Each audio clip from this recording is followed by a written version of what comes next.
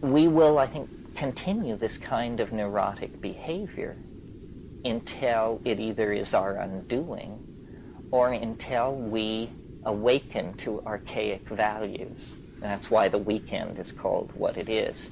And the archaic revival is a very large cultural wave that, can be pushed. You could trace the beginnings of it, the first swell, back to the turn of the century with relativity and theosophy and surrealism and the work of Freud and Jung on the unconscious. But it's a discovery, a moving toward a realization that the values that can serve us are archaic values, that we have to go completely outside of history. And we have to make, we are going to find out the nature of human nature. We can't have it several ways. We can't live in obfuscation. The real question is man good? Because we're going to find out.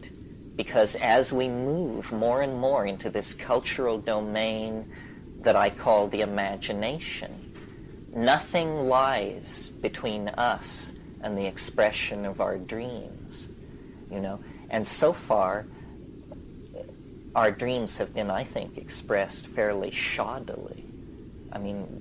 Our cities are like sores. Our contribution to the ecosystem of the planet is plutonium, pesticides, chlorofluorocarbons, so forth and so on. An apologist for the human race would say, but we had so many strikes against us. The law of gravity, the cost of materials, the resistance of water, air, and so forth and so on. Well, fine, then we're going to get rid of all that. We're going to enter into the imagination where, the tensile strength of a structure is whatever you say it is. This is where language comes in, I think. Language is the sort of the CAD/CAM, the computer-assisted drawing software for creating the reality of the imagination. I think it's overwhelming, our situation, the potential and the depth of the strikes against us. It's really, what's going on this planet is absolutely unique so far as we know. It's never happened before on this planet. Intelligence emerging out of biological organization and actually having a shot at what? Who knows? Being itself is some kind of opportunity. The reasonable expectation is that nothing exists. Why should anything exist? It seems to me the most conservative universe would be a dimensionless plenum, a homogeneous, pointless, dimensionless. That makes sense. Why, then, is there instead, multiplicity upon multiplicity? Teenage Mutant Ninja Turtles, stuff like that. How in the world do you get from utter emptiness to that kind of thing? The richness, the creative force behind it all is awesome. And I'm not religious in any ordinary sense. And in fact, I'm violently anti-religious in most senses. I'm certainly would lead the charge against priestcraft in any form. But the picture of the universe as a machine subject to a few laws discovered by a bunch of guys in powdered wigs, that's ridiculous. You've got to be kidding. Science doesn't deal, as it's always at pains to point out, with what's called subjective experience. Well, that's really too bad, because that's all any of us ever have, is subjective experience.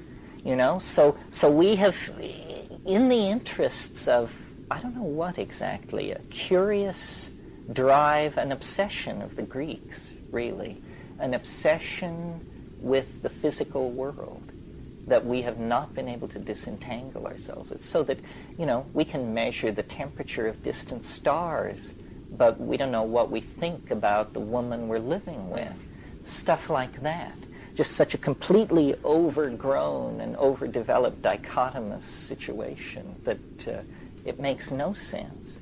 So, in terms of any kind of conclusion or something like that, it's that there is an experience.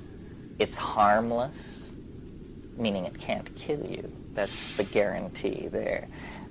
There is this experience. It is in our cultural heritage. It synergizes the most profound and private dimensions of our being. It allows us to recast ourselves in new forms quickly. And if we don't turn back toward this style of relating to ourselves, to each other, and to the world, but persist instead in the addiction to syntactical abstraction, then I think we'll just run it off the edge. And it will be a tragedy, because it is a horse race. Don't let anybody kid you. It's not that the good guys are miles and miles behind, and so you just might as well tear your ticket up and throw it in the air and go home. No, it's an absolute horse race.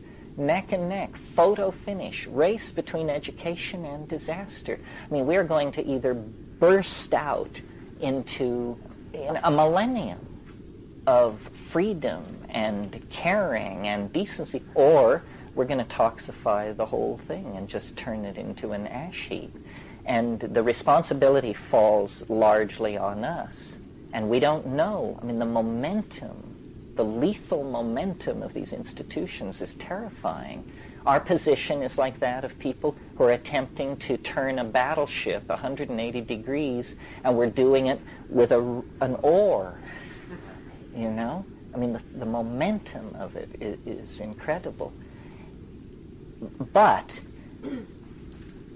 it is not a closed system.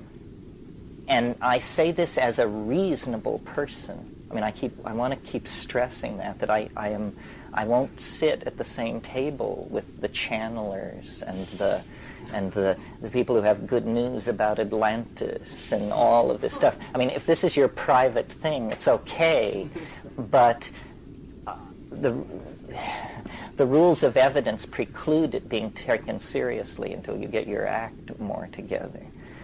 But in the psychedelic experience, there is confounding paranormal material.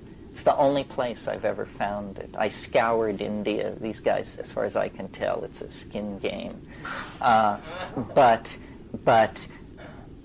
outlandish things are going on inside the psychedelic experience. It seems to imply the thing we had hardly dared hope, which is that the world is whatever you say it is if you know how to say it right.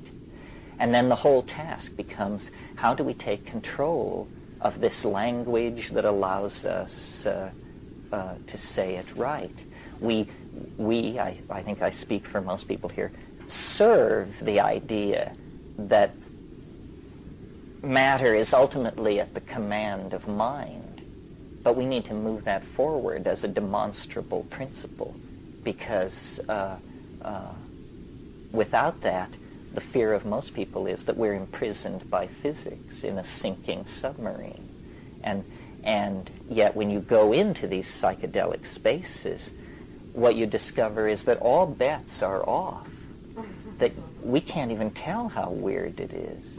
I mean, it may be possible to walk to Arcturus if you have the right set of coordinates. And the whole concern is to get the word out, to spread this meme, to empower people to confirm the existence of these realities for themselves, and to begin to form a kind of community consensus about it. It's only, I guess, in 1992 we will celebrate the 500th anniversary of the discovery of the New World. 500 years ago, people discovered the other half of this planet, and we're living there now.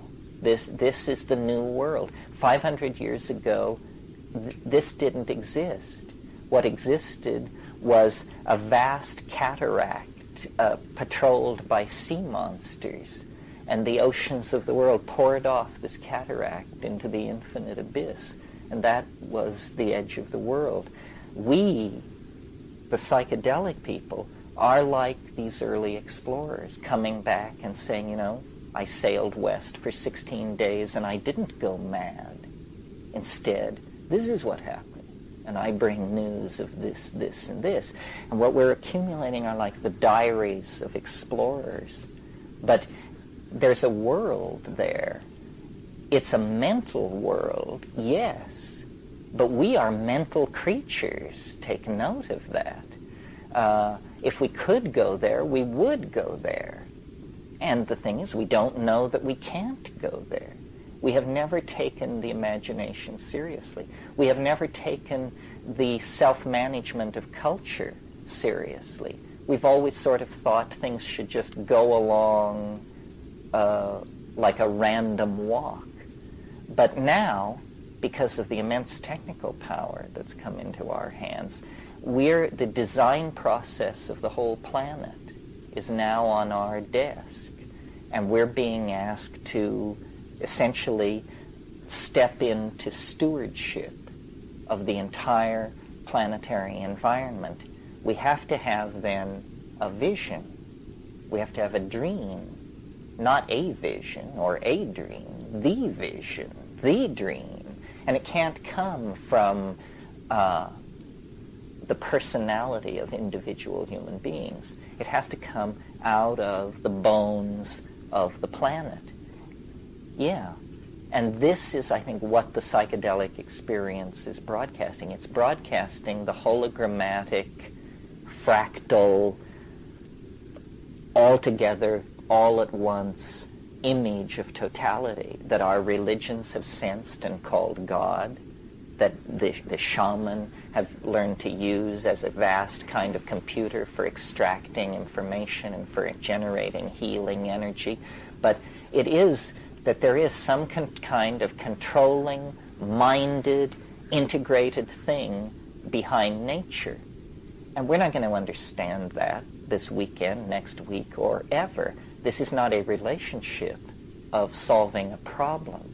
It's a relationship of being an initiate of a mystery and then living your life, you know, in the light of that.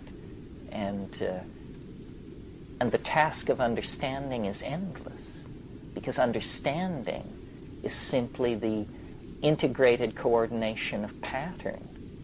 And nature is pattern upon pattern, upon pattern, upon pattern, upon level. It has no depth. Its measure cannot be taken. Everything is infinite, and everything is animate, and everything is filled with a kind of deep concern for humanity. I mean, we are the lame little brother because we seem to be cut off from all the rest of this. Well, that's kind of a Blakean take on it. The shamanistic cultures themselves having the notion of a fall, and that and this may just be the people that we happen to interview in our area where we're actually studying it, but that the old days of shamanism were the good days, and what we have now is diluted. And is that just a matter of cultural contact with other cultures, and that the original shamanistic cultures were isolated, or is indeed there a different quality to the time of this 20,000 years ago that led to a general fall amongst our species of people in general? It's a very complicated question. The answer gets pretty technical, or talking about it gets pretty technical. The thing that's so interesting about psilocybin and DMT is that they're so closely related to ordinary brain chemistry. The brain chemistry of all higher animals runs largely on serotonin. Serotonin is 5-hydroxytryptamine. DMT is NN-dimethyltryptamine. psilocybin is 4-phosphoryloxy N,N-dimethyltryptamine, but the 4-phosphoryloxy group goes off as it crosses the blood-brain barrier, so it's 4-hydroxy N,N-dimethyltryptamine. So it's very interesting that these powerful, naturally occurring hallucinogens are in many cases only one molecule away from endogenous neurotransmitters. So in answer to your question, it's possible to suggest that we're as close as one mutation away from significant shifts in the chemical mix of the human brain. And for instance, in the pineal gland, there's an enzyme called adenosine, which is chemically 6-methoxy-tetrahydroharmalan. It's very closely related to the harmine alkaloids in ayahuasca. Well, the persistent myth about ayahuasca is that it creates states of group-mindedness and telepathy. The original alkaloid was actually named telepathyne until it was discovered that it was structurally similar to harmine, which had been previously described by Hochstein and Paradis. So, in other words, what's going on here is the possibility that language, telepathy, and all of these mental abilities that are unique among human beings have to do with a very, very small number of mutations in the brain-amine production pathways. One of the things that I want to talk about here is the possibility of new forms of communication, and that the psychedelics can stimulate new forms of communication among human beings, even in the way that they created language in the first place. In other words, I see language as a Model A version of something which could be made a lot more efficient and better and effective. You had something, and then or did you? You go ahead. Right. When humankind changes direction and goes towards the altered status of an altered state and that projection, what do you think that we will do with science and all of the stuff that we've created that is destroying us? Well, science, there are different ways to practice science. The Greek style was, science was a spiritual undertaking. The purpose was to know, the idea being that somehow there was something good about knowing. I mean, I had a philosophy professor who said, first of all, I'll teach you how to recognize the truth. Secondly, I'll try to teach you what's so great about it. And this is that kind of a situation. Science, philosophers of science are perfectly aware of the limitations of science.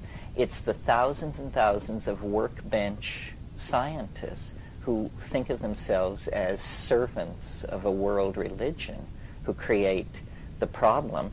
We need to know how matter works, and we need to know the things which science tells us, but it is no basis for extrapolating into human values. And the culprit there is the concept of social science. This is an obscene idea, and we should disabuse ourselves of it immediately. Social science, psychology, intellectual history, even linguistics, I would say, and philology, all of this stuff. These people should find honest work. They're not scientists, and they're mucking up. I mean, it was a grand dream of science that it would extend its methods into social phenomena, having had such great success in the 19th century with Darwin and Wallace and biology. They thought, well, then Herbert Spencer and all these people, why not just extend it into society? But the problem is there are emergent properties in society that exceed the descriptive engines of science. There are emergent properties in biology. I mean, biology is not, may also have to be left out of science. I mean, biology is classificatory, and it works very well there. But in terms of mechanism and understanding, it's pretty murky. DNA was decoded in 1950.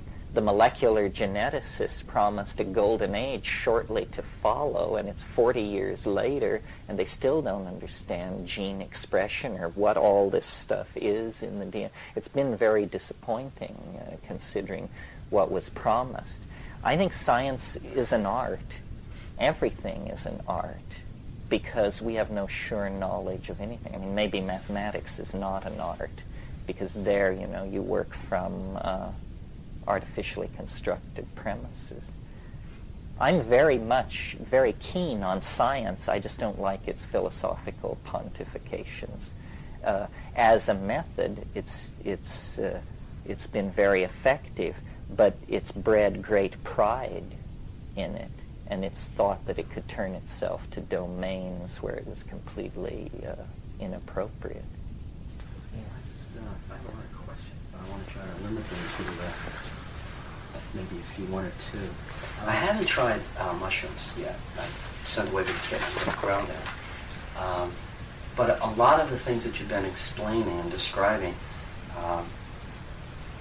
to me, have become a reality over the last year. And just the usage of hashish, just ingestion of it, on a very, I'd have to say, a very probably limited, because I'm comparing my experience to the psilocybin descriptions that you give, and they sound, tremendous. I think the question I'm looking for is, before you, I guess, got involved with psilocybin and DMT and things like that, were you predisposed to saving the planet and being a humanistic type of person? And did the DMT and psilocybin did it take you to a more profound awareness of, what you as a human wanted to do? Well, I've thought about all of this, because it's weird to have the life I have.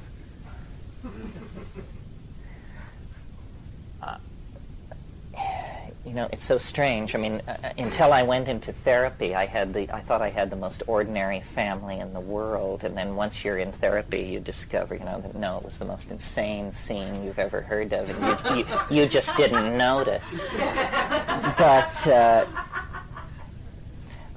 I've always been interested in nature, and I've always been interested in beauty, and I think it was the pursuit of beauty that served me best, because when I was a kid, first I started out collecting rocks, and then I collected butterflies, and then in my emergent phallic phase I was an amateur rocketeer, and the major thrill there was setting off these explosive fuels and watching the possibility of shrapnel and all this stuff. And then as I got into rockets, I got into science fiction. And science fiction I really consider a proto-psychedelic drug, because what science fiction does is it gives permission to imagine. It says, try it this way, this way, this way. And then you get, as a kid, you get the idea, that anything is possible. That's what science fiction teaches you. And then and I was really obsessive about science, and I wanted to be an astronautical engineer, and Wernher von Braun was my hero and all that. And then it sort of flipped at some point, and I got in, and I decided that I had been terribly narrow, and I was figuring all this out for myself. I was in some little town in Colorado, and I decided I'd been terribly narrow and that it was all in the humanities. And I began reading Henry James and all this stuff. And I was into Aldous Huxley as an example of an English novelist, and read Antique Chrome Yellow, After Many a Summer Must Die the Swan, and so forth and so on. And then came upon The Doors of Perception. And just, I was like 14 years old, and it was astonishing. And I said, if a tenth of this is true, then this is the most amazing thing there is. Well, if you've read The Doors of Perception, you know it's actually a terribly conservative gloss. I mean, it's all about looking at pictures and seeing the iskite in the folds of your trousers and thinking about how that relates to Meister Eckhart and all this Huxleyan type stuff. But that gave me the idea, and then I stuck with it.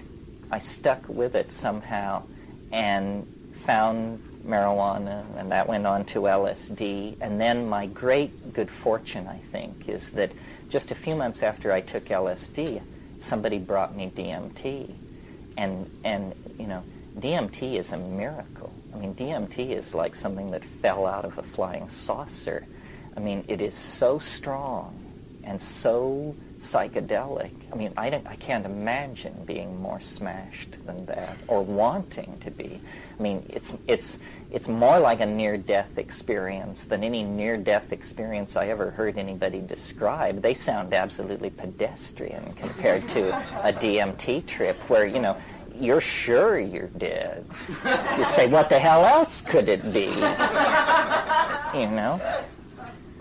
And then I went to Asia. I was at Berkeley when I had all these drug experiences, and then I went to Asia and tried to find it with yogas and all that, and ended up smoking a lot of hashish and becoming more cynical than ever about spirituality and just saying, you know, hashish and LSD, that was, before I went to the Amazon, that was what I discovered that really convinced me you could get somewhere, was, you know, take a bunch of LSD and then smoke great hash on top of that, and really crazy things do go on.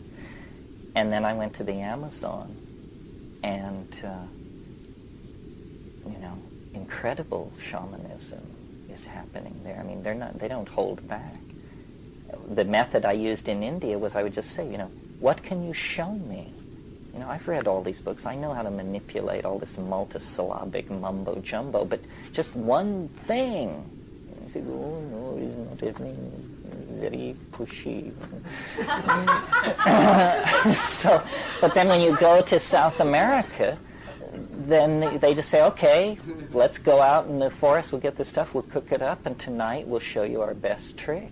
And it slams you to the wall. I mean, you plead for mercy.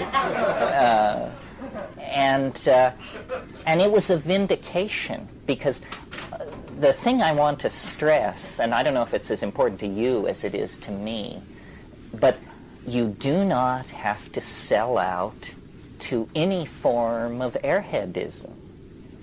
You can be as tight-assed as you want. You can be as hard-nosed as you want.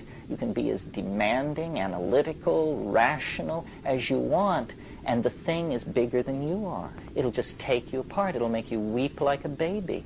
So there's nothing about faith and sensitivity and reaching. And no. When it comes, you know, it kicks in the front door and takes you prisoner. It's and that was what the flying saucer meant when it said, because you didn't believe in anything.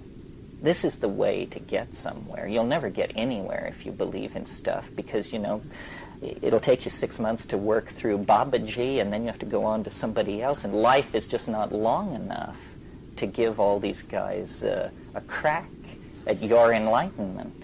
So, you know, you sort of have to goose it along. And the great vindication is then that when you behave like that, when you take that stance, which you would expect would betray you into nihilism, depression, and so forth, instead, no, that's works. That's the method. Then the gold, you know, reject everything but gold. And you know what gold is. It looks like gold. It feels like gold. It's not something that you have to, you know. I mean, I'm amazed at what thin soup is dished out as spiritual food. And it's because we are, as individuals, conflicted, you know. I feel this in myself. I mean, it's hard to take psychedelics. It's not hard to sweep up around the ashram, but it's hard to take psychedelics. You know, I read some stuff by Andrew Weil where he was talking about going in search of, you know, the ayahuasquero, the curandero, and he talks a lot about these guys that are mixing up this sloppy brew and they're drunks and they're just, you know, I don't even know if you could go down to the Amazon and find, I don't know what you could find. I haven't been there, but what his accounts were is there's a lot of just slop and drunk stuff happening. That a lot of these guys are alcoholics, you know. No, you're absolutely right. And that's the main thing happening was the alcohol throughout, and the Christianity's just kind of pervaded so much of this stuff that I wonder what's left and how you find it anymore. Well, it really helps to do your homework. It really helps to go down there knowing as much as you possibly can about all this. Because apparently so much of what you get out of it has to do with how it's made. That's who right. Makes it, how it's mixed, That's and right. so on. And if you don't make it yourself and you don't know what's happening, then what have you got? Because ayahuasca is a combinatory drug, it isn't like peyote or mushrooms or morning glories where you get the thing and eat it, and if you eat it in sufficient amounts, it works. This is something where two plants have been combined, and the proportions must be correct, and the method must be correct. So there's a huge room for personalities to come into it, for fast shuffles of all sorts, and mind games of all sorts to take place. These guys, a lot of them are very egotistical, too. It's true. No, what you have to do if you're into ayahuasca, or what we did, was first of all, we drank a huge amount of swill, and we worked our way slowly through these people. And if somebody appeared to be an asshole, they were so classified and moved on. And eventually, we got to good people. But what we did then was we got samples of their stuff, brought it back, put it through mass spectrophotometers and high-pressure liquid chromatography, saw what the proportions were, collected the live plants, moved them to Hawaii, grew the plants, reconcocted the thing, remass spec'd what we did, and made it as much like the good stuff as possible. So it was a project of 15 years and really maniacal dedication. But I have the faith, that if given sufficient time to work on ayahuasca, you could produce a drug out of there so good that it would be ludicrous to suggest that it was illegal. Because you see, this is brain soup. These are all neurotransmitters. There's not a non-endogenous neurotransmitter in the whole beverage. So really what you're a non-endogenous neurotransmitter, meaning everything in this drug that you're about to drink is already in your head. There's nothing unusual where drugs like ketamine, mescaline, LSD, there's none of that in your body. What's the trip like? It's like a slow-release DMT trip. It lasts 4 to 6 hours, and it's intensely visual.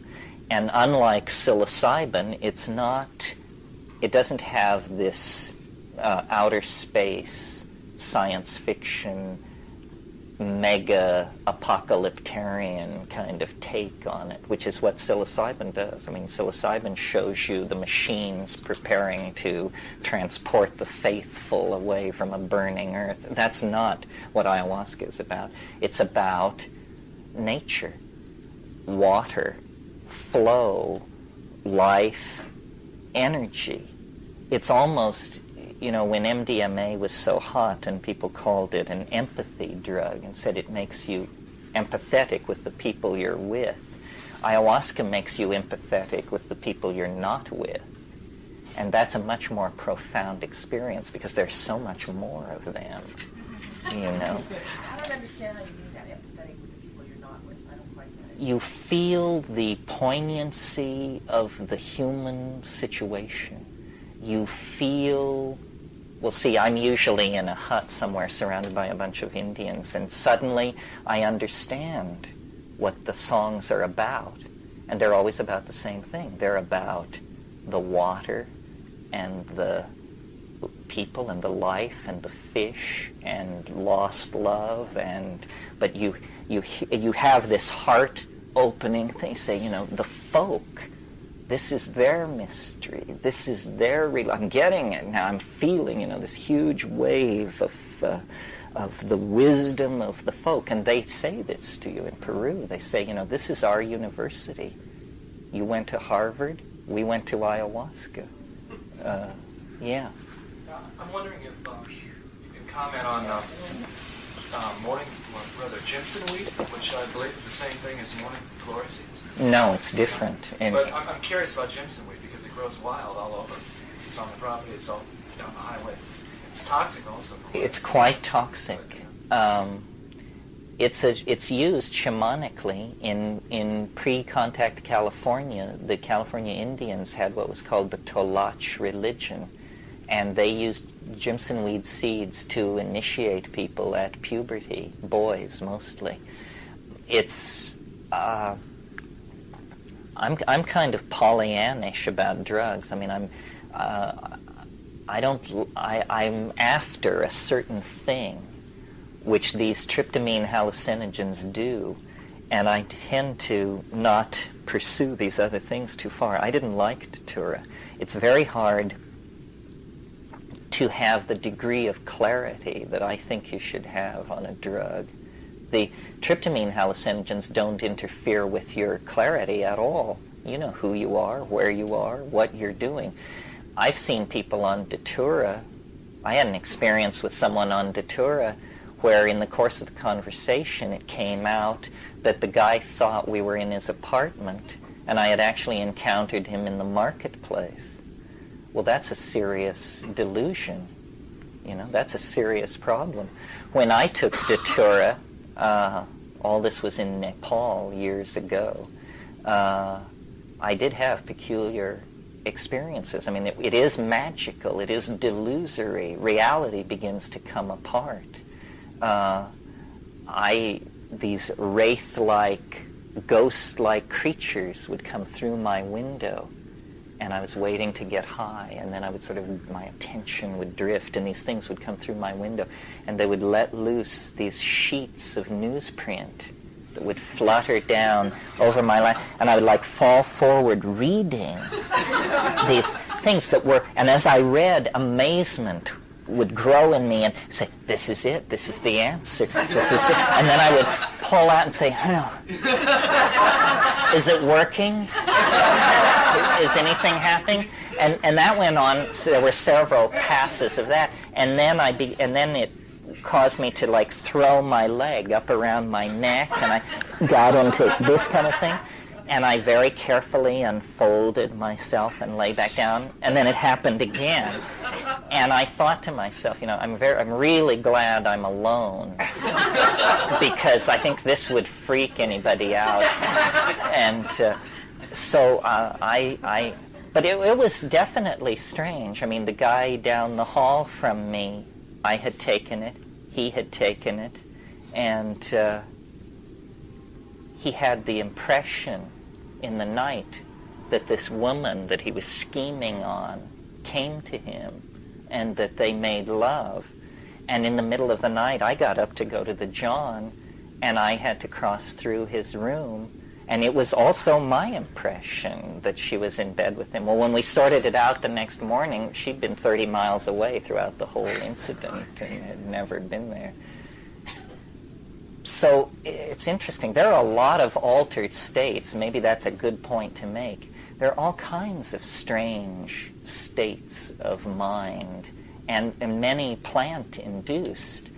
From sorting through them, I've just become sort of fixated on these tryptamine things because they seem to me somehow the most promising and the most real. The hallucinations of Jimson weed are curiously related in my mind. It's some kind of association schema. They're like seances and table tapping and Victorian women in shredded lace dresses, and that's about as far from a DMT hallucination as you can get. I mean, DMT hallucinations are 3, if not 4-dimensional, brightly colored, high-tech, organo-insectoid, so forth and so on. You Yeah. talked about the momentum is so strong, and then having to change it.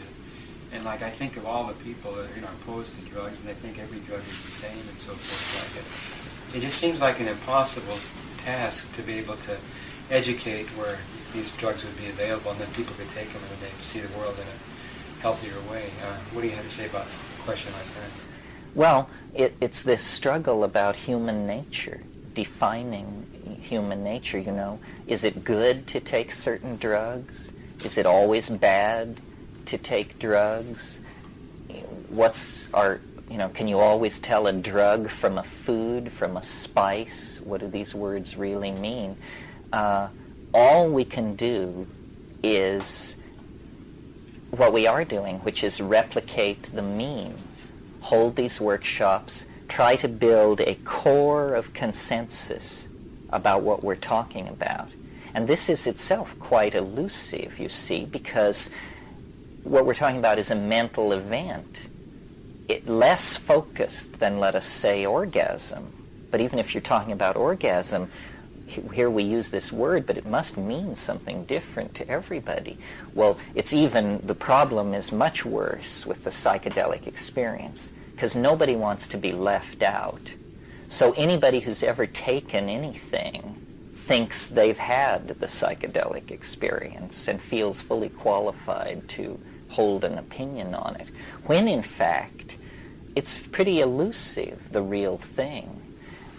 You have to take a heroic dose under the right conditions to really smash through. I mean, yes, there are all kinds of approaches to it: insight into childhood trauma, recovery of lost memories, opening to your emotional side, insights into the dynamics of the life and people around, all of it. But that is not anywhere near the bullseye. That's just dancing around the rim of it. So we have to, as a community, try and build consensus about what happens at the real center. What's happening at the center of the mandala? What kind of a modality can we describe and create a shared map of that we can come back to the rest of the folks and talk about? And then the other thing is, I'm just banking on curiosity to do a lot of the footwork for the revolution. This is too good to miss. It's like placing sex off limits or something and then expecting people not to find out about it.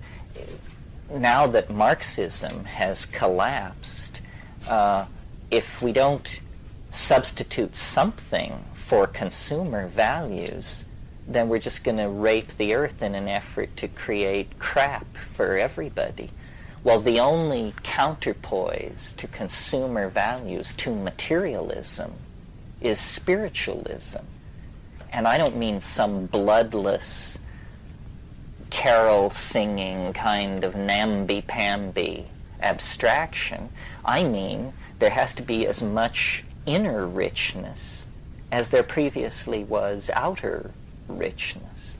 And this is why, to the alarm of some people, I've been fairly interested in virtual realities, because I think, if everybody wants to live in Versailles, the only way you're going to be able to do that is if you make Versailles a disc for $3.95 that they can plug in and then go live in it. So we can't preach to the have-nots the virtue of voluntary simplicity when we're riding around in BMWs and collecting Monets. That doesn't make a lot of sense. So building a core consensus, this is still in answer to your question, what can we do? And then replicating the meme. And I introduce this concept in each of my workshops because I think it makes it easier for you to understand what's happening here. A meme is the smallest unit of an idea. It's like a gene is to proteins. Proteins are made by genes, and genes code for proteins. Okay, well, ideas are made out of memes.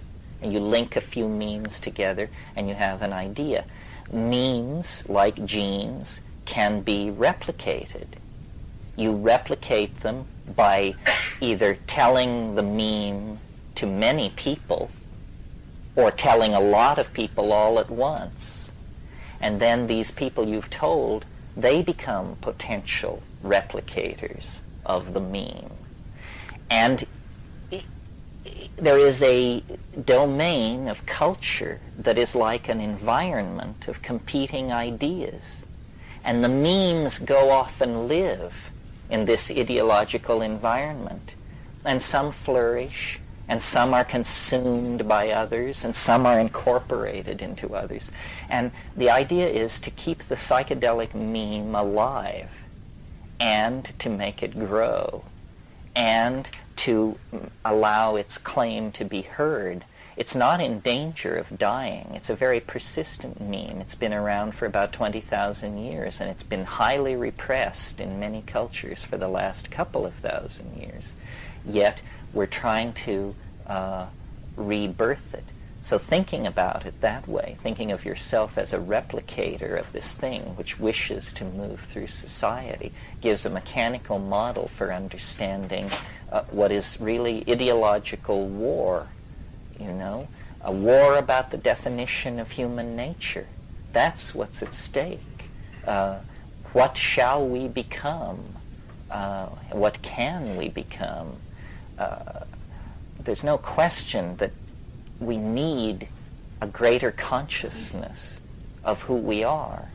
And if psychedelic drugs are to be taken seriously at all as consciousness expanding agents, then they have to be given their due place in the great dialogue that's taking place about the future, creating it, and then realizing it, the future of the species. I wanted to say something further about the book of Genesis and the notion of getting to the center. There are two cherubims guarding the gate with the flaming swords, and that they represent a pair of opposites, fear and desire, and that part of the problem of getting a bite of that tree of immortal life is getting to the realm beyond a pair of opposites, beyond fear and desire. And the other related thing is that the question of why this world is not one of just homogeneous perfection, and instead a world of multiplicity of forms, conflicts. And it's from a drop of ignorance that spills into undifferentiated perfection, and from that one drop of ignorance proceeds the multiplicity of the world we experience. This is a Gnostic idea, the drop of ink in the pure glass of water.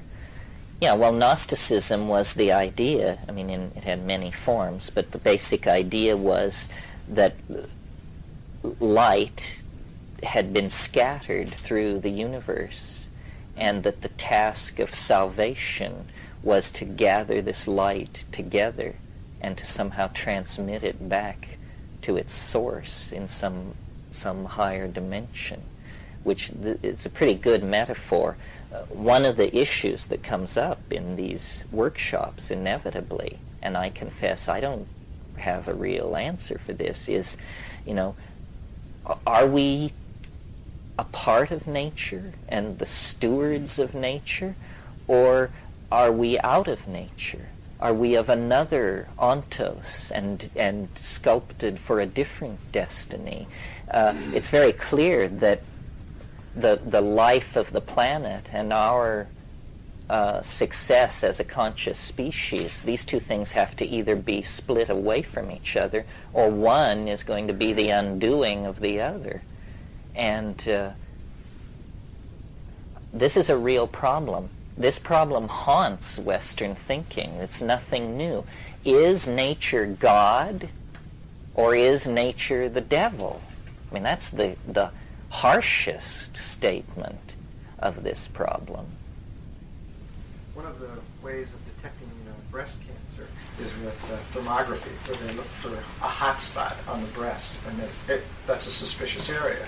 And I think when I'm up in an airplane at night and I look down on Gaia. Think of this as an organism, a giant organism, and say, gee, there's a Cancer down there. It's hot. You can see it. It's glowing.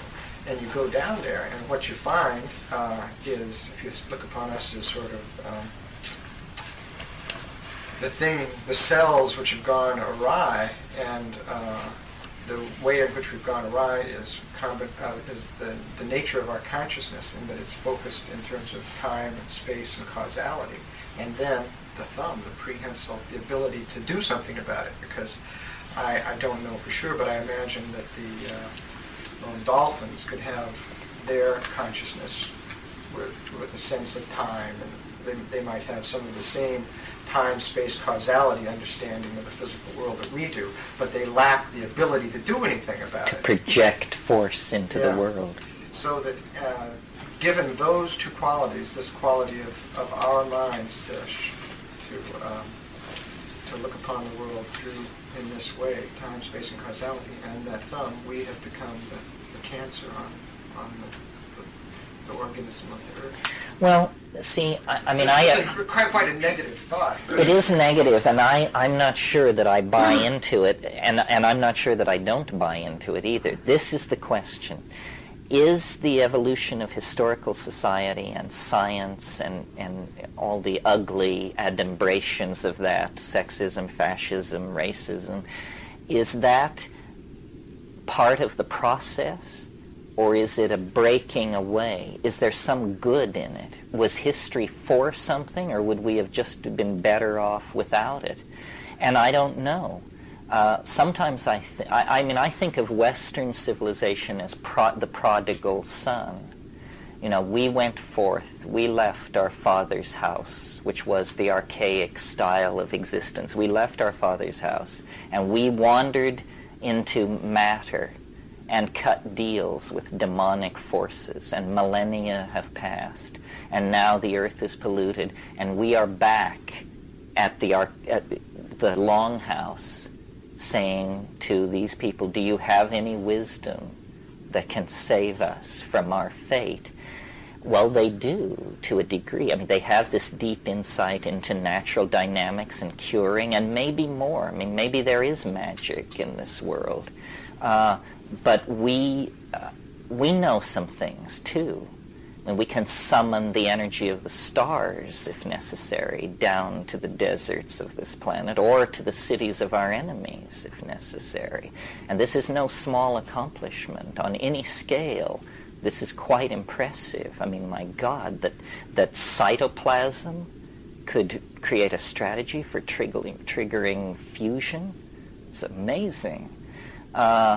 So I would like to think that this peregrination into matter went for something, that these are skills that we may need out in the universe when we really get our wings and take off. And that this deep involvement with matter, it was a kind of an addiction. And if we can pull out of it, a great deal has been learned. I mean, after all, if people had stayed in the rainforests, then we would have been ineluctably linked to the destiny of this planet as an animal species. And what if this is the only intelligence in the universe?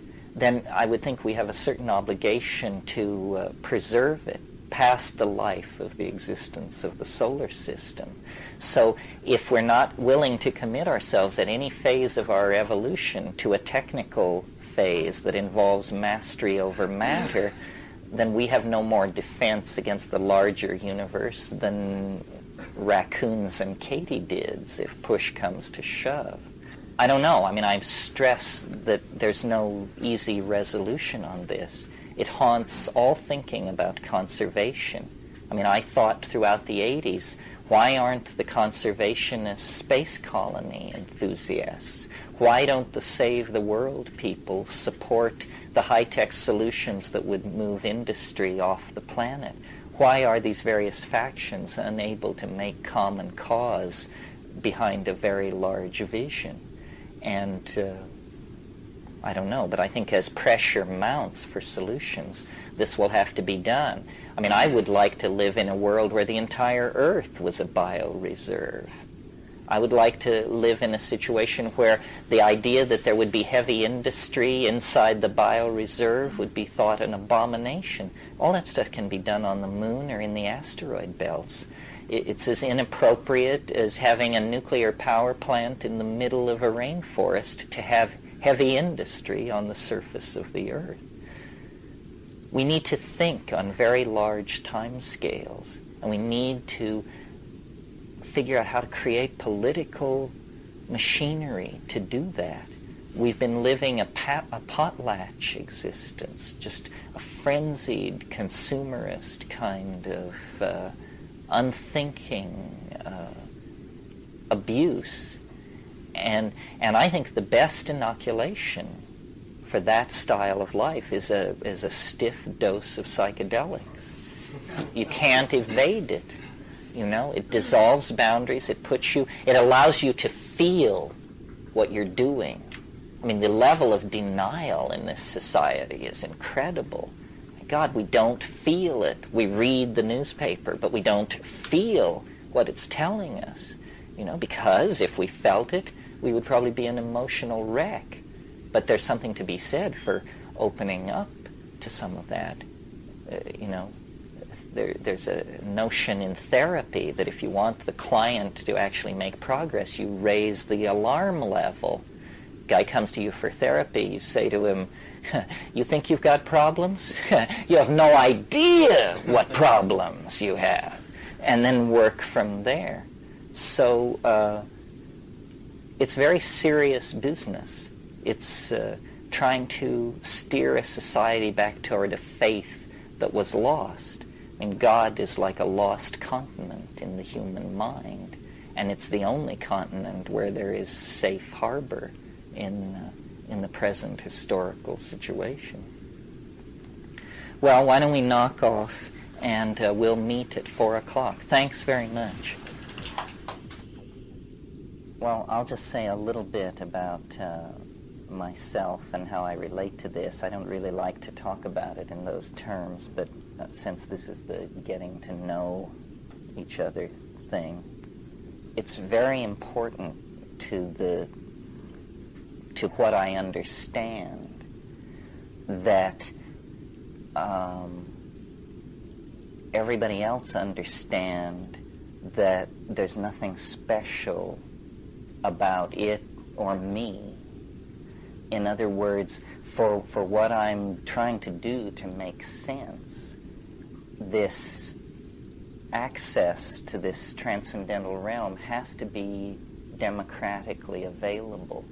It can't depend on your spiritual accomplishment or your mastery of a technique or something like that. It isn't like that. It's something that is as much a part of us as ordinary people as our sexuality is. And sexuality is not something that is dispensed by gurus. It's just something you figure out and do, you know. And this is much more along those lines. How I explain to myself what I'm doing in this position is that I was just simply incredibly lucky, incredibly fortunate to be at certain places at certain times when they were handing out the good stuff. And so and then I see you in the same way. Someone over here, Fred, said he was looking for the answer to the mystery of life. Well, the weird thing about taking that position is that you can fall into positions where you find it, where you find the answer. And I sort of feel like that's the situation that the deep plant psychedelic community is in. It's a sense of having found the answer, and now the task changes. It's a completely different kind of spiritual universe that you live in after you've found the answer, because the task becomes facing the answer facing it. You now have it. It's no more about disciplining the passions and all the... No. It's now been handed over. And so what are you going to do with it? And this is, to my mind, in a way, the problem and the challenge that we face globally as a species. You know, if the holy grail of the Western mind was the ability to release energy and form matter and control nature, then this is now achieved. The goal, so now the whole context of the problem changes, and the problem becomes changing our own minds, controlling the hand that controls the energy. And this is an entirely different kind of problem. It is not to be solved with the analytical knife plunged again and again into the body of nature. That whole approach is seen to be, at best, passé, at worst, bankrupt. So instead, it's about trying to edge up close to nature and feeling as individuals and as a society very peculiar about this. You know, it's like going back to your rape victim and pleading for their forgiveness. And yet, as I've tried to make sense of these psychedelic experiences, first in a general way, saying, you know, what are these molecules for? Or is that a proper question to ask? What are they doing for the plant? What are they doing for me? As I've tried to come to terms with what this might all be about, I've come more and more back to the notion that it all lies in the plants, that our peculiar restlessness, which in modern circumstances has evolved into a rapacious appetite for addictive substances of all sorts, our peculiar inappropriateness in all contexts. So we are not quite simply complex mammals. We are certainly not angels, and we just seem to occupy a very uncomfortable place in the hierarchy of creation. I think this has to do with the fact that we are the traumatized inheritors of a dysfunctional relationship, a relationship that grew dysfunctional in the last 15 to 25,000 years. And what we call history is the fall out of a dynamic, here and now, feeling-toned relationship with our environment and into, you know, this anticipation of the future, worry about the past, basically ego. And I recently spoke in New York, and New York is a very nuts and bolts kind of town. And people there took issue with the notion that all of our problems can be boiled down to a single problem. If you trace the thread of every screw-up back into the maze, it all comes back to a single issue, which is excess of ego. We all have excess of ego. And our entire situation, legalistic, psychological, religious, everything is about this, that it doesn't work. It's maladaptive, and yet we have it. And why do we have it? If it's maladaptive, if it doesn't promote human values, then how in the hell did it get started, and what is it that's maintaining and sustaining it? Well, this is what I want to talk about over the course of the weekend. When I pushed the analysis of what the psychedelic experience meant to the limits, I was surprised to discover that it left the domain of my personal relationship to the mystery. You know, what is it? What does it want from me? What is it trying to say? All that had to also make room for another issue, which is there's a political issue here. I think most people in this room, most people who have had the psychedelic experience will agree that the most profound, the most open-hearted, the most moving moments of their lives, some of them have been tied in with those experiences. But we seem unable or unwilling or afraid to extrapolate that conclusion to the notion that this is a general panacea for society, because we cannot conceive that the solution to a spiritual dilemma could lie in matter. In other words, we ourselves have been infected by the inside-outside matter-spirit dichotomies of the dominator culture.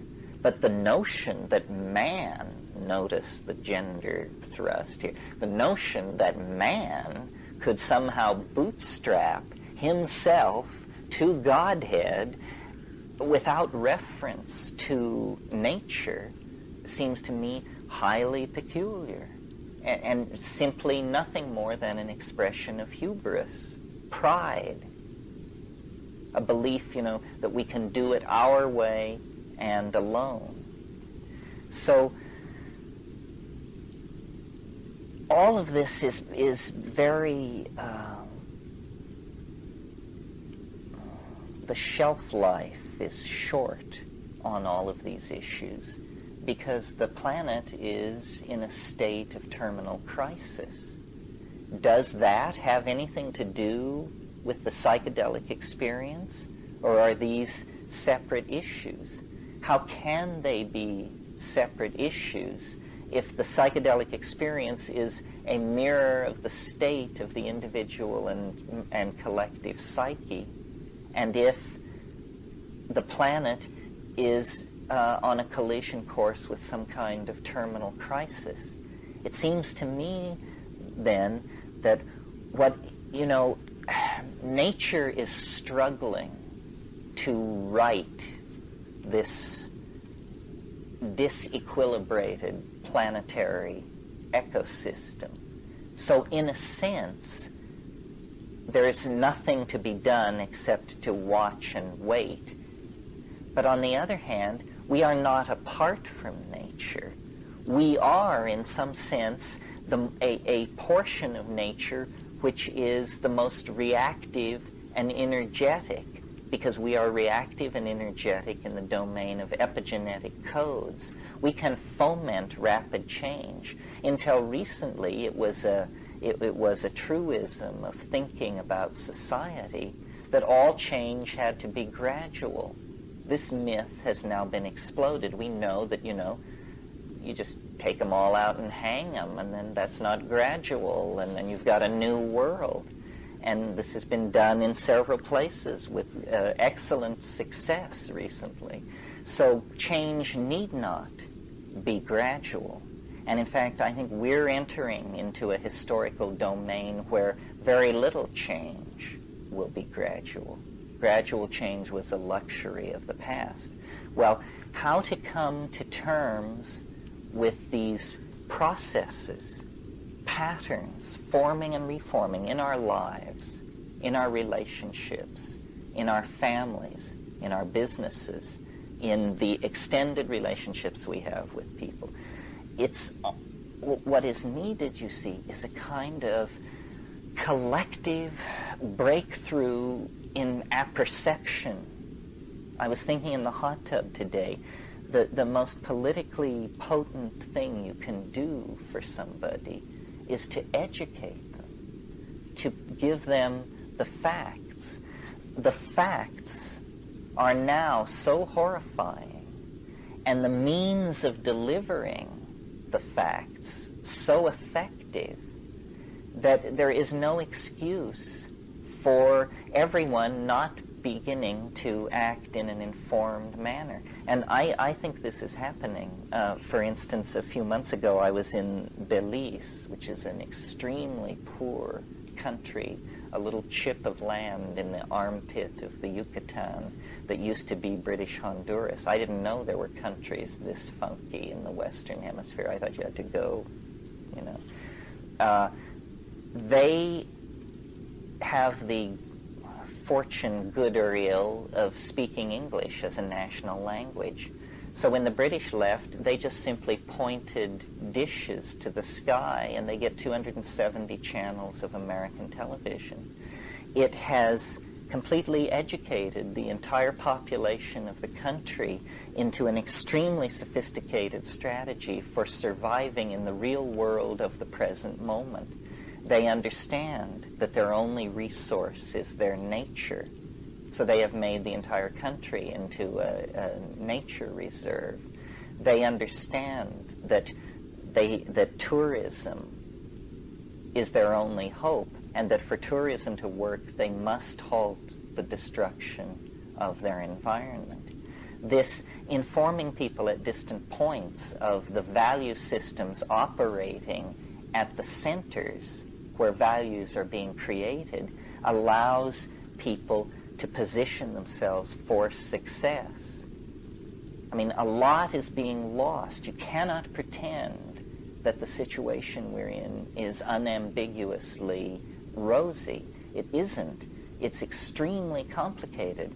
Marxism dissolves. What does this mean? It means that now 21 language groups and 16 tribal groups are open to exploitation, homogenization, leveling of cultural values. Everybody will be turned into a kind of white bread consuming citizen in a beige fascist world. And this is the alternative to Armageddon. We hail this as a great step forward. What is happening is that all restrictions are being done away with against the expression of completely rapacious drives for immediate self-gratification.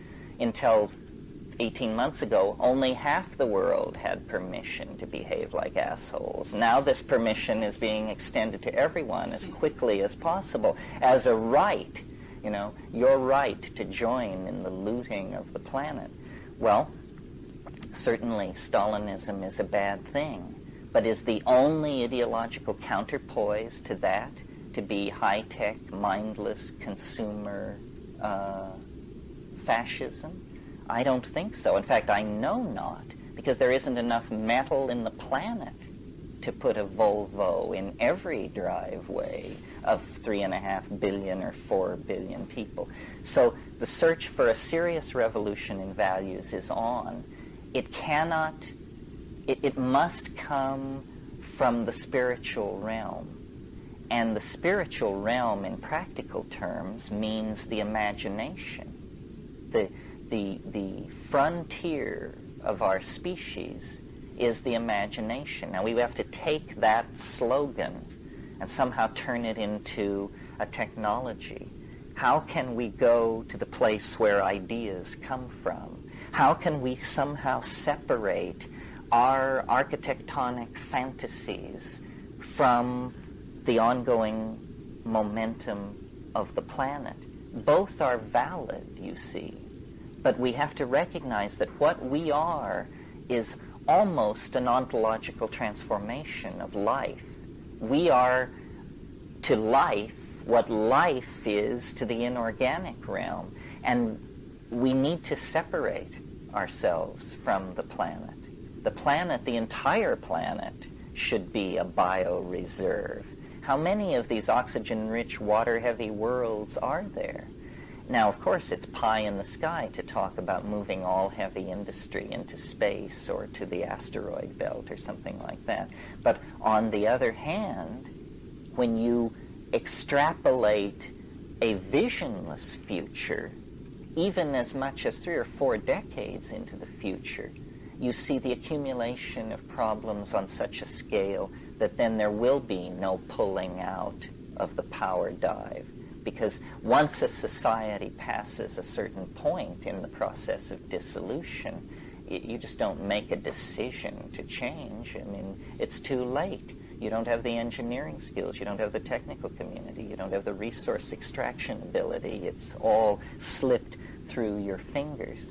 Well, I think psychedelics are catalysts to thought, to imagination, to understanding. And we are like somebody who has been dead drunk while the house was burning down around us. And now we have awakened to the sound of falling timbers and the smell of smoke. And we have a certain limited amount of time to figure this situation out. We don't have 500 years or 100 years. Anybody who speaks in terms of solutions that require 100 years or even 50 years to implement doesn't understand the dynamics of the situation. History has some kind of will for its own transcendence.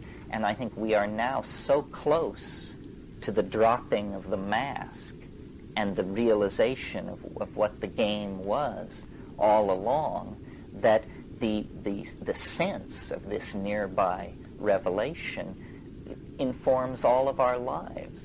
I mean, drives our dreams, our thoughts, the choices we make, why we're here in this room this evening. It's very big news, I think. The world is not at all as we suppose it to be. I find that very amazing. I mean, that's the bottom line for me. I always think of these things in reference to that scene in 2001 when the anthropoid apes are leaping up and down and screaming and pointing at the monolith. That's what we're doing here in this room. I mean, the subject of this weekend is unspeakable. You know, it can only be obliquely indicated. Whatever you say about it is not true. And yet it is somehow the informing mystery of being, and it is not remote. That's the big news. That the previous human model, which is that we are all poor, groveling sinners, and that gnosis will trickle down to us from the wonderful folks up on top of the steep building nearby where they're conducting mysterious business with liver readings and stargazing. That model is insufficient and insulting, considering the situation we have been brought to by those very stargazing men wearing dresses. So I think what we have to do now is just take the machinery into our own hands. It's a matter of personal responsibility to find out what the world is really doing, what it is. What do you think's going on? What do you think this is all about? Who do you think you are? What do you think English is? How do you really cognize notions like the future, the past, where I've been, what I want? I mean, you know, it's in Moby Dick, Melville says, if you would strike through the mask. Everything is a mask. And just behind that mask lurks, well, what? That's the question. I mean, it's the thing which informs every individual existence, and that's fine, and people have always lived in the shadow of that mystery. But it is our weird privilege to live in an age where there is also to be a collective dropping of the mask, a moment of melting and recasting of what reality itself is to be. So, you know, discussing this, convincing ourselves of it, and then working out the minute details of how it all is inevitable and couldn't be any other way is how we will occupy ourselves this weekend. I'm really conflicted always in these situations because I feel, for some reason, I suppose it's an ego trip, that I want to be correctly perceived. I, as a person, want to be correctly perceived. And I think of myself as a reasonable person, a person sensitive to concepts like evidence, causality, so forth and so on. And yet, what I have to say is like completely unreasonable. I mean, a messenger bearing news of complete madness approaching from all directions. So, and I got into that position by staying pretty close to the principle of skepticism. I'm not a believer. In fact, when the aliens draped the mantle over my shoulders, they said, "It's because you don't believe in anything." You know, this is why you get. That's why you got this far, because you didn't believe in anything. And it's a good method. Normally, it's a method spawned out of futility. You'll say, "Well, fuck it, I don't believe in anything." But it's also very good for getting rid of a lot of crap, because the real stuff can take the test of skepticism. The real stuff doesn't have to be bowed down before, and it works. It's on its own. The news is, and it's very hard news to get out because it's news about the structure of reality. The news is coming back from, 50, 60, 100 years of anthropologists, ethnographers, geographers, botanists, dealing with the most quote-unquote primitive people in the most remote parts of the world. The news is that reality is not at all as we imagined it to be, and that our prowess in the technical sciences is simply a cultural artifact, an accomplishment of ours. Some people do great tattoos. We send spacecraft to the stars. But it doesn't mean we understand anymore. And in fact, the evidence is building that our style of society is the historical equivalent of a temper tantrum. That it has no viability. It's completely self-limiting. It's destructive. And it hands nothing on to its receivers. So I sort of talk to this group, and all the groups that I talk to, from two points of view. I'm trying to convince you of something, and yet reason dictates that I assume that you're already convinced, pretty much. So then it's also an effort to figure out what it is we're so convinced of, and then what is so great about it. Because I think some kind of this is a real mystery, the only one I know. This is the thing that you hope exists and assume doesn't if you're a reasonable person. Because it's that, all the dreams of childhood, all the sense of magic and the dissolvability and transcendability of boundaries is returned, is affirmed in this experience. Well, yet here we are having this on the brink of a planetary meltdown of culture and ecosystem. So is this just some kind of dancing on the brink? Is it kind of ultimate self-indulgence? Does it feed back into the central moral problem of the age, which is, what is to be done? What are we to do? How can we be effective, whatever that means?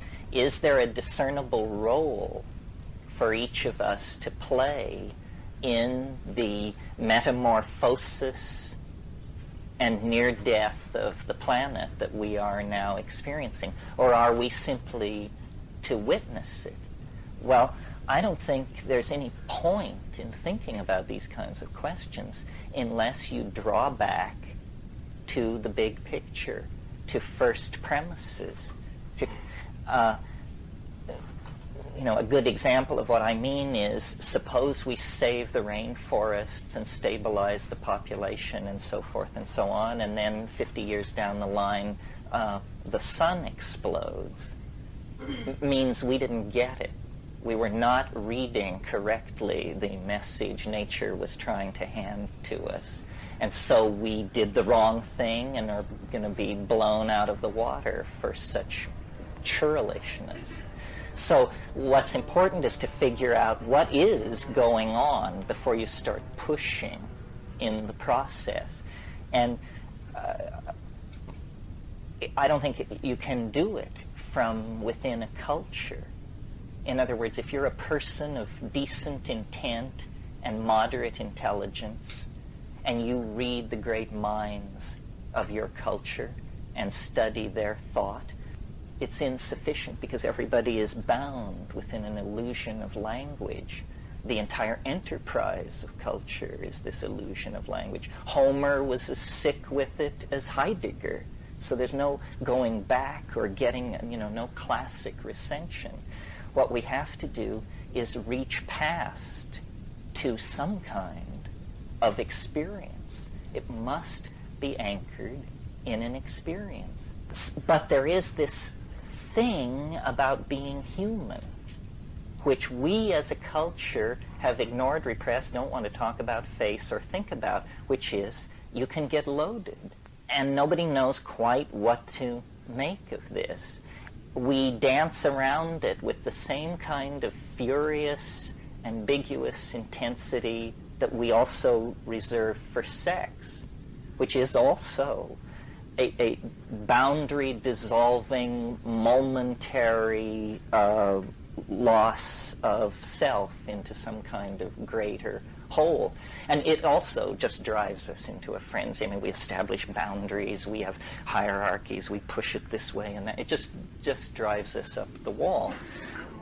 Whoever she was who designed this system had the good sense to connect this whole sexual impulse very tightly into the generative process, so that there's no way you can get sex out of the human experience. I mean, people have tried in all times and places in many strange ways. 150 years ago, they were putting pants on pianos because it was thought that young men should not see pianos unclothed because it might excite them to impure thoughts.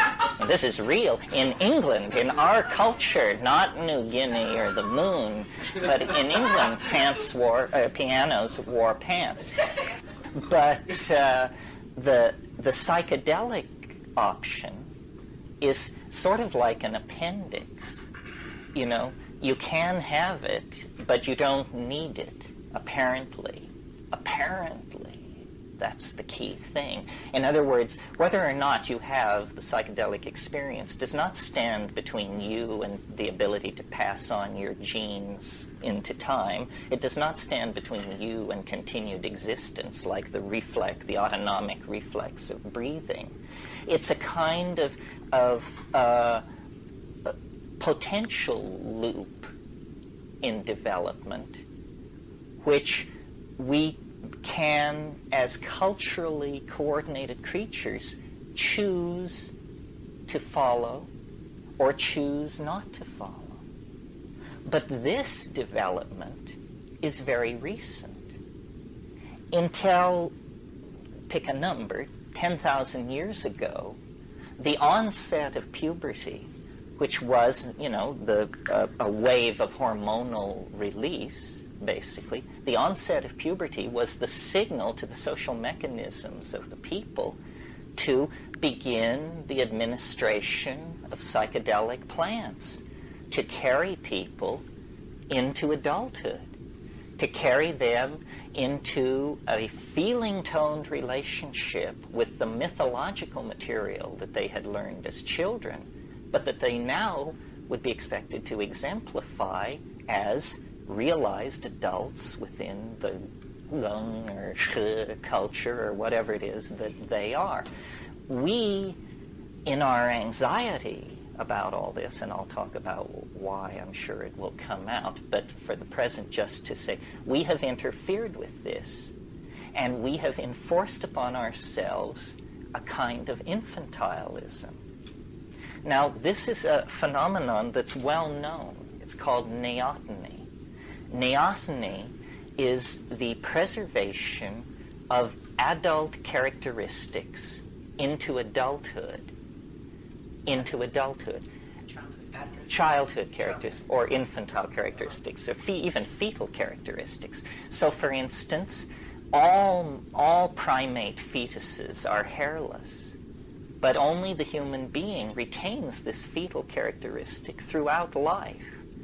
The very large head of the human infant, the percentage relationship to body mass remains very much in the fetal end of the statistics throughout life for human beings. We have large heads.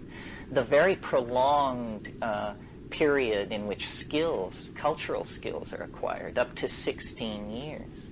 Well, this tendency toward biological neoteny, which was reinforced by mutagenic influences in the diet, is carried over into culture as a cultural characteristic. And have you noticed that every generation views the generation it spawns as more childish than itself?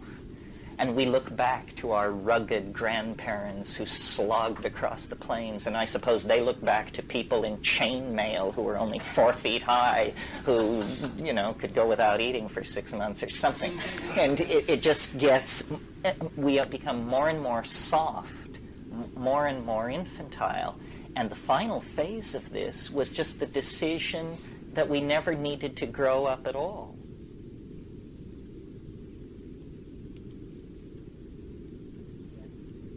We have become more and more soft, more and more infantile. And the final phase of this was just the decision that we never needed to grow up at all. We never needed to find out about the nature of our relationship to being at all. And so the psychedelics were suppressed. And what you have in the pre-adolescent child is an extreme expression of ego. And this is, the 11-year-old child, let's take as the example, is the supreme egoist. And in a sense, we got hung up at that place because we didn't get hung up in it. We fell into it. We were in balance, but the suppression of psychedelics created the precondition that allowed the generation of ego. And it's very complicated. A lot of factors were at work, you see. The mushroom style, the shamanic style of the nomadic hunter-gatherer is a style of goddess worship and psychedelic shamanism and orgiastic religion. And the shamanism and the religion overlap each other considerably. The style that replaced that was a style of domination, hierarchy, with alpha males, with powerful males controlling females at the center of these hierarchies. And to my mind, the concern that caused the shift was the accumulation in the psyche of these hominids of enough ego that there became concern for the line of male paternity. In other words, men wanted to know who their children were. And that made the orgiastic style of religion in conflict, because that was all about the children were the children of the group. And sex was a shared activity, even though there might be bonding.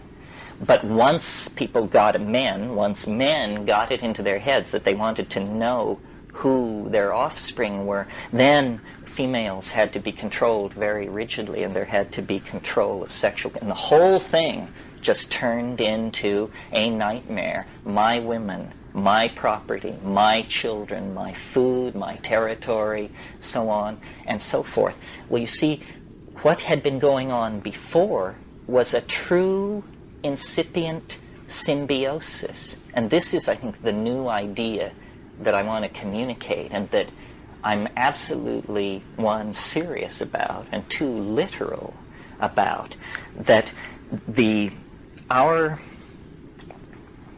glory and our uniqueness and why we are as we are is because we are a plant-animal symbiotic species. Our ordinary state, our state of nature, the way in which we existed until 10,000 years ago, was in a very tightly bound symbiotic relationship with plants. They were, we domesticated them, and we spread them, and we created environments for them through the use of burning. And in return for this mysterious connection opened up, where real information couched in humanly cognizable terms, information about where the reindeer went, who you should marry, what the weather's going to do, stuff like that. Real information began to be traded back and forth. Now, biologists are familiar with the notion of pheromones, message-bearing chemicals that regulate behavior within a species.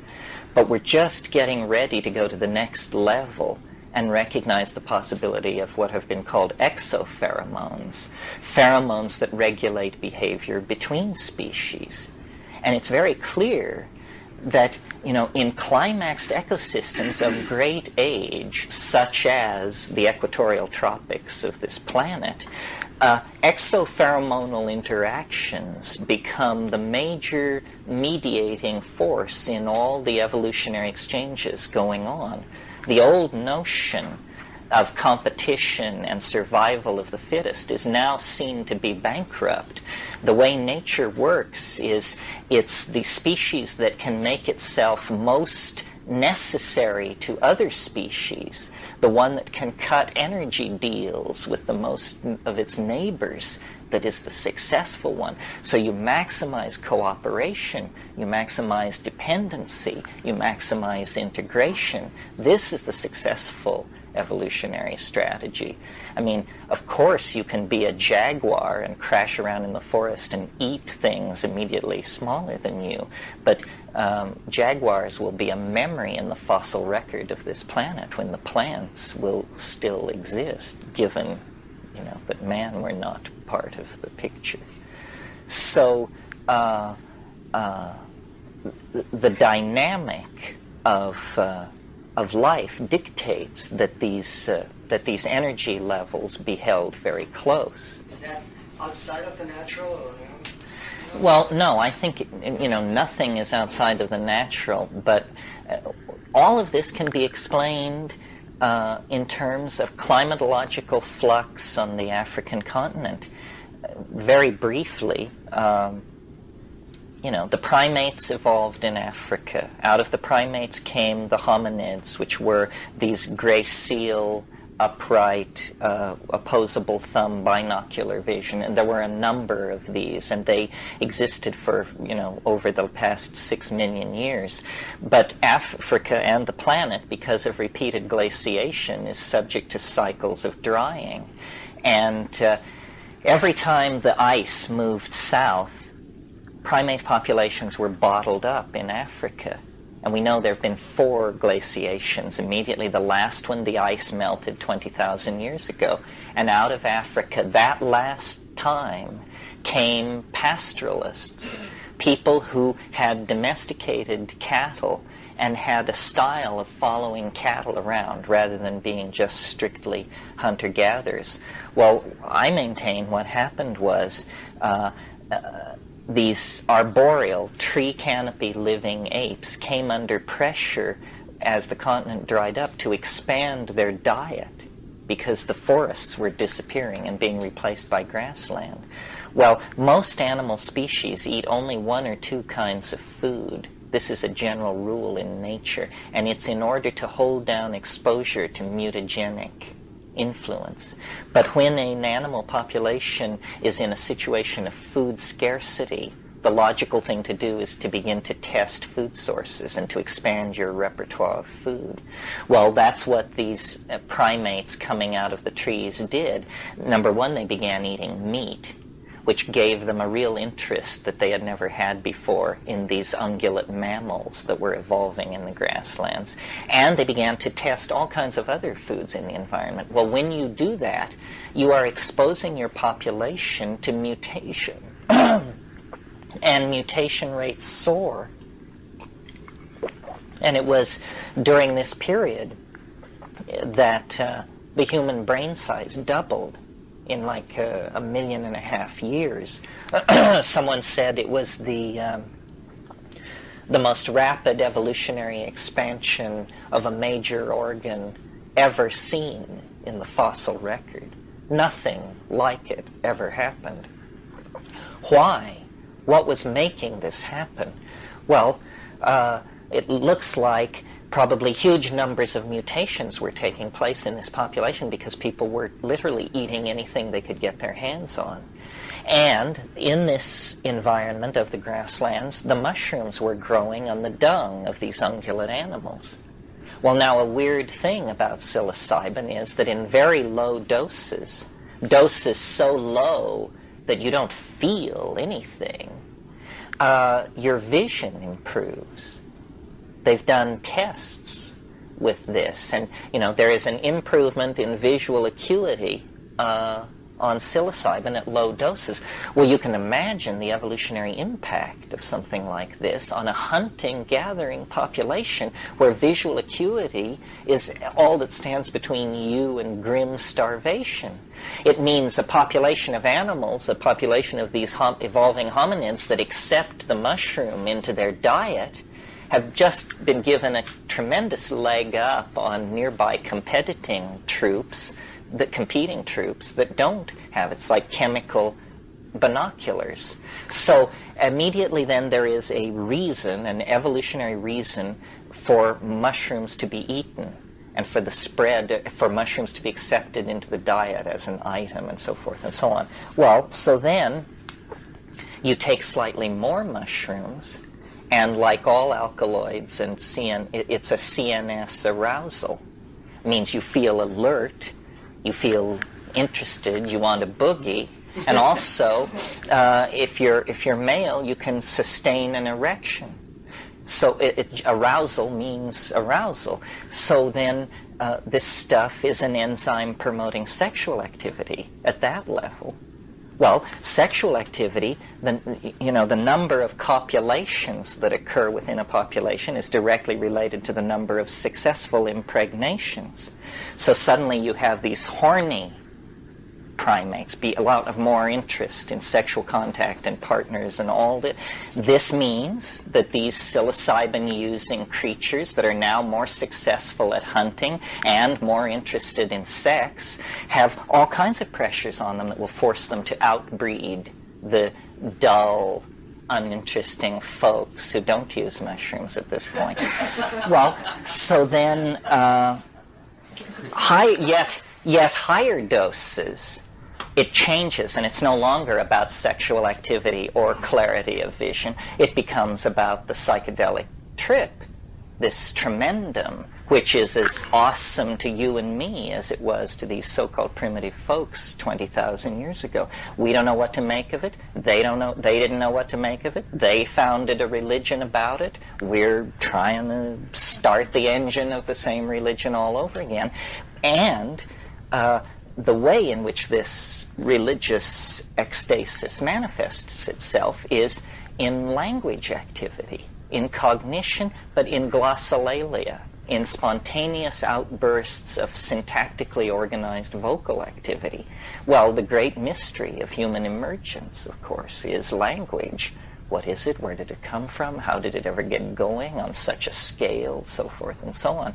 But it looks to me like what we're seeing in psilocybin is a kind of neurological enzyme, a catalyst in the environment that could take an evolving primate population and put it through a series of forced changes that produce ultimately a self-reflected, minded creature practicing a shamanic mother goddess religion in this nomadic context. And that was paradise. And that was the ideal for the archaic revival. In other words, that Eden actually existed, that we are made for better things than what we've got. You know, it says in Finnegan's Wake, here in Mckenna was the red light district of Dublin. Here in Mckenna we flop on the seamy side, but up Nayent, prospector, you sprout all your worth and woof your wings. That's a promise for the future. Up Nayent you sprout all your worth and woof your wings. But also, antes, we sprouted our worth and woofed our wings. And this whole nostalgia for a perfected shamanism in prehistory is reasonable, I think. I mean, I think we had something, an unimaginably precious gift. We had consciousness and dynamic order. Consciousness as we experience it now within the confines of history is most analogous to cancer. I mean, it's just, you know, replicating, spreading. But it once was a dynamic, ordered thing. People lived, they died, they made love, they had children, they herded their flocks, they had ecstatic flights into dimensions which we cannot even conceive of, and they felt no need, you know, to break into the earth, to divert the rivers, to do all of this stuff. And you know, even if we're not aesthetically attracted to that, we have to make a value judgment on it because it was not a runaway process. It did not push everything toward crisis. Okay, well then, so what happened? What the hell happened if that's how it was? Well, you know, nature is just an ongoing story. The very drying processes that created those grasslands, that created those pressures on diet, that created that mother goddess religion, that evolved those ungulate animals, that process continued. And the grasslands dried up. And the winds began to blow. And the water holes got further and further apart from each other. And the mushroom festivals went from every Saturday night to the first Saturday of every month, and then to 4 times a year, and then to once a year, and then to once every 5 years, and then to never. And in the absence of the psychedelic experience, this ego thing gets going. I mean, it is literally like a calcareous growth in the bloodstream of the psyche. If you don't inoculate yourself against it, it will begin to take root and grow, and the world, the boundaries of the world begin to move inward, you know, and you no longer see things on a planetary scale or a millennial scale, or it's just about, you know, my women, my money, my land, my children, all of this stuff. And at that point, you get the appearance of historical civilizations. You have kingship, you know, the age of Gilgamesh. I mean, my God, when you read the story of Gilgamesh, you just wonder what's going on. Gilgamesh spurned the goddess, and the goddess sent a bull, which to me is, you know, symbolic of the mystery of the mushroom, the ungulate herding horned animal, the crypto symbol for the god. The goddess sends a bull, and he rejects the bull. He rejects the goddess. He rejects the bull.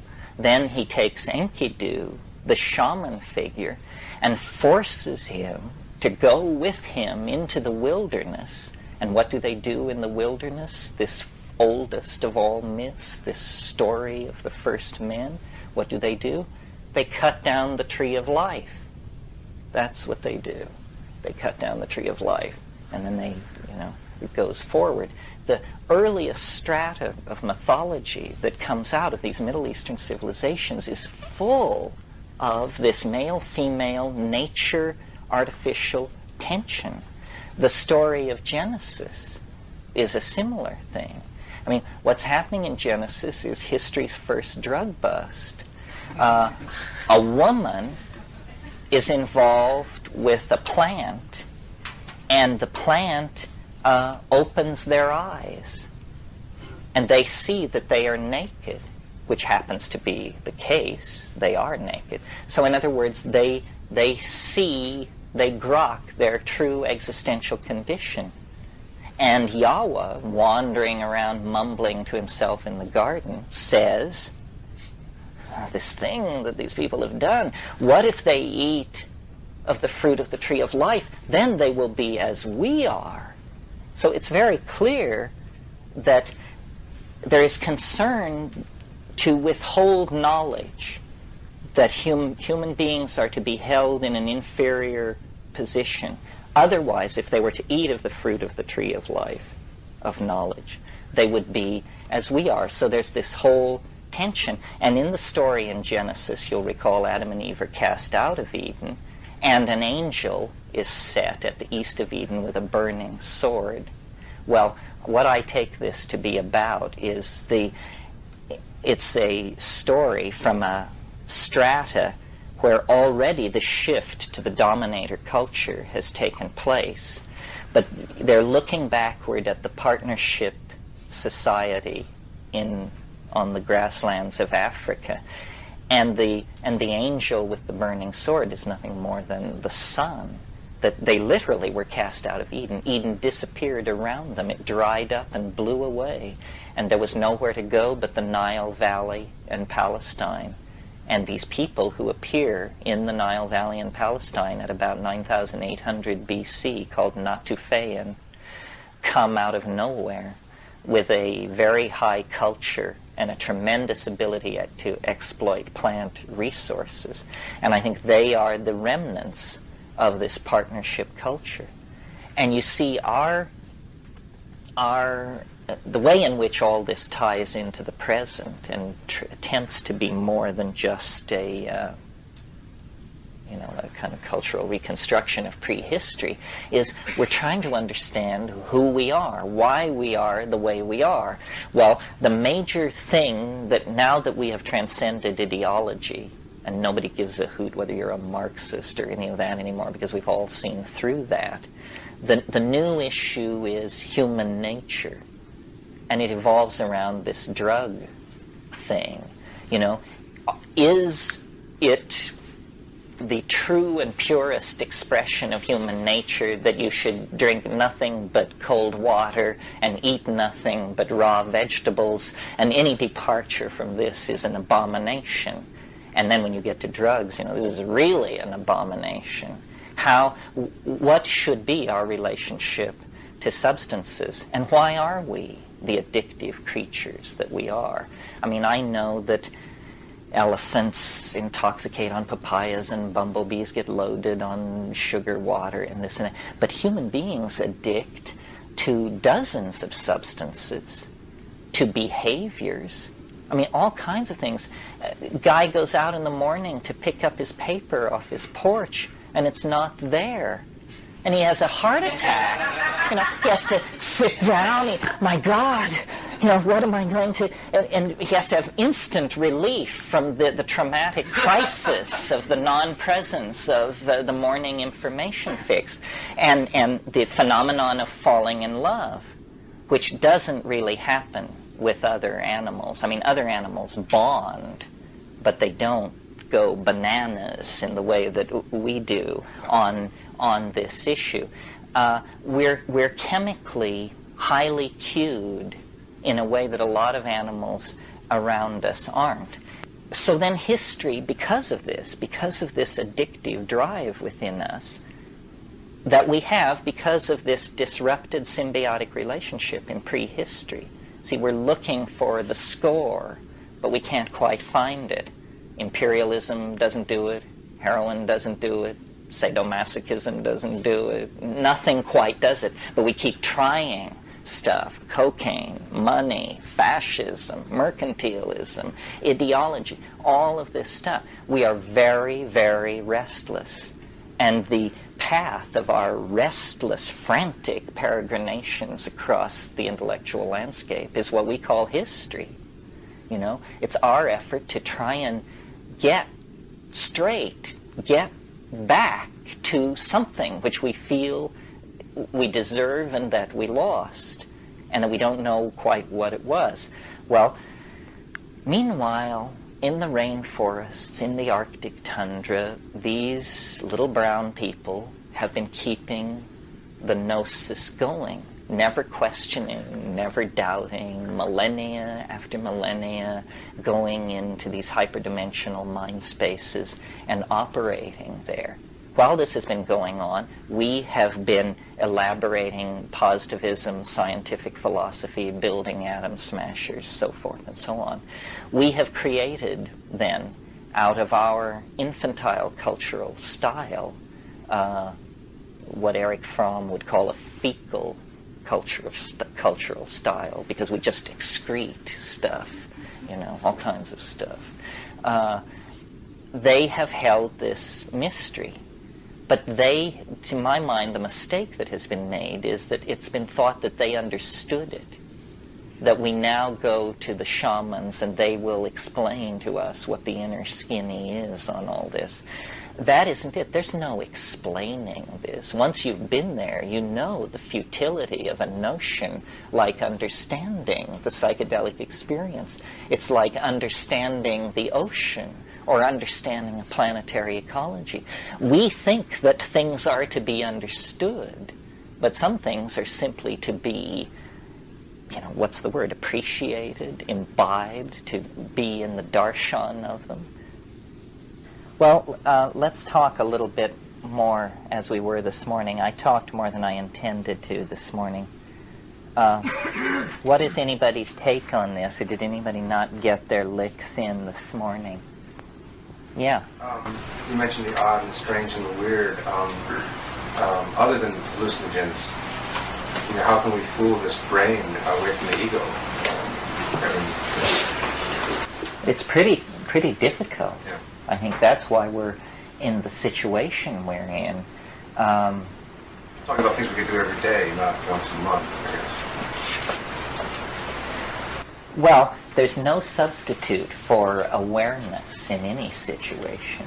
I mean, part of the work, I think, is the spectacular episodes of intoxication that break down the boundaries of our personality and reorient us and recast it. But then the other thing is just living that out from day to day. And there's no substitute for hard work. I mean, people say, how can psychedelics be real? You're saying it's some kind of shortcut to spiritual wisdom. Well, it may be a shortcut, but nobody said it's easy.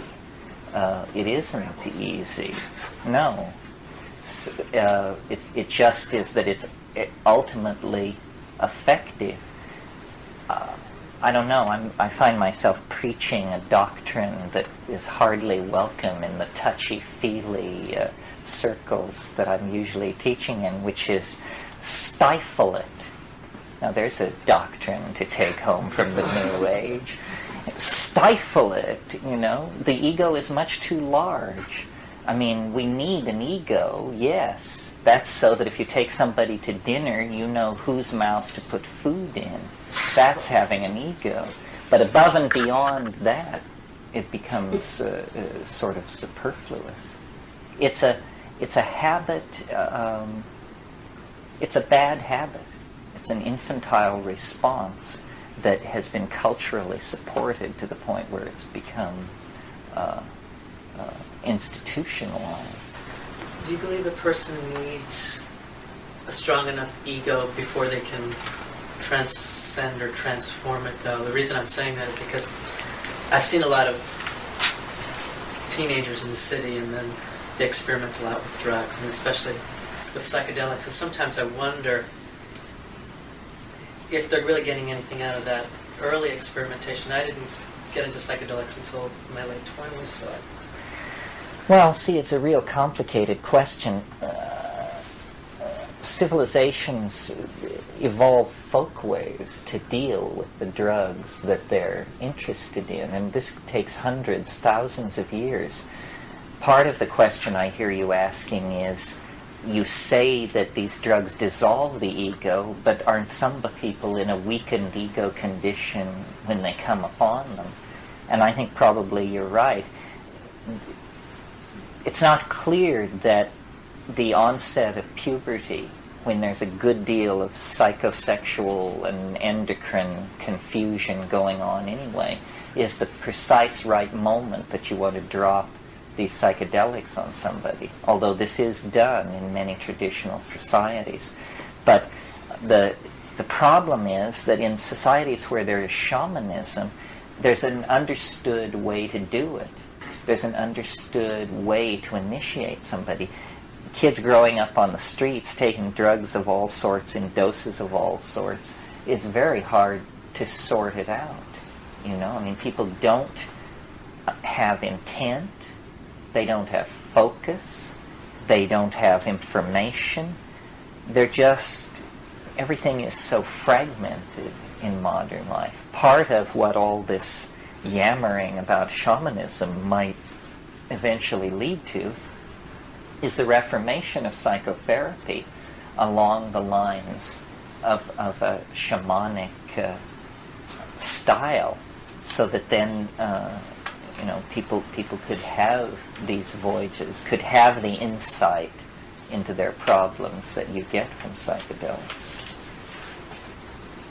Also in those cultures and societies where they do use the psychotropic drug at puberty, I think those societies support the individual, the child growing up in very positive ways and feed their ego in a very constructive, positive way, so that they are not filled with a lot of self-consciousness and self-hatred and lack of self-worth and so forth, a lot of the critical nature that I think, and the lack of nurturing and attention that a lot of the adolescents grow up in our society with, that then get weak egos from adolescence on into adulthood.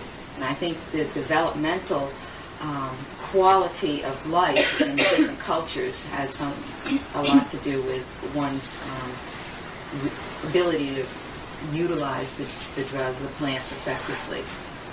Cooperation is just an automatic response among many of these rainforest hunting, gathering people. I mean, when you finish a job, it isn't your job. When you finish a job, you go on and you do another job until all the jobs are done. And this is clearly a learned response, because these are human beings just like us. But under the extreme pressure of being, 20 people trying to hold it together in the rainforest through gathering, they have accepted that the tribal unit is the lowest common denominator, and that everything has to operate in the light of that. Back here. I felt that part of what was being discussed here was the difference between discursive and one-pointed meditation. And discursive meditation is like meditating on the Stations of the Cross if you're Catholic, or the seven sheaves of the self if you're a Hindu. And it sort of serves years of doing that as establishing a ladder that can take you to the transcendent. And that one-pointed meditation, and even more profound than the use of psychedelics, can suddenly put you into a transcendent state. And whether you'll have the capacity to get back is the question. And so that there might be a role for a period of discursive meditation or an education along that way before something that instantly propelled you into an experience of the transcendent. Yes, although this difficulty getting back is an interesting thing to talk about, because I certainly know what you mean. I think everybody who takes psychedelics a lot eventually has a trip that stands their hair on end.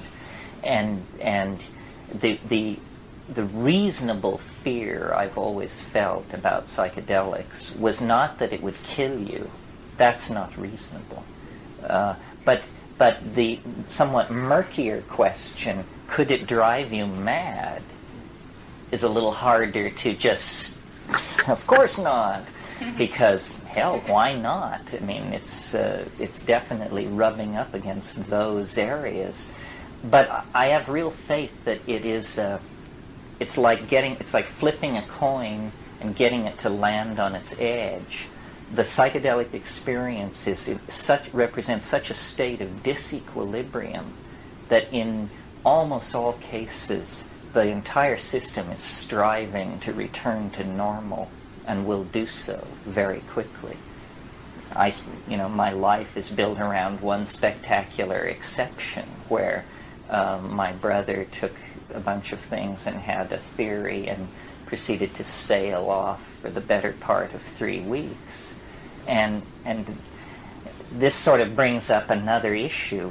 We sit here relatively down and calm, and we can talk about the LD50 of psilocybin. That's how much you would have to give to 100 mice for 50 of them to die. This is what pharmacologists are all about.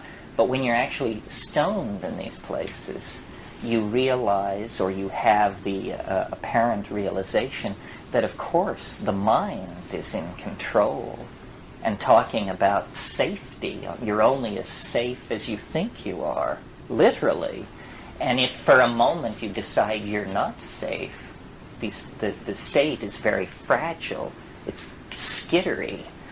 Get it going too fast in one direction, and it will be very hard to run around and get in front of it and get it halted and moving off in some other direction. Is that what you meant by self-toxicity? Did I use that phrase this morning? No, in a past tape you did mention about self-toxicity and negative effects, possible negative effects. Well, yeah, I think this is what people fear, that they are self-toxic. And we have all been disempowered. To some degree, we are self-toxic. That's a real tragedy. It means we have been made our own enemies. And then, whether we are or not, we all fear self-toxicity. This is why in the 60s, when LSD first began to appear, people had such violent reactions to it. Tim Leary said, LSD is a psychedelic drug which causes psychotic behavior in people who haven't taken it.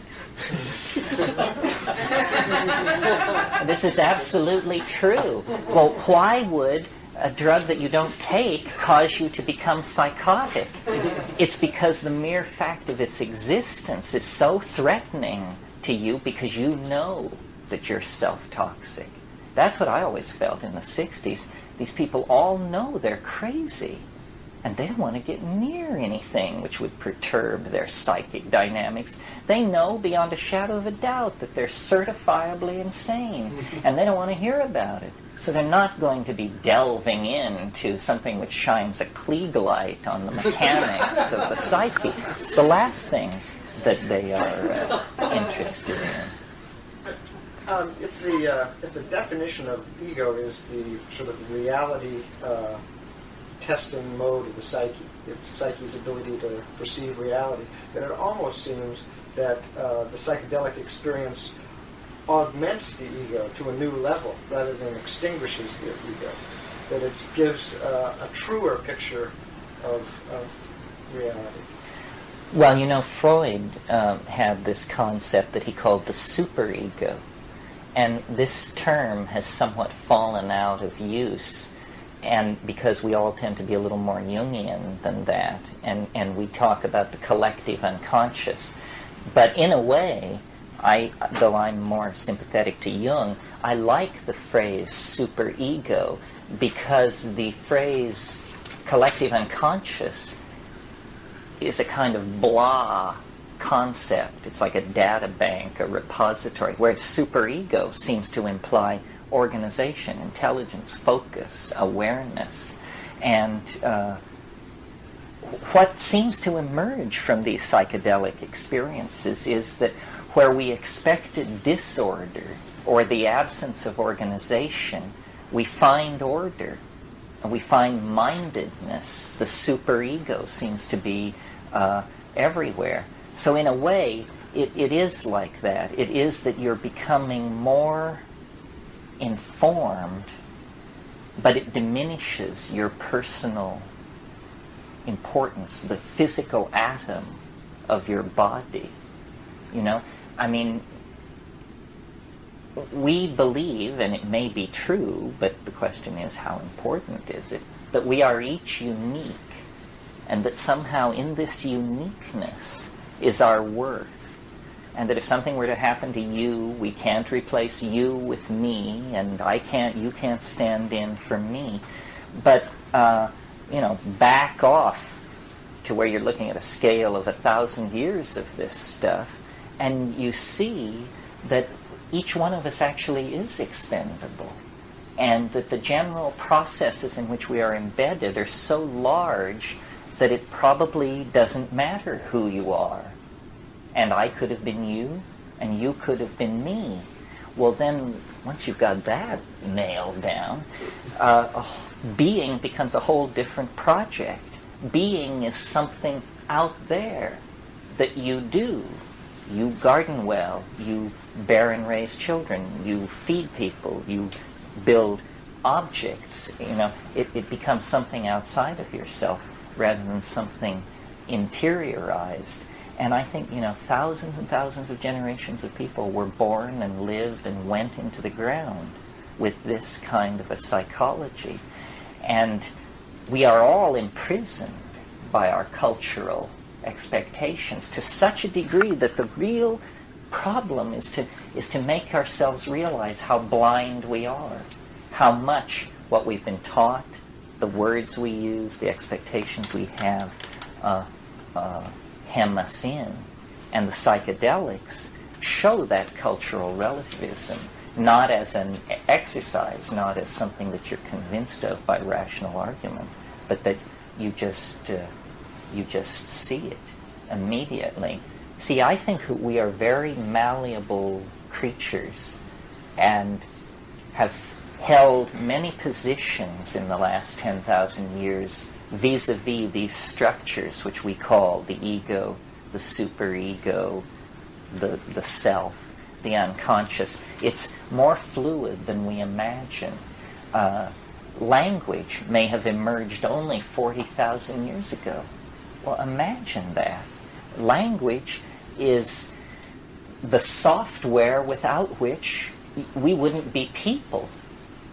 I mean, language allows us to explore realms of subtlety and inclusive understanding that so exceed the animal grasp that they can barely be compared.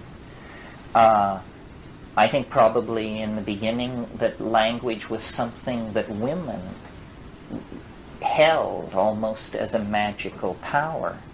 The reason for this is that there was greater selective pressure on women than on men to develop language, because the physically larger male, when there began to be role specialization, the physically larger male was made a hunter, and hunting places a premium on such values as stoicism, patience, and an ability to keep your mouth shut. The women were involved in gathering, and because the children were physically with the women, this area in which the gathering went on was more tightly related to the living space. Well, if you know anything about the science of botany, you know that it is a science of the coordination of detail. Everything is about the detail. Here you have 50 species of grasses. To Joe Blow, they all look exactly the same. To a specialist in the Gramineae, here is a whole rich universe of taxonomic diversity to be combed over and milked for years as you advance through the academic machinery. So women had to learn all these differentiations. Women had to be able to make statements like, it's the small bush at the bottom of the draw with the wrinkled leaves and the sticky white berries with the silver hairs on them. See, it's all color, shape, form, and relationship words. Well, this kind of language is the kind of language that gave us a leg up on animal organization. After a passage of time, I think this linguistic thing generally established itself. But it was originally a thing that women were into. It's even to this day, when you go into villages in third world parts of the planet, there's this phrase in all travel books, which is the chattering of the village women. And it's true, they really do chatter. And it's because they are more collective creatures. The male is this proud, lonely, hunting figure, and the females represent, the village values. And they held the knowledge of the plants. They discovered all this stuff. You even get that in the Eden story. It's a woman who's blamed. Somehow these women have a deeper insight, and the poor guy is just led to slaughter because he's trying to get some chow.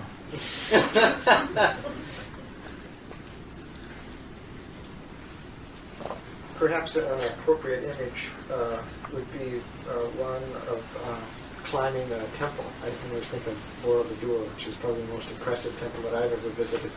But there, as you walk up the temple, if you pay attention, you're having a whole experience of Buddhism and different symbologies, but also just basically your vision of the surrounding jungle expands and your sense of self diminishes. So, because you see the larger world. You see the larger world from up on top. Yeah, from the center of the mandala. Yeah. The same psychology is operating on the Mayan buildings. I mean, the Mayan buildings are barely buildings at all. They're more like pedestals. I mean, this thing is, 230 feet high, but when you climb to the top of it, there's room for 12 guys to stand shoulder to shoulder, and that's the building. And it's clearly, entirely, to elevate them above the social space. It was literally a machine for lifting the priesthood into another dimension. And the dimension into which it lifted them was an aerial dimension. They could see then the whole world. They could see the sak bays stretching out to the next pyramid. They could see the next pyramid 5 or 10 miles away on the horizon and could see the life of the city and all this. There's a funny thing. It's almost as though biology and then its ancillary tack-on phenomenon, culture, is a kind of conquest of dimensions that has been going on for a very long time. And this aids me, anyway, in understanding the transformation that I think lies ahead for this planet. The earliest forms of life had only a tactile sense. That means all they knew was what they were bumping up against. And they would move around, and what was edible was eaten, and what wasn't. And then over a long time passed, 100 million, 200 million years, and certain specialized cells aggregated. And these cells were light-sensitive cells. They could send an on-off signal based on whether or not photons were falling on them. So eye spots developed. And eye spots are just these sensors which tell you if it's light or dark. And suddenly these creatures could move off after a light source or could retreat from danger into a dark spot. Well, then eventually these eye spots evolved into the kinds of very finely coordinated optical systems that we have and octopi have and so forth. At the same time, motility was developing, the ability to move through space. Well, have you ever noticed that when you look at something and at a place a few feet from where you're sitting and then go there, physically move there, that what you have really done is you have coordinated a short trip into the future, because you have looked at a spot and you have said, this is how the brain-computer works, it has said, I am not in that place. I want to be in that place. I am in this place now. To get from this place now to that place then, I have to move through the following points. And when animals began to move, another dimension was added to their repertoire of control. And when they began to coordinate vision, another dimension was added to their repertoire of control. Well, we made then a great and fundamental break in our neurological organization. All animal life, as far as we can tell, is imprisoned between very steep temporal canyons having to do with the present moment. Animals are in the present moment in a way that would be very frightening to us, I think. If you could suddenly enter the mind of an animal, the immediate thing that you would notice that would really unnerve you was the absence of a past and a future. That just, you talk about be there now, an animal has that down pat. Well, when we, through language, that was the great... Language is a strategy for binding time. Language is a strategy for taking the animal mind locked in the present moment and pushing it back, conceivably, to the creation of the universe as we do, and forward conceivably to the end of the universe. So culture is a strategy for intensifying the dimensionality of an animal species. And when you then get into what's called epigenetic coding, not simply being able to recall the past neurologically and project the future neurologically, but to actually write down the past and calculate the future. Well, then what is happening is mind is spreading out through the dimensions available to it. And this whole cultural intensification that we call the 20th century, the spinning down and interconnecting of technologies and animal ecosystems and philosophical systems, all this knitting together is a going hyperdimensional of our species, that yet more of the future and more of the past is apparently to be realized. And if you know anything about virtual reality thinking, there time is to be homogenized completely. I mean, you will not be able to tell whether it's next week or last week, because they will be approximately equally accessible. And somehow the psychedelic experience is related to this bootstrapping process of climbing organizationally from one dimension to another, deeper and deeper into complexity. It's almost as though the psychedelic experience is a viewing of the process from the highest dimension in the plane. One way of putting this that isn't so mathematical is to say what you experience in the psychedelic experience is eternity. All of time. You leave the slowly revolving torus of time, just as one would leave the galaxy in a spaceship, and you go outside, and then you look back, and you see all of time. You see the beginning of life, the end of life, the fiery death of this planet, millennia hence, whatever it is.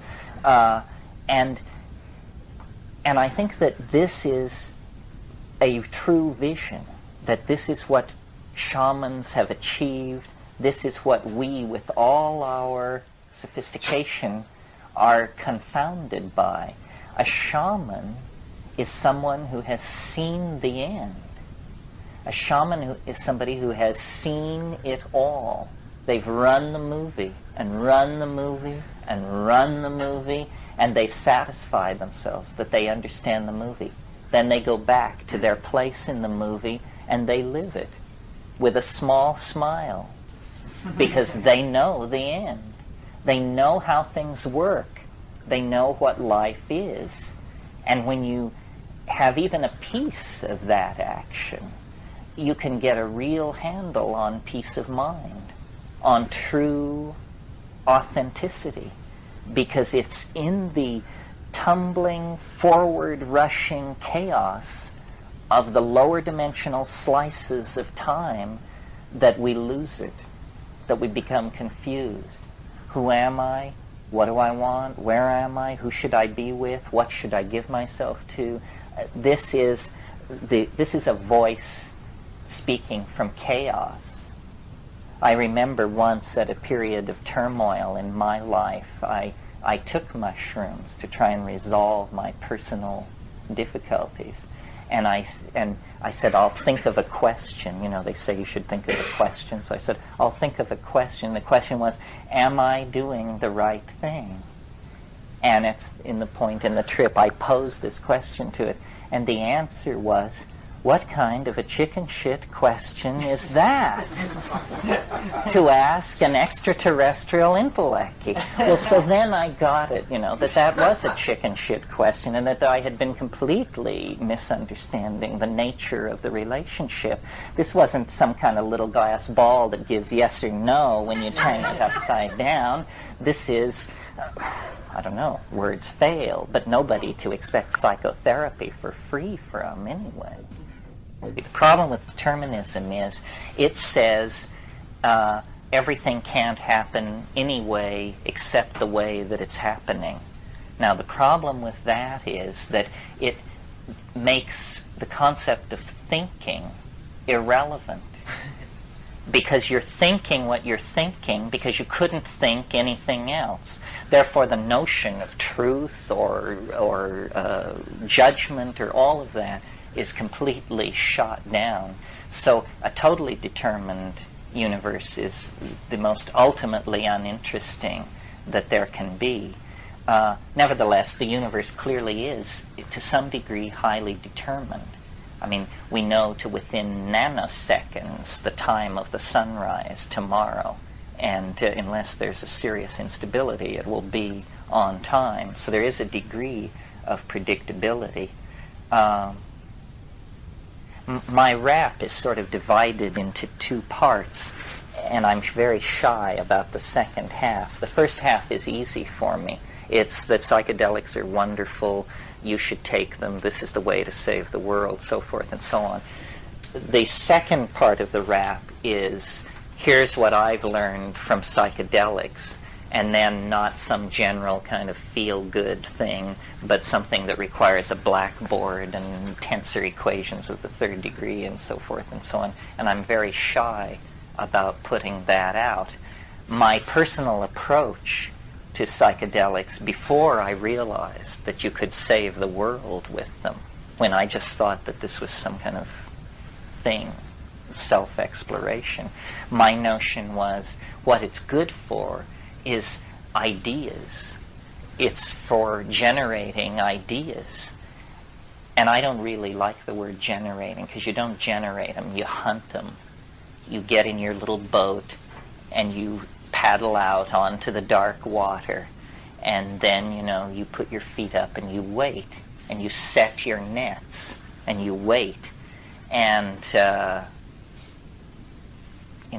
sometimes you pull up your nets and something the size of a freight train has gone through them, and you just row for shore, shit in flight. And sometimes, minnows, trivia.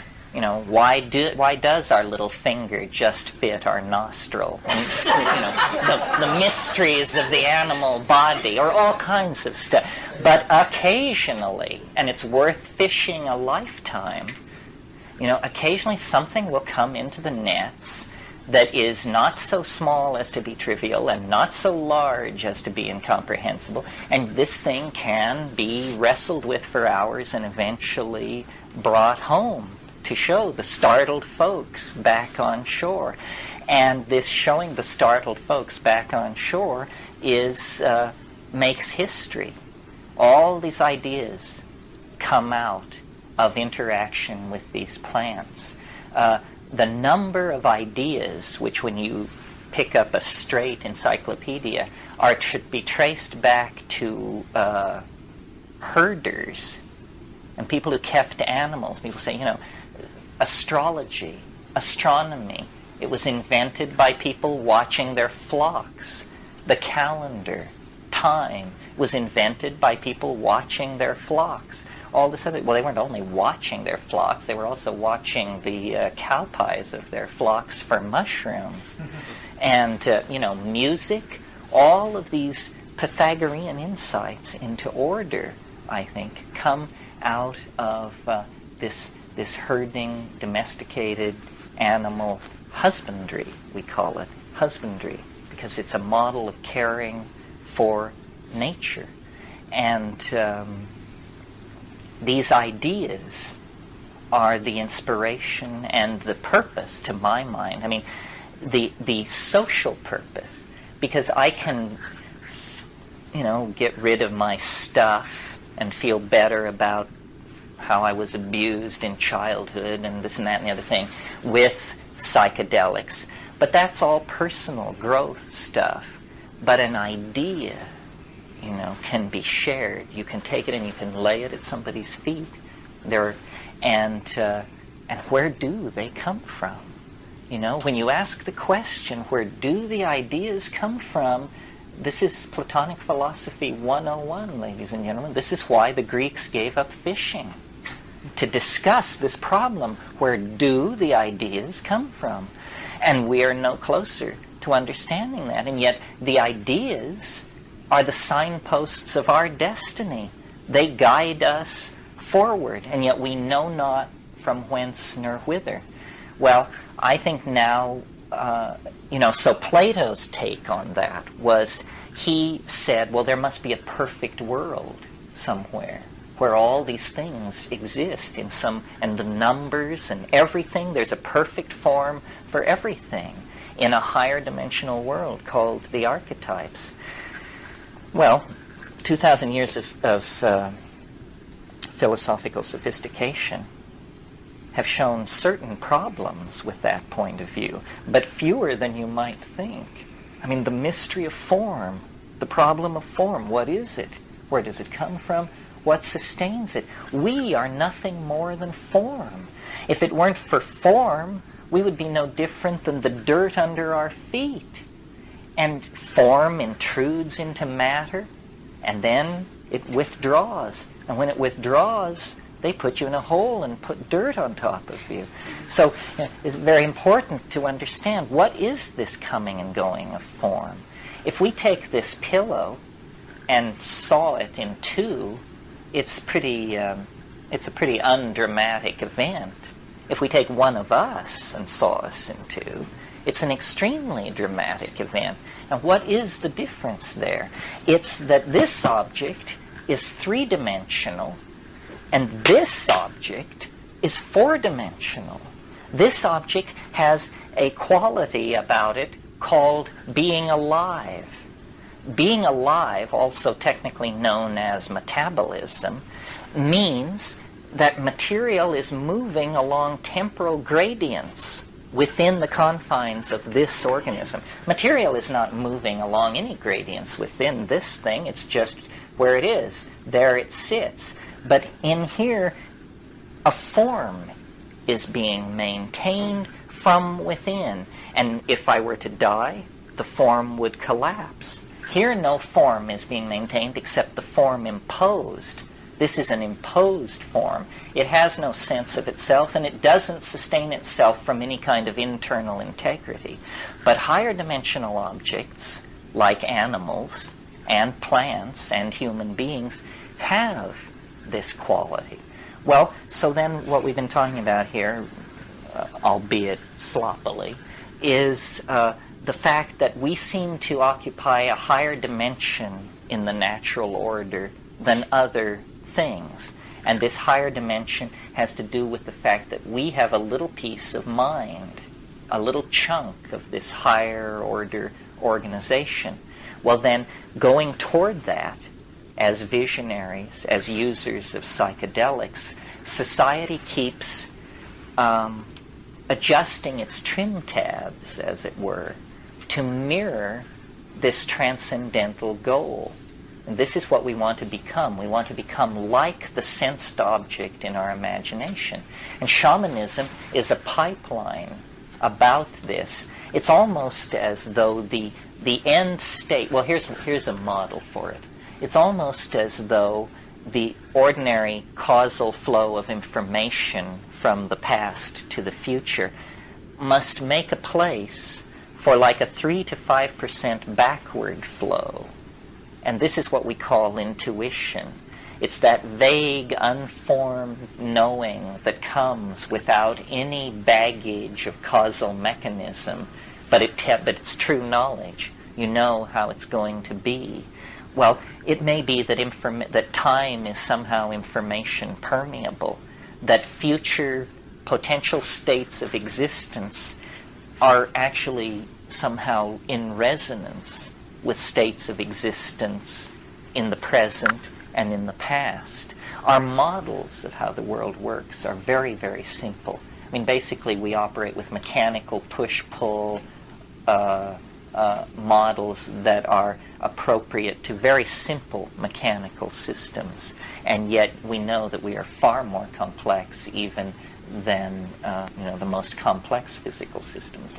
This last 15,000 years has been something, and the last 500 years has really been something. It's so close now, the transcendental object, that it informs everything.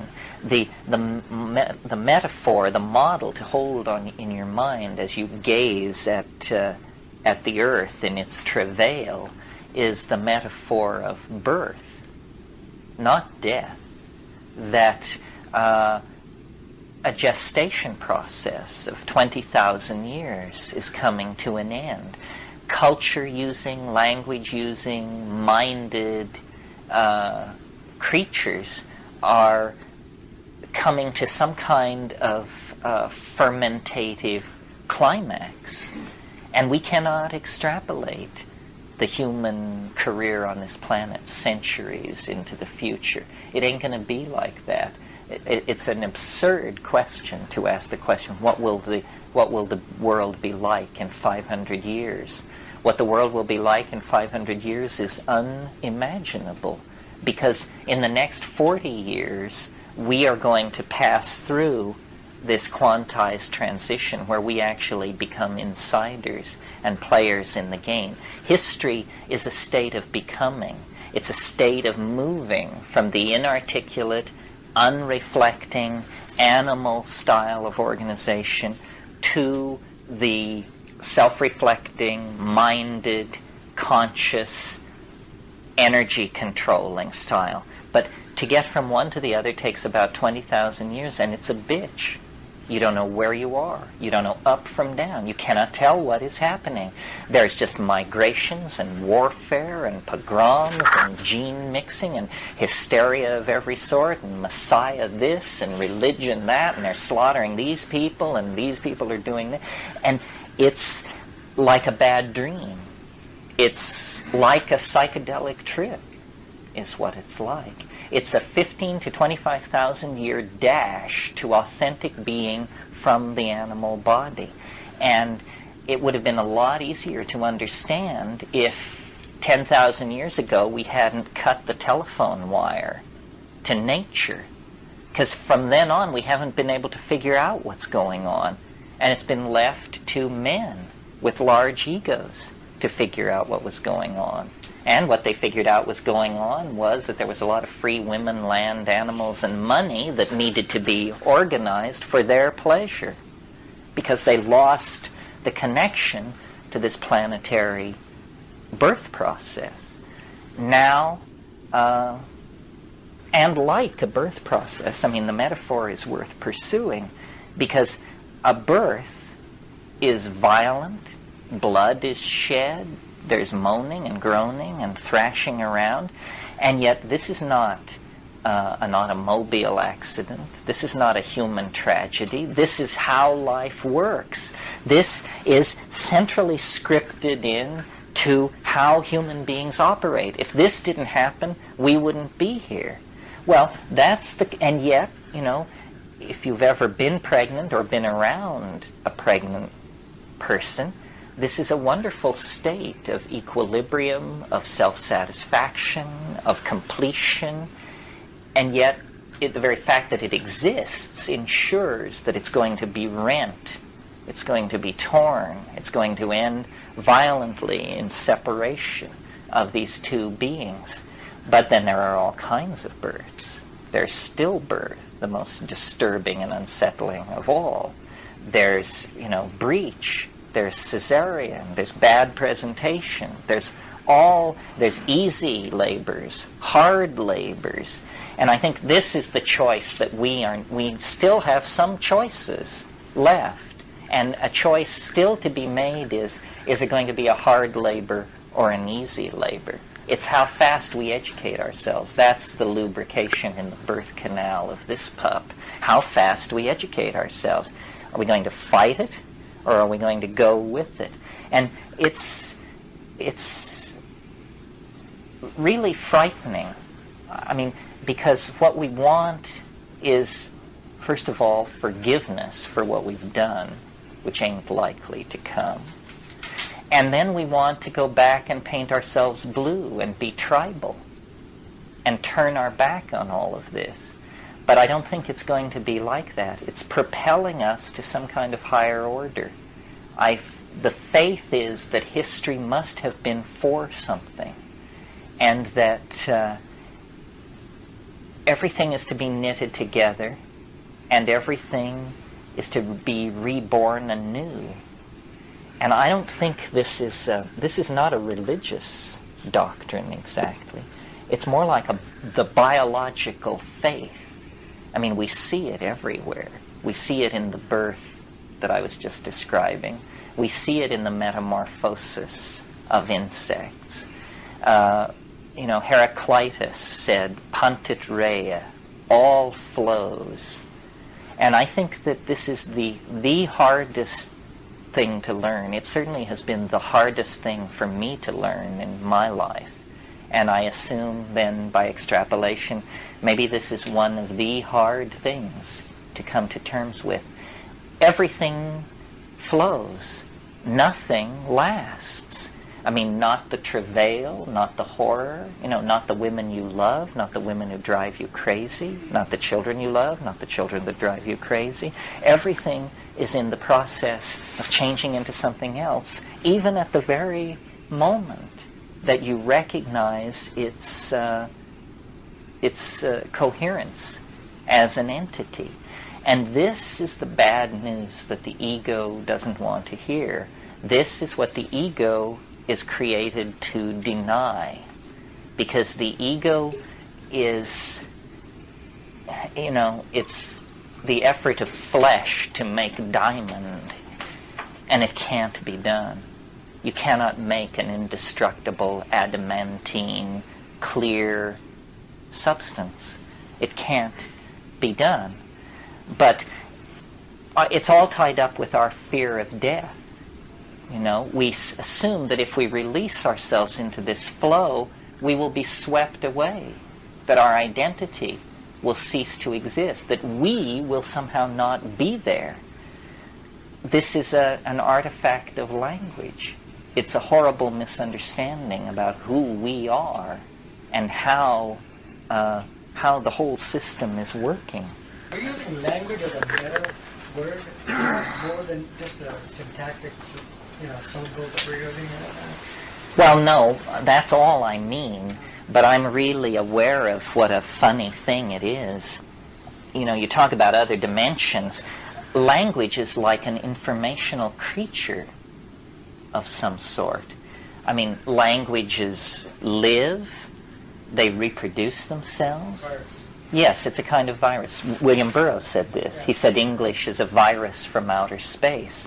I have no quarrel with this. This seems entirely reasonable. It's a very strange thing. Reality is made out of language. And for most of the people in this room, it's made out of English. And yet we spend a great deal of time worrying about quarks and mu mesons and electromagnetic radiation, and all this is entirely a fiction. None of this stuff exists. All that exists are words. And we play a game, a really fairly insidious game with ourselves. We all, I suppose, here give great credence to what is called quantum physics.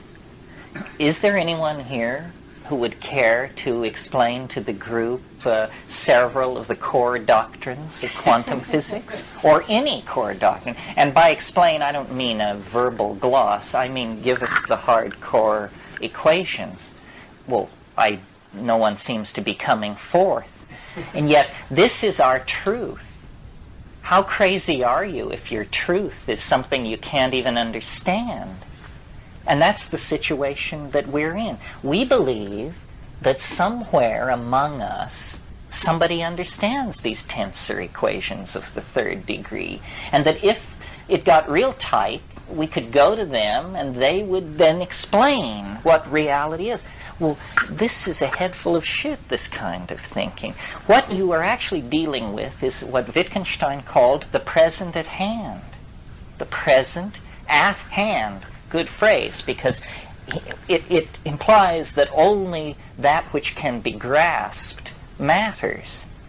And the quark cannot be grasped, the mu meson, the electromagnetic field, none of this. These things need to be understood for what they are, which is little shingles which we epoxy onto the face of the universal mystery. And once you have a bunch of these little shingles epoxied onto the face of the mystery, then you can't see the mystery at all anymore, and you call that an explanation. Say, well, that's taken care of. We've explained it. By the time a child is 8 or 9 or 5 or 6, they have covered the entirety of reality with these interlocking little linguistic tiles. And nowhere now is reality to be found. Between ourselves and reality, as quickly as we possibly can, we erect a lie. We erect a false set of assumptions that are culture-bound. And this has always impressed me, the culture-bound nature of language, that in a way you can never leave the place you're raised in because you acquire a local language. And the local language is all you ever really have. I had an experience of this that brought it home to me very strongly, because when I first went to the tropics, I was there as a professional butterfly collector, and it was pretty important to make a living. And my impression of the jungle was that it was green. That was my impression. Well, then 3 years later, I went back with botanists. Well, if you know anything about botany and taxonomy, what it is it's an orgy of language. I mean, leaves are lanceolate, crenellate. They have bracts, which are sessile, umbellate, and indentified, and so forth. And so these are specialized words to describe structure. You go with a botanist into the jungle, and the jungle becomes unbelievably rich. Here are melanostomes, malfigs, varrolas, all kinds of things. And as soon as you put words to it, reality emerges. So you see, here is language as a double-edged sword. Out of the undifferentiated, it creates miraculous new realities to which we immediately habituate, undervalue, and profane. In other words, familiarity breeds contempt. But somewhere between silence and the familiarity that breeds contempt is the living essence of the word and its meaning. This problem of language is central, I think, to understanding the psychedelic experience. What I see happening on these tryptamines is the project of language goes from being something which you hear to something which you see without ever crossing over a quantized moment of transition. Well, this is, to my mind, absolutely astonishing, and I think I'm a pretty tough nut to crack. When you see language, it's amazing, because it's a paranormal thing, or it's like it cheats. It achieves paranormal intensity without violating any of the laws of physics that I'm familiar with. What I'm talking about is that in these shamanic performances in the Amazon and on psilocybin, language goes from something beheld to something seen. There's precedent for this. In the Hellenistic world of Greco-Romanism, the be-all and the end-all of spiritual accomplishment was what's called the logos. And the logos was an informing voice, a voice in the head that told you the right way to live. And Plato and all of these heavies cultivated and achieved connection with the logos. Well, there was a Alexandrine Jew named Philo-Judaeus, who was a great commentator on the religions of his period, and he wrote about what he called the more perfect logos. The more perfect logos. And he said, what is the more perfect logos? And then he answered his own question. The more perfect logos goes from being heard to being seen without ever crossing over a quantized moment of transition. Language is something unfinished in us.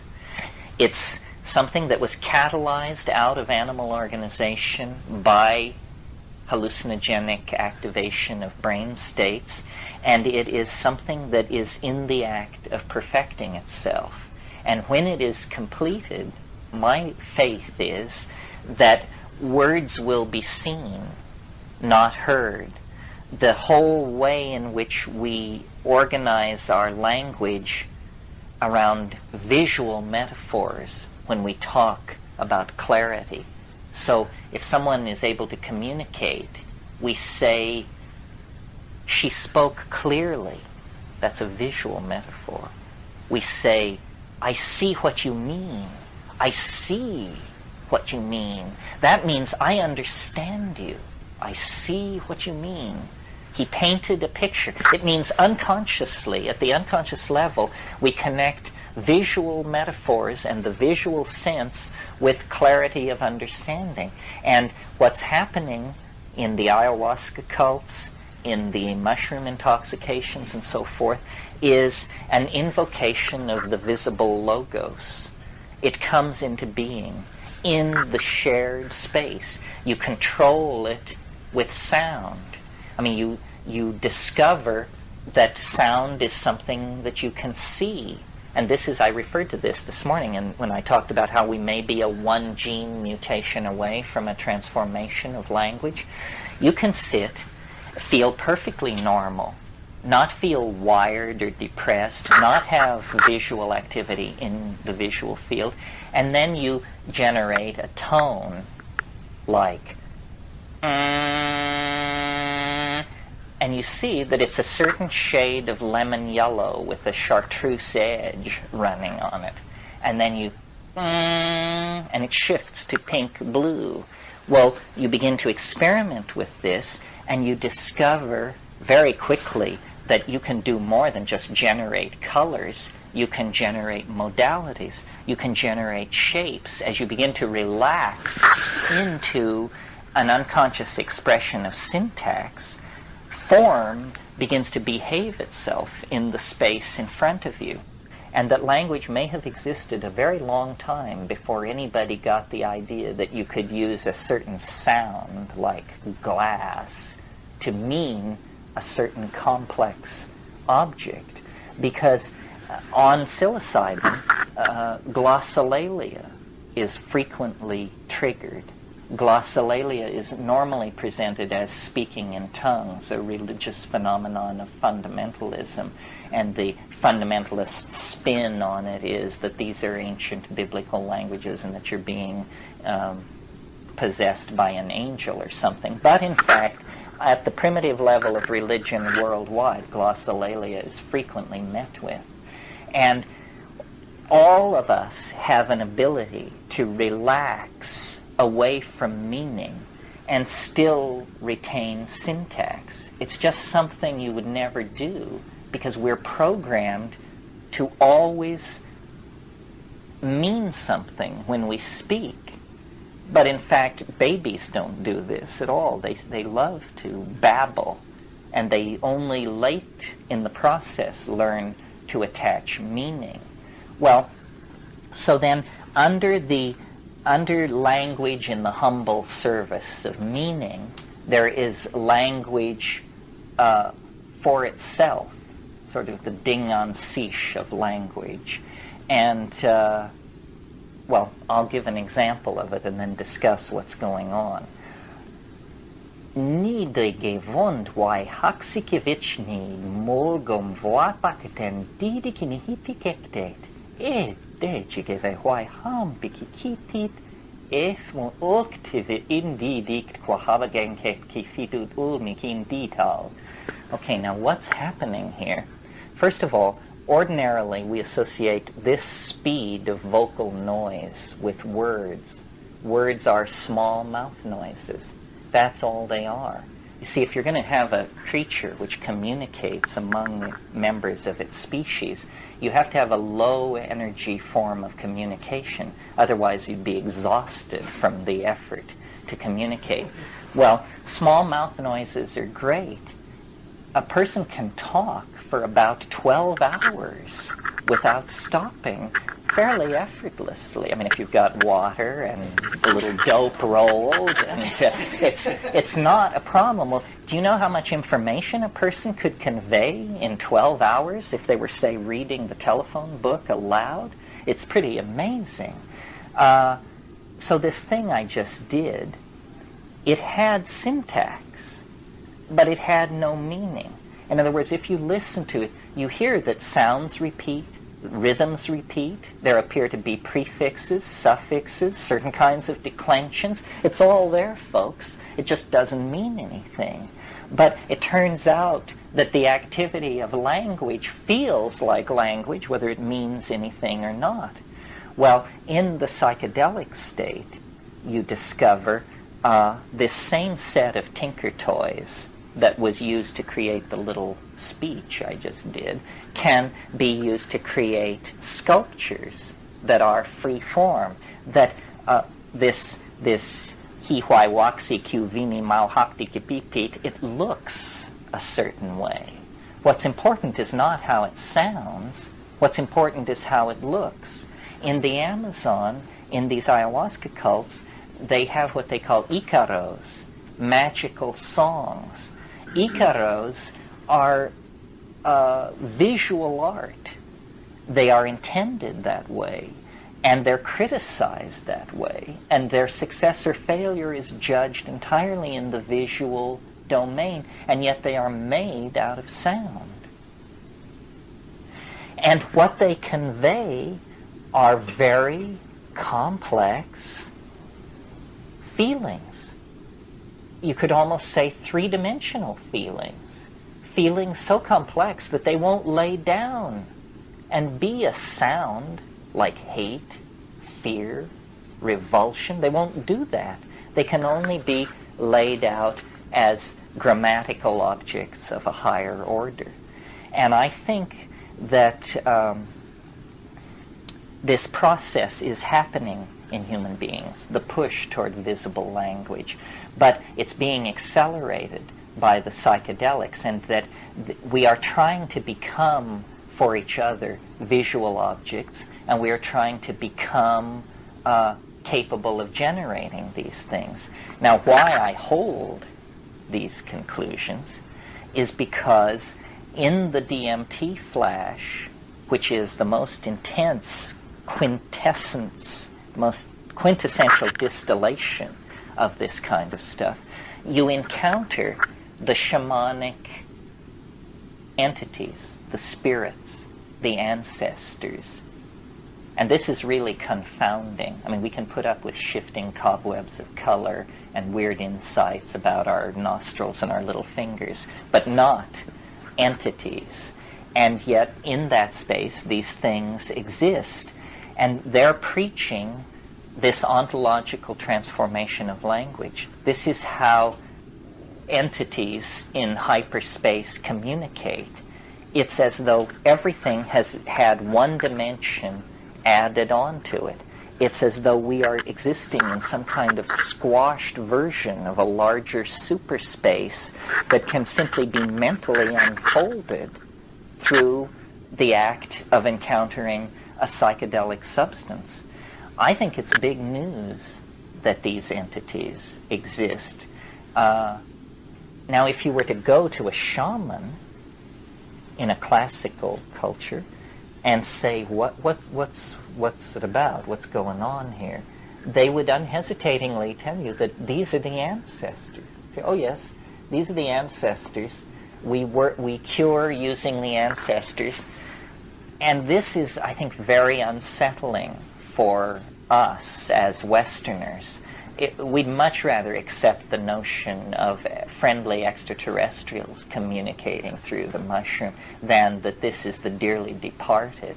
I mean, that really, you can feel your boundaries beginning to quake against that possibility. It was very interesting. Recently, there was a new edition of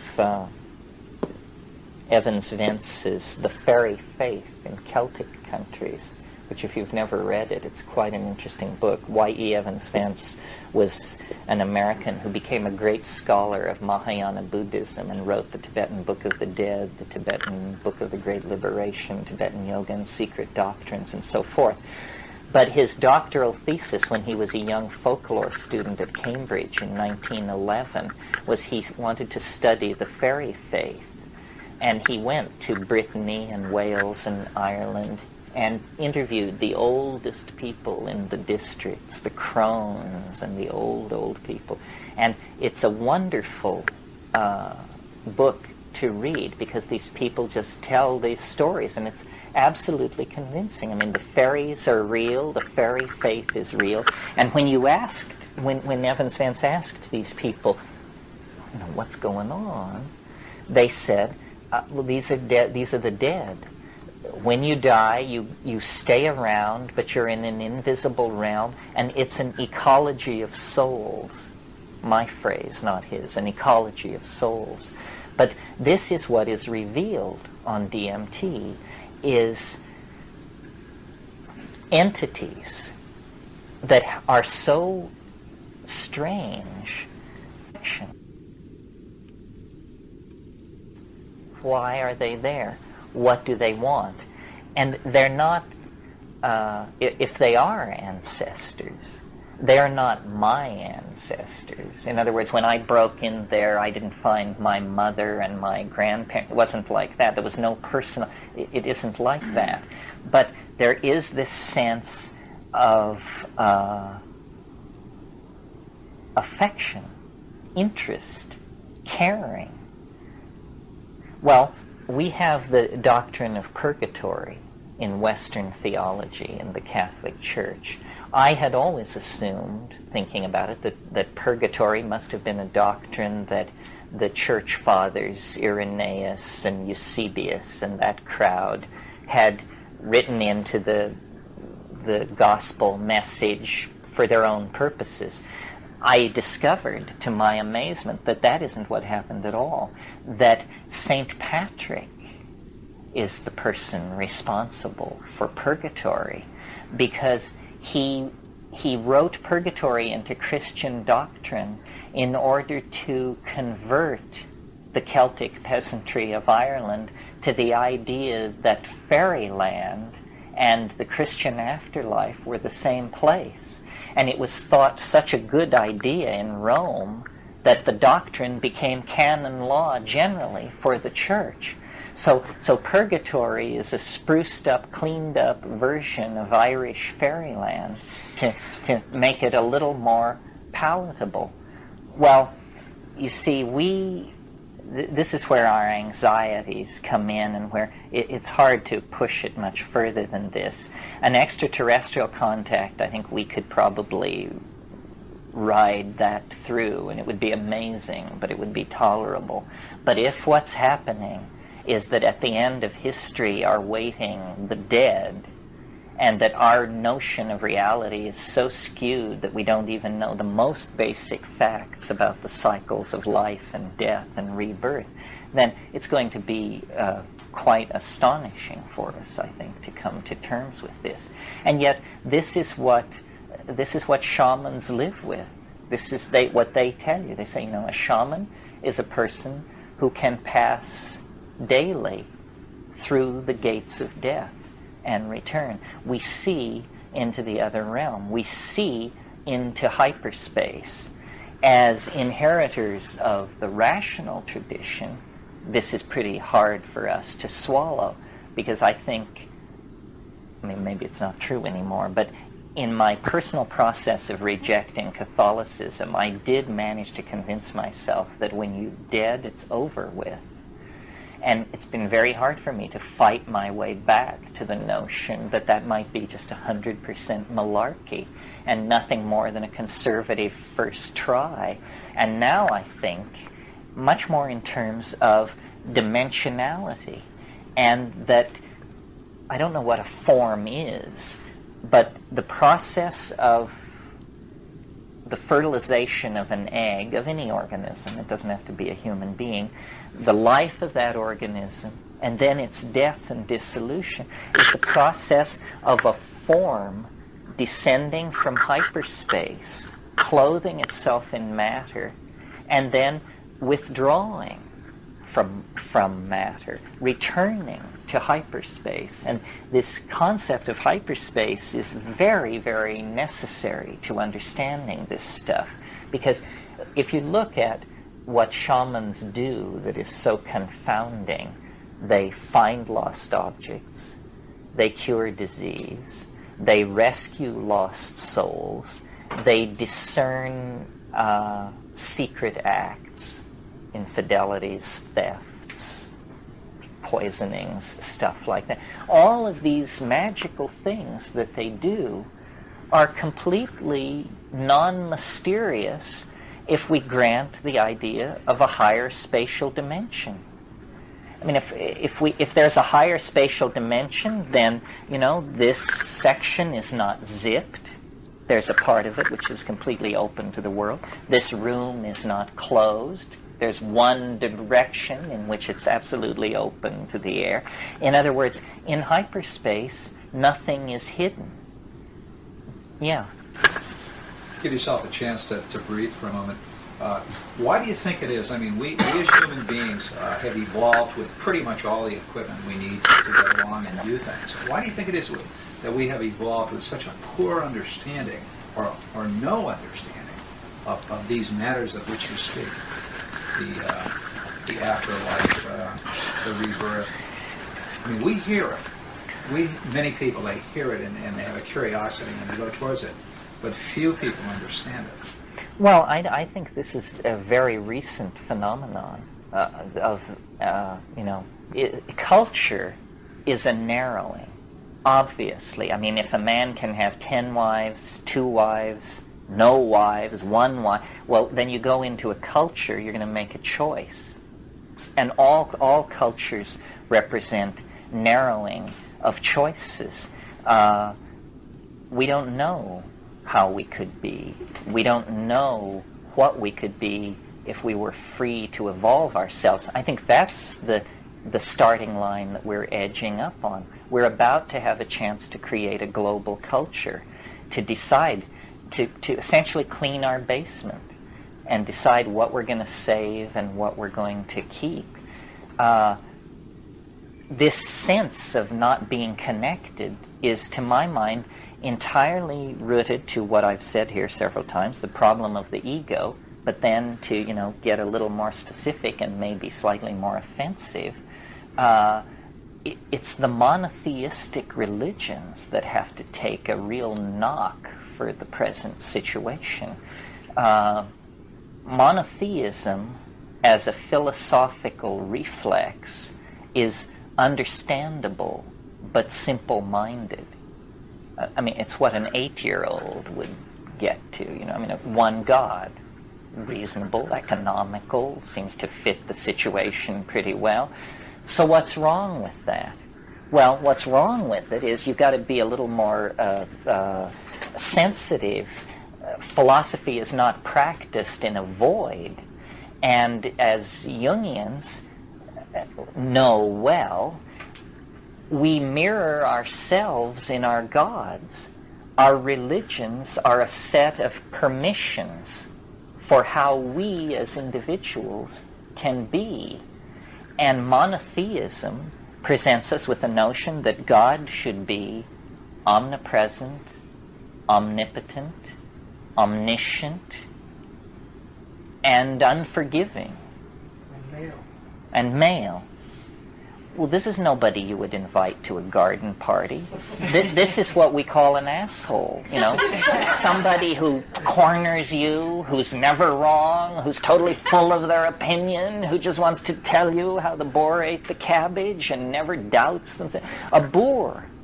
So we have enshrined at the center of our cultural machinery the archetype of the unbearable boor, and then we've gone out to realize it. And we try to fine-tune it.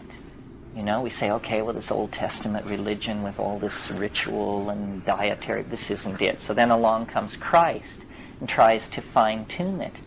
But, he's working in the most women-repressing, male-dominator, hierarchical structure on the planet, and whatever good he does is quickly wiped out 150 years later by these clowns I mentioned, Eusebius, Irenaeus, and the rest of those guys.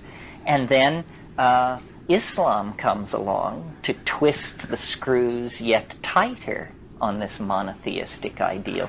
And it doesn't serve.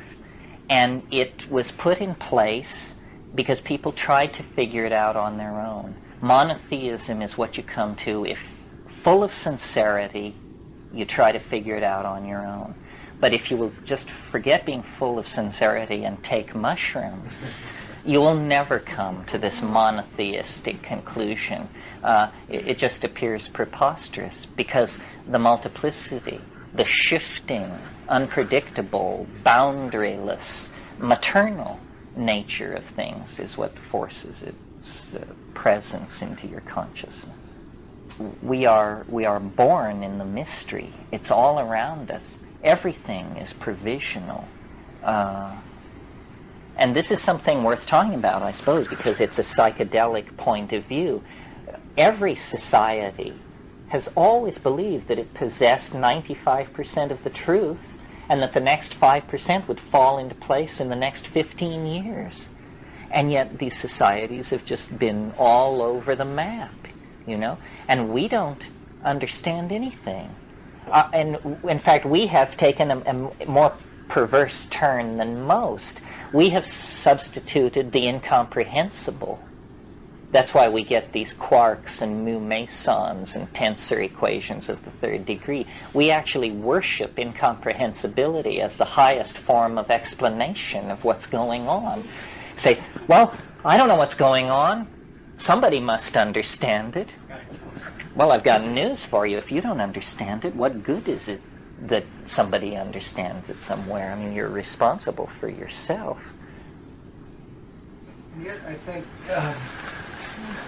that all this technology, $2.5 billion worth of atom smashers, is at some level is being inspired by something transcendental, and is they're trying to achieve love and Godhead and all that stuff. We want to know. We do want to know. And to science's credit, and this is what I love about science, is that it's not kidding itself. I mean, the thing that the thing that I go back to over and over again, and that makes psychedelics different, and that makes what I'm doing different, is you're not asked to believe anything. You just have to do something. In other words, you're invited to perform an experiment, not accept a belief. And taking a psychedelic is an experiment. It's not an act of religious devotion. I mean, you may do it in a devoted and religiously sensitized way, but it's an experiment to see what happens. And if it works, it can be repeated. Delusion is a terrible thing, and the world, there's a lot of it in the world, and probably psychedelics have to take the blame for some of this. I mean, all these rishis, roshis, geishas, and gurus that are running around with their hands out, this is largely can be put at the feet of psychedelics. But you mean, why should we blame psychedelics for this? I don't think anybody would have given any of this a thought if they hadn't had psychedelic experiences to show them that the mind is not what they assume it to be. I mean, the great impetus to Eastern religion came in the 60s when all of this stuff was happening. I'd like to ask a little further about the animal experience of time, and that they are stuck in the point present. They don't have a sense of future or past. And my own experience with marijuana is that I lose my short-term memory. And in my foolish days when I used to try to drive after getting really stoned, I remember looking to the right and it's clear, and I look to the left and it's clear, but I forgot what it is on the right. So I to the right and it's clear, but I forgot what it is. And I'm going like this, and I can't hold anything in my mind for even that long. And it's terrible, you know. When you're driving, it's awful. But I don't find it pleasant in any sense. You know, when you read, you forget a paragraph. And you're on to the next paragraph, and I wondered if that's somewhat like the animal experience is like, and also I wondered if that was an attribute of mushrooms and ayahuasca, that loss of short-term memory. I don't particularly like that experience. I don't like that either. I really don't like it when it's acute. But I don't think that's necessarily a part of it. I mean, it's, you know, you don't want to try and pigeonhole the psychedelic experience, because what it is it's everything. I mean, once you think you've got it figured out and that it's always going to be this, and then the next time it's completely something else. So much can be done. So much can be structured and learned. I mean, I think basically the kind of psychedelic experiences most of us have been having have been just reconnoitering. You know, we sail over the territory and photograph the landscape and take it back and study it. But what you could do if you landed down there, what you could do if you actually learned the way of it, is, I think, you know, it's very inviting. In spite of the fact that psychedelics have been around for, 50,000, 100,000 years, I still can't shake the impression that it's going to have a historical impact. That they're going to eventually get around to noticing how odd it is, and noticing that it's right in the center of ourselves. The real problem is getting the word out about what it is. So many people have taken a little bit of LSD or a little bit of psilocybin or something, and then they think they know what the psychedelic experience is. But you have to spend time poking around, and you have to take chances, and eventually the ice will break underneath you, and to your absolute horror, the thing you have been trying to cause to happen will then happen. But you almost always have to trick yourself, trap yourself into it. I don't know what the limit of this stuff is. I certainly have been as stoned as I ever want to get. I mean, I said at the time, let it be noted, I don't ever want to be more loaded than this. Make a Yeah. comment about language. The little film that I'm trying to get produced, in its message side. It deals with the issue of what do we let go of and what do we hold on to in this shrinking world of our own ethnic heritage. And as the world shrinks, there's a move towards homogeneity. And what's really happening right now is people are really pulling back into their in-group. I mean, the Muslims have done this most profoundly because it's very frightening to have to all become one. And the idea of all being a consumer of white bread, homogeneity is a horrible image. But the thing that people are willing to share, I find, is their cuisine. Everybody's willing to eat and explore and relish in each other's food. But the thing that nobody's willing to give up, or few are willing to give up, are their languages. And you can see they're talking about Quebec seceding again from Canada. But that there's something about our attachment to language that's really potent. And you're giving up not just... it's a worldview. It is really ourself. I mean, that we also are made of language. I said the world is made of language. Note that you are part of that world and are made of language. I don't know whether the appetite for stuff will drive people to abandon their fear of merging. I think, a lot is going to be lost. A lot has been lost. I mean, the extinction of the mammals that began 50,000 years ago. It was 50,000 years ago that was the greatest number of mammal species on Earth. There's been steadily falling species since about that time, mostly due to human predation. And, we're not going to bring back the giant ground sloth and the woolly mammoth and the glyptodont. They're gone for good. And there's no getting away from the poignancy of this process. The cruise is over. We're in the lifeboats. The ship is going to sink. The question is, how does this adventure end? But there's no question that there's going to be a lot of loss and redefinition. I mean, usually in these weekends we get to a place where it comes down to being, this thing about the space issue. Because people love it and they hate it. And it has a lot to do with how you relate to the male ego. Because it's the engineering dream come true, that and nature disappears. You replace it with black vacuum, and you say, here we will erect the palaces and whorehouses of the human imagination. We can make them the size of moons. We can do this and that.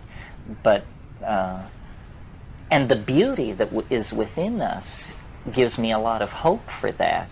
My God, the expression of the design process in this world is certainly awful. I mean, our world is visually hideous, the part of it touched by human beings. But that's very puzzling to me, because when you take psychedelics, you discover within the human body-mind the same kind of transcendent beauty that you see in the rainforest and the Arctic tundra and all that. I mean, immense beauty, and yet we seem to have a very hard time translating it into the design process. Art is, we haven't really talked that much about art in relationship to all this, but the politics of the situation here in this millennial crisis, I think the reasonable response is to push the art pedal right through the floor.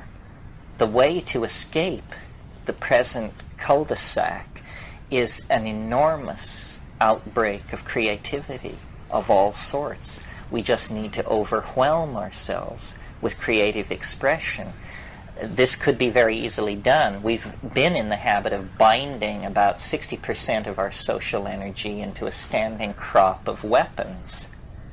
And, whatever creativity is expressed in the production and design of these weapons, it goes on behind closed doors in the most excessively testosterone-festered environment you can possibly imagine, which is a military weapons research laboratory. But if we weren't caught up in that, if we could really direct the resources the way we want, we have no idea how rich we are, and how perverse our distribution of resources is. I mean, a single F-16 fighter plane, standard equipage, costs $120 million. One of these fighter planes. They order them in lots of 500. If somebody were to give $120 million to the New Age, define that any way you like, or to me, or to you, but that's a lot of money. But if you spend it on a fighter plane, it's not a lot of money. You can park a fighter plane in an area twice the size of this room, and there it sits. Useless unless Armageddon should come along. It's about the most useless thing you could do with $120 million. And yet, if you gave that to the sincere, the insincere, the half-sincere, and let them all go off and do with it what they want, society would be a much richer place, and many more interesting possibilities would be developed. So part of saving the world, I think, is to make people angry, to make people absolutely furious with the way we are being managed. The human enterprise is being managed by idiots. And, you know, I don't say they're vindictive idiots, but the case could certainly be made. But give or take that, they're idiots. And we don't have forever, you know. In fact, we have, I think, a very short amount of time to take hold and to insist that human values, which none of us have much trouble accessing. I mean, I'm not saying we're all Albert Schweitzer, but we know what it means to be Albert Schweitzer. Why are our institutions unable to project the human values that we personally are able to feel? And then why do we tolerate that? Why are boys in charge of everything? It just doesn't make any kind of sense. Working our way out of this is just going to require shock treatment. And that's what this shamanic option represents. I mean, I wouldn't preach this if I didn't think the situation were fairly desperate. It's a radical option. It's not a reasonable option. It's a quick fix, because quick is the only fix that counts now. This is not a debating society, the crisis confronting this planet. It's a life or death situation. I don't see any other option. Yeah. Terence, is there any value in looking at the dichotomy of the natural evolutionary self-destruction of the planet, the toxicity of volcanic eruptions, the ice ages, the shifting of the axis of the polar axis, and plate tectonics? All that is going on, and we seem to be a minor player in the rearrangement of matter on the planet compared to what it naturally does itself. And what about that? What about that? Yeah. Well, you're right. The Earth is now understood to be an extremely dynamic environment, locally and globally. As a local example that some of you can relate to, in the last 100,000 years, tidal waves up to 2,000 feet high have occurred locally in the Hawaiian Islands because of sloughing off the face of those islands into deep-sea trenches. The International Geophysical Congress has held meetings about this. I've seen the physical evidence of it myself. A 2,000-foot tidal wave, you would shit white if you saw that. I mean, it's just inconceivable, you know. A 50-foot tidal wave is appalling. On a global scale, 65 million years ago, something crashed down on this planet, and nothing on this planet larger than a chicken walked away from it. You know, dramatic? You bet. This happened between breakfast and lunch one day. So, yes, I think the Earth is a very dynamic place, and part of this psychedelic message is, shake the mud off your shoes, monkeys. You can't always count on it to be like it is. I mean, the mushroom has a kind of a hortatory personality, and it sometimes says things which I don't necessarily agree with that are slightly alarming. I mean, one of its favorite themes is, if you don't have a plan, you're going to end up part of somebody else's plan. And it's speaking to me as a person, it's speaking to human beings as a species. If you don't have a plan, you're going to end up being part of somebody else's plan. The sun has a limited lifespan. There are serious problems with the sun that are not discussed at all, much, except in the scientific literature. It would take major revisions of nuclear theory, which has been in place without revision for nearly 50 years. It would take major revisions of nuclear theory to explain why there isn't something wrong with the sun. The sun is not emitting neutrinos at nearly the rate it should be if it's a healthy atomic furnace. Is it possible that sometime in the last 100,000 years the nuclear fires of the sun have actually slipped off the main sequence? This is an appalling possibility.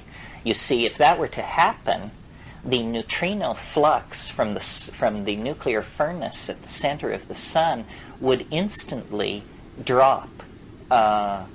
It would be measured within 8 minutes on the Earth, the drop in the neutrino flux.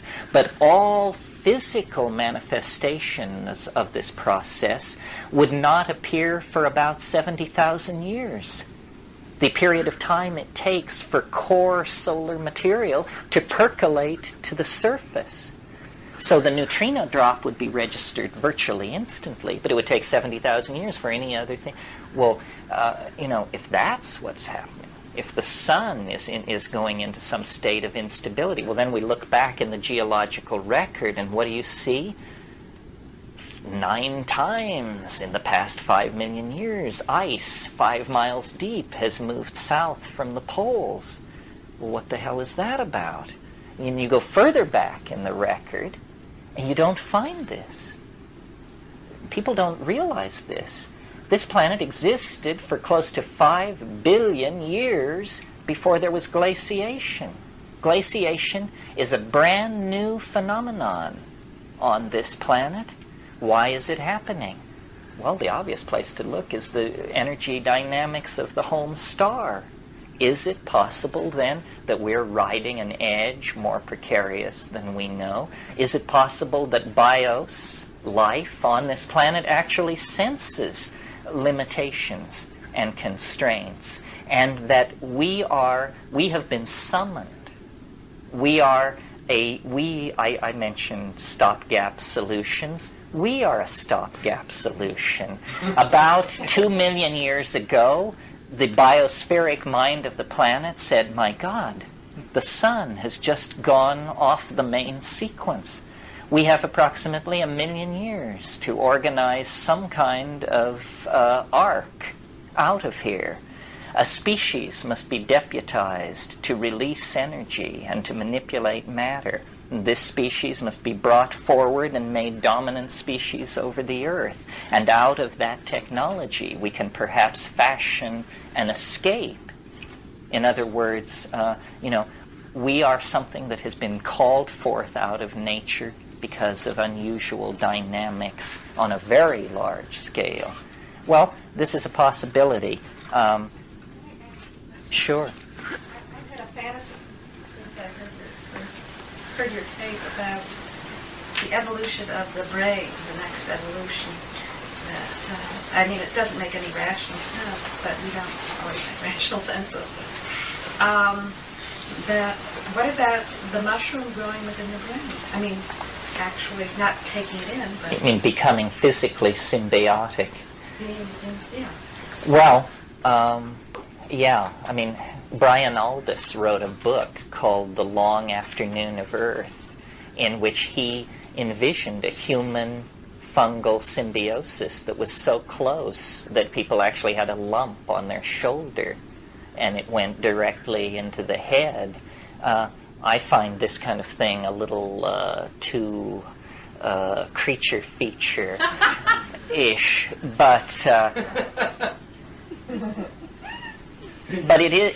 mean, I have had the notion, not a notion, it was more like a delusion at certain times, that, and I can't explain it to you, I will just tell it to you, that the big secret about human beings is that there are three sexes: male, female, and mushroom. And this third sex is I haven't worked out the genetics of it or how in the world we could have gotten so far without understanding this.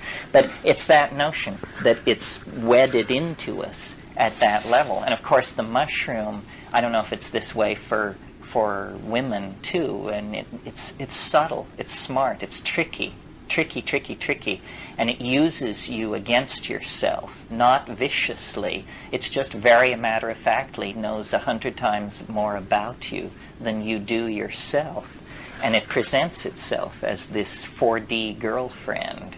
It's the soror mystica of alchemy. It's the invisible female companion.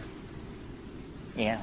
I had a dream a few months ago that I don't know if I gave birth or someone gave birth to these children who were like part mushroom, and they were part fungus, and I felt very loving towards them, but they were actually like, beings, but they were like part mushroom and part human. It was all very sweet, it wasn't ghoulish or anything. Well, yeah, the symbiosis is coming together.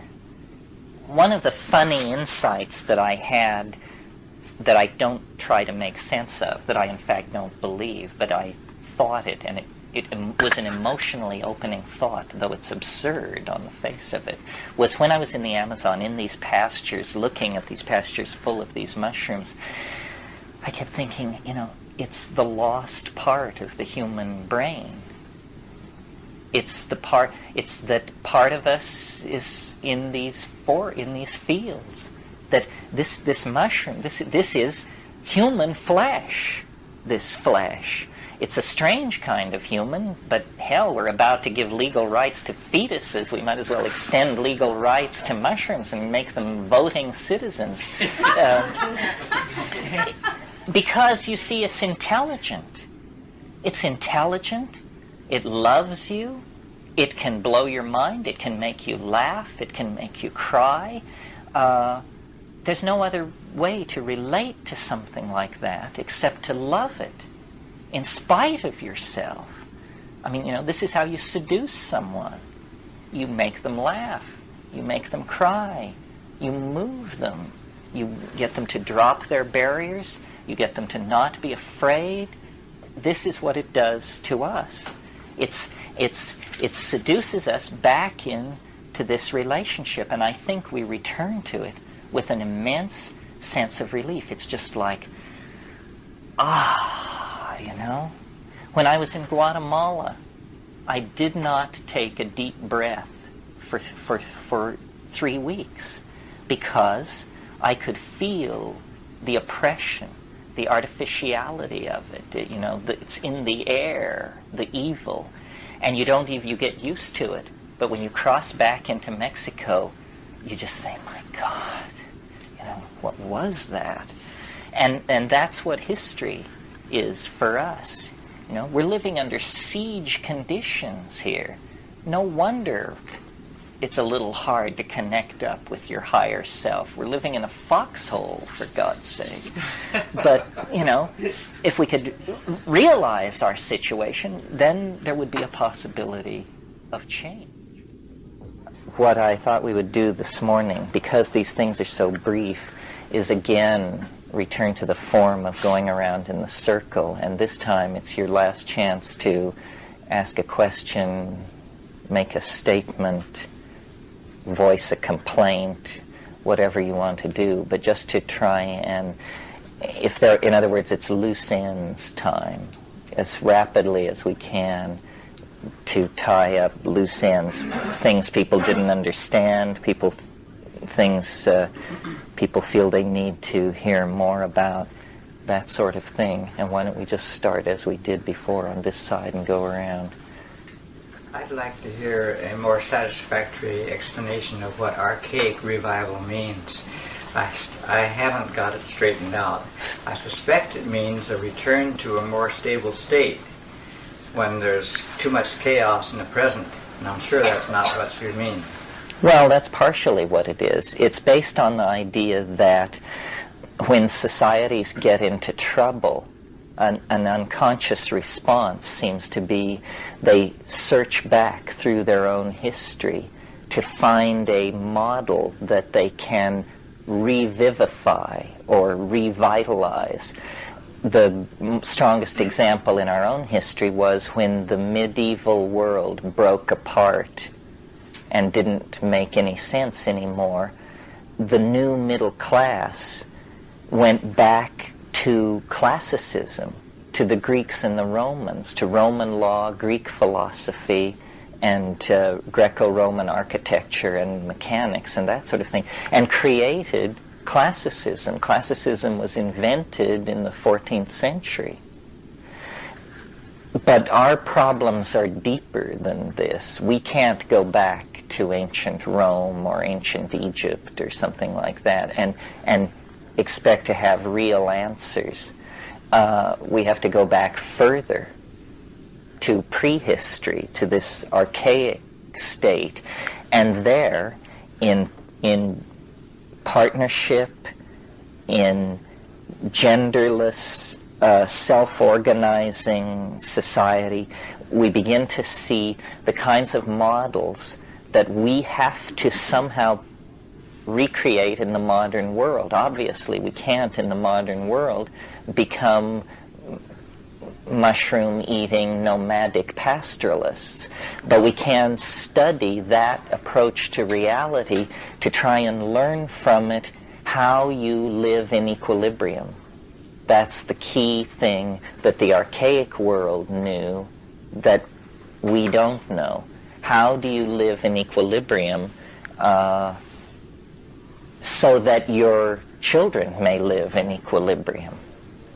Because otherwise you get a cycle started that's going to shove somebody over the cliff. And that somebody, in the present case, is either ourselves, our children, or their children. It's no further away in time than that. So the archaic revival is the idea that all of the, and I see the whole of the 20th century, the discovery of the unconscious by Freud and Jung, the dissolving of the naturalistic image at the hands of the Cubists, the probing of the dream state by the Surrealists, the exploration of mass ritual by the Fascists. I mean, it wasn't all good, this stuff. But what all these things had in common was they were a return, an appeal to a level of the mass psyche that had been ignored and denied for a long, long time. The LSD taking of the 60s was the same kind of thing. I come out pretty strongly from McLuhan in the idea that as the emphasis, as the ratios of the mix of media in a society changes, the sensory ratios and values of the society change. And we're living in a post-literate, post-linear kind of world now, where a whole different set of assumptions make sense. And they're archaic assumptions. The archaic world was a non-linear, pre-literate, audial, all-at-once kind of world.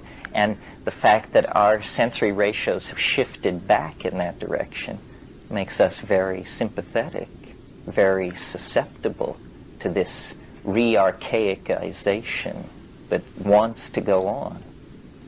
Thank you. Paul. Yeah. I guess the ultimate psilocybin question is can you envision, Terence, in your wildest imagination, that we as a society, instead of individuals taking mushrooms and gaining some enlightenment, that we will ever be able to do it in an organized, mass way? Do you have that vision? You mean that someday it will be legal? legal and encouraged, the mass taking of? Well, obviously it would take a total revolution. The current thinking is that the big revolutions in the world have to do with the internal contradictions of Marxist-Leninism.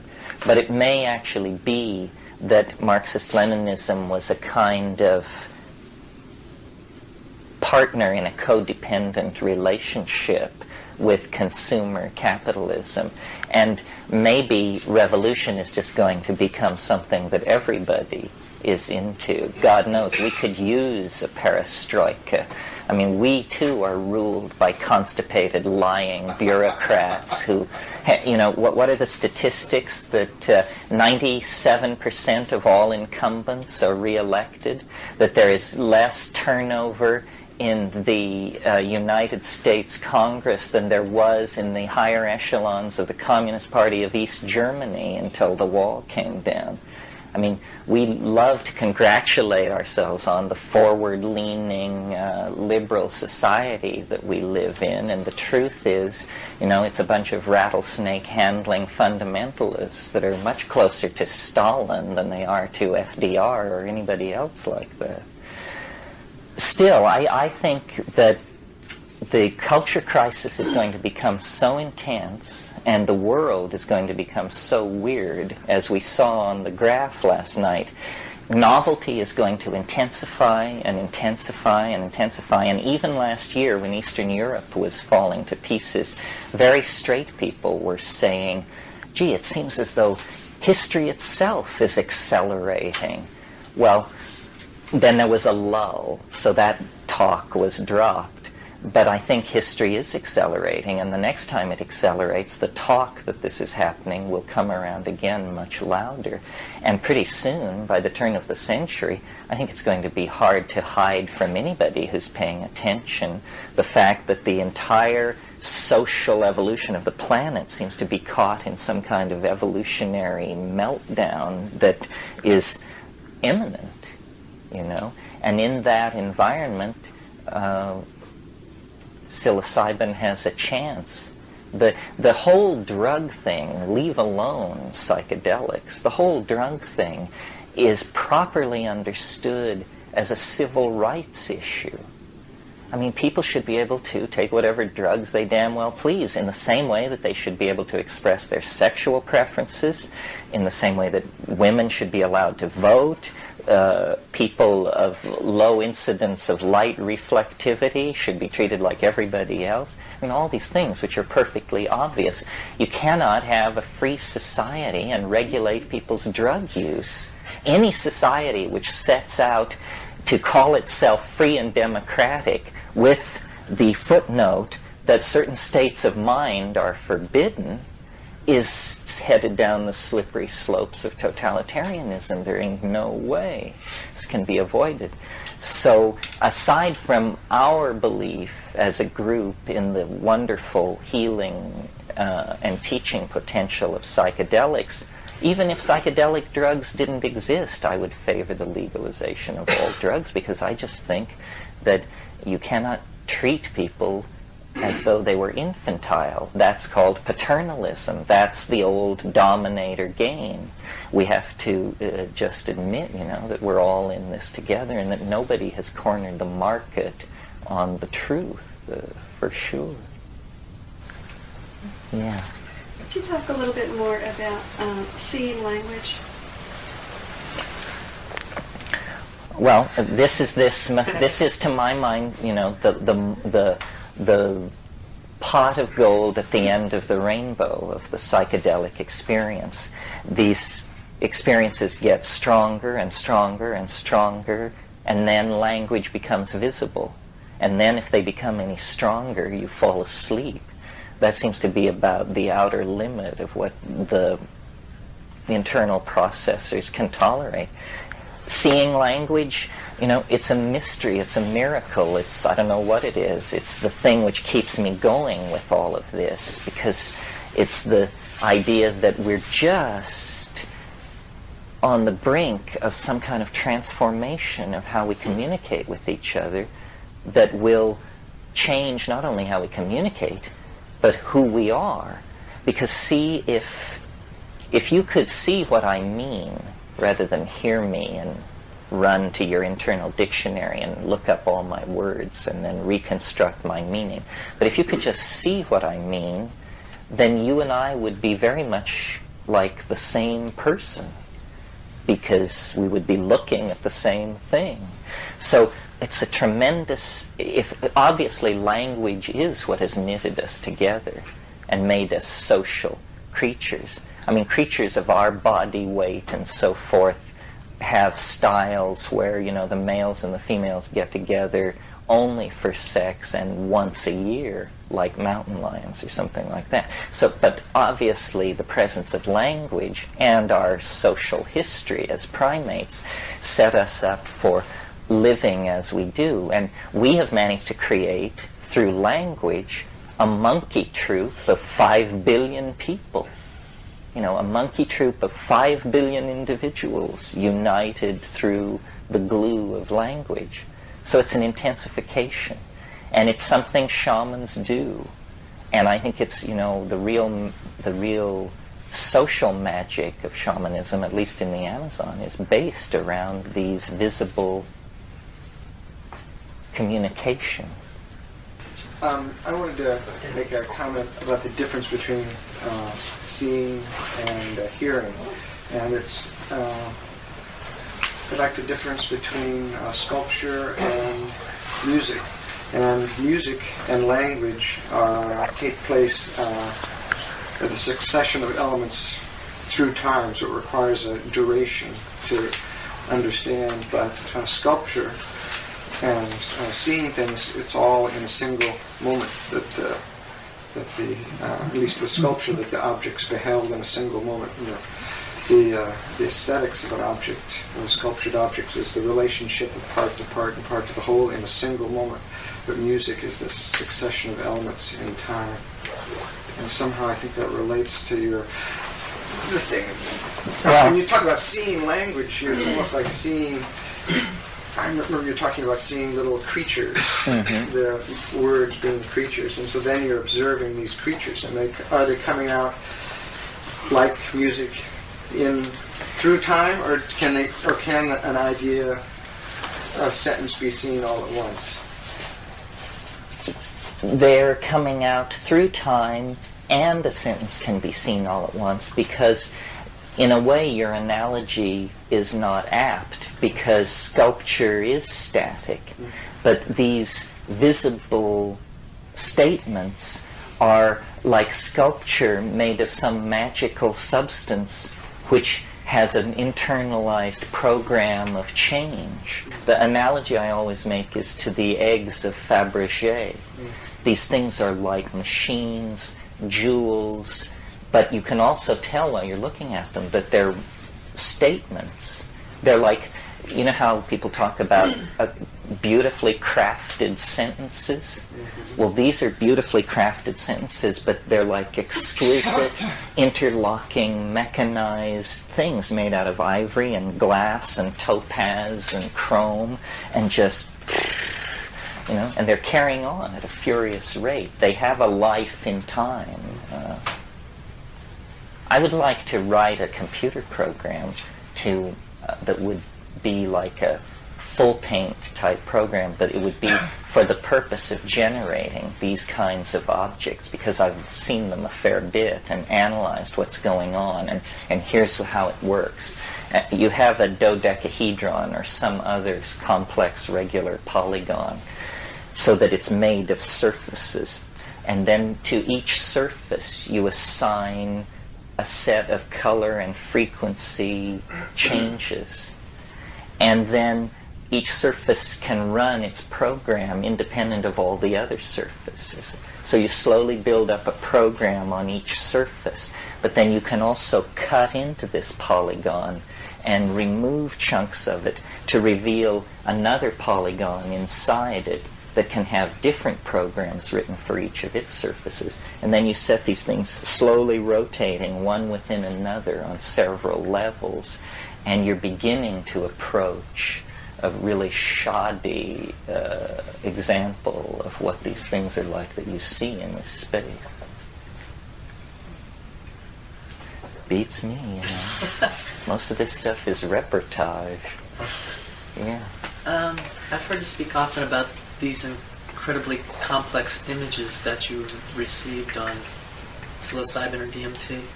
I'm just wondering if you've ever had an experience of total emptiness or voidness. I mean, the most profound experience I've ever had on psilocybin was actually being void of any content at all, but not being like blanked out or something like that. Just being aware of it. Well, I think this may have something to do with philosophical bent and proclivity. I never got any of these Zen-y states. The white light, the black light, and it's probably in my personality. I really stress visual hallucinations. And people have hassled me about this and said, but psychedelics open your heart, they do this, they do that, and all you ever talk about is visions. It's because, to me, the vision is the proof, and I guess I'm still a skeptic after all these years, the vision is the proof that it's not me.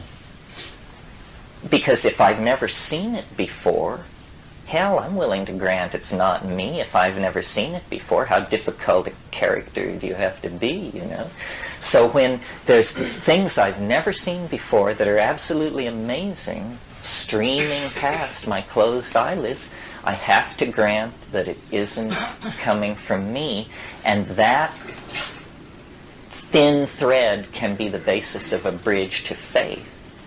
If it isn't me, then there's something out there. God, the devil, who knows? But at least somebody. Now we can begin to have a serious spiritual quest. There is a signal. We're getting a signal from the other, and it can be pursued. But it's the task of a lifetime. Well, now I hear you mention faith, and it seems like yesterday morning you said something along the line of, I'm not a believer in any sense of the word. But what I wanted to ask you is, in the context of the chemicals in the brain and the pineal gland and so forth, what do you think of fasting as a way of altering consciousness? Fasting, I think, is probably very effective. If you analyze this whole rap here about the early mushrooms and the primates and all that, really what's being said is that diet is the key, that foods are very important. And this is what they're saying about ayahuasca in the Amazon. They say half of it is ayahuasca, but the learning of the shamanism and the becoming of this superhuman type of personality is all in the diet. And shamans in the Amazon, when they're trying to establish their credentials with each other, do it by saying how long they kept the diet. Somebody will say, well, I did it for 2 years or something like that. I just thought of something about the shamans in the Amazon. This magic phlegm that they bring up? Right. What do they do with it? Do they spit it out finally or swallow it back down or what? What do they ultimately do with it? It's hard to find out stuff like this when you're a guest. I don't know. I didn't see where it went. Did you see it? I've seen it. And because if they use this to pull a disease out of somebody or poison or some kind of illness-causing thing, if it's like a magnet that pulls this out, right, then if they just keep this inside of them, that wouldn't be very safe, I wouldn't think. So I just... Well, talking about what it is and judging whether it's safe or not, what is this phlegm in the first place? When you're really there, really dealing with it, you're pushed toward ideas like that it's a zone of space-time which repels English. What? In other words, it's a magical substance. It comes out of their body. Calling it phlegm is because we're following some anthropologist in the 1920s who, went back to his tent, scratching his head, and tried to figure out what the nearest analogy to this was. But what they do is they also, in some of these tribes, the story goes that they can force this stuff out on the surface of their skin. And I don't know what this is about, but I have had ayahuasca visions where it's like a black field and suddenly there's a huge, huge black hand and I can see in the lines of this hand jewels. And it's just there, this black hand. It's not your hand. It's not my hand. It's a black hand. Where does it come from? I mean, is it on your hand? No, it's like in out of the a sky. vision. And then I see in the lines that this, what I thought were jewels, is some kind of sweat, which is seeping out. And you look deeper into this stuff, and you see, that wonderful line from 2001. My God, there are stars in here. And it's completely disorienting. No, the magic is real. I have no idea how far you can go. I mean, one of the paradoxes of what we're doing here in this room is, here I sit. I have 2 children, a wife, a mortgage, book contracts, lawyer, all this. Here you sit with whatever you brought to this. And we're talking about this stuff. If any one of us cared to, we could turn ourselves into something that none of the rest of us could relate to at all. We could become a sage. You could go up onto Cold Mountain, and those of us left down in the valley would say, oh yes, I saw him 3 years ago up in the mist, naked as a jaybird, hauling firewood out of the woods. These places, there's no barrier between you and these places, except is that what you want? Do you want to become utterly incomprehensible to the community because you are so deep into the unspeakable? Maybe. And that's what a shaman is. A shaman is somebody who's just on the edge. They just have one finger back in the world of the rest of us, and then they're in this stuff. Well, seeking that used to be called the spiritual quest. But as I said to you, we found the means to do that. We found the answer. You just go and live in the wilderness and take mushrooms and, kohung, move over. But, what to do about that? I don't know. I mean, I really don't know, because I'm attracted to it. I want to go as far as I can go. But when you realize that you can go so far that nobody will even remember that you ever existed, the other can close over you so utterly. Well, the reason I ask is because a lot of times they say that, that gurus and different people take on the karma of the people that they heal or they work with. You've probably heard this theory before. And so I wondered when these shamans were healing, if they magnetized out some kind of illness or something, where does that go? Well, they have, yes. They're very concerned about the power of this illness, and they have techniques. And many times after a big curing, a shaman will fall sick. And, if you want to understand this, read Jung's book called On the Psychology of the Transference. It's the same in all cultures. You must be able to turn back the transference if you're a healer. Otherwise, you'll be killed, ultimately. And all psychiatrists, psychotherapists understand this. Or if they don't, they're at great peril. Did anyone happen to see a film called From Beyond? And the premise was that there was a machine that induced visions into the spiritual realm and stimulated the pineal gland. And what happens is a couple of people, the inventor and someone else, got hooked on the machine, and the pineal gland started growing out of their forehead. And Hollywood. It was big on special effects. And the one guy, his whole body was just like totally transformed, and he was always, on this machine and so forth. It reminded me of what you're, kind of a electronic artificial version of... Yeah, well, this is also coming, artificial technologies. Where are we in this process? Yeah. Well, I'm quite satisfied with questions at the moment, but I'm commenting on that with respect to the pineal gland and visions. The pineal gland feeds directly from the ocular nerve with no interceding brain tissue. It's just a direct connection. So the colors that one takes in are directly responsible for the particular secretions of that gland, which is one of the reasons why television is described as being difficult on people and causes real hormonal problems if you watch it enough, because you're dealing with a very restricted spectrum of colors, that sort of thing. The additional thought occurred to me that everyone who's watching television at the same time, their nervous system is being pulsed at 30 times a second, even though they're not conscious of it. But every TV set in the whole United States is exactly in sync with each other, all at 30 times a second. It's like this sub-audible dial tone that's going through everyone's brains, which has kind of an ominous tone to it.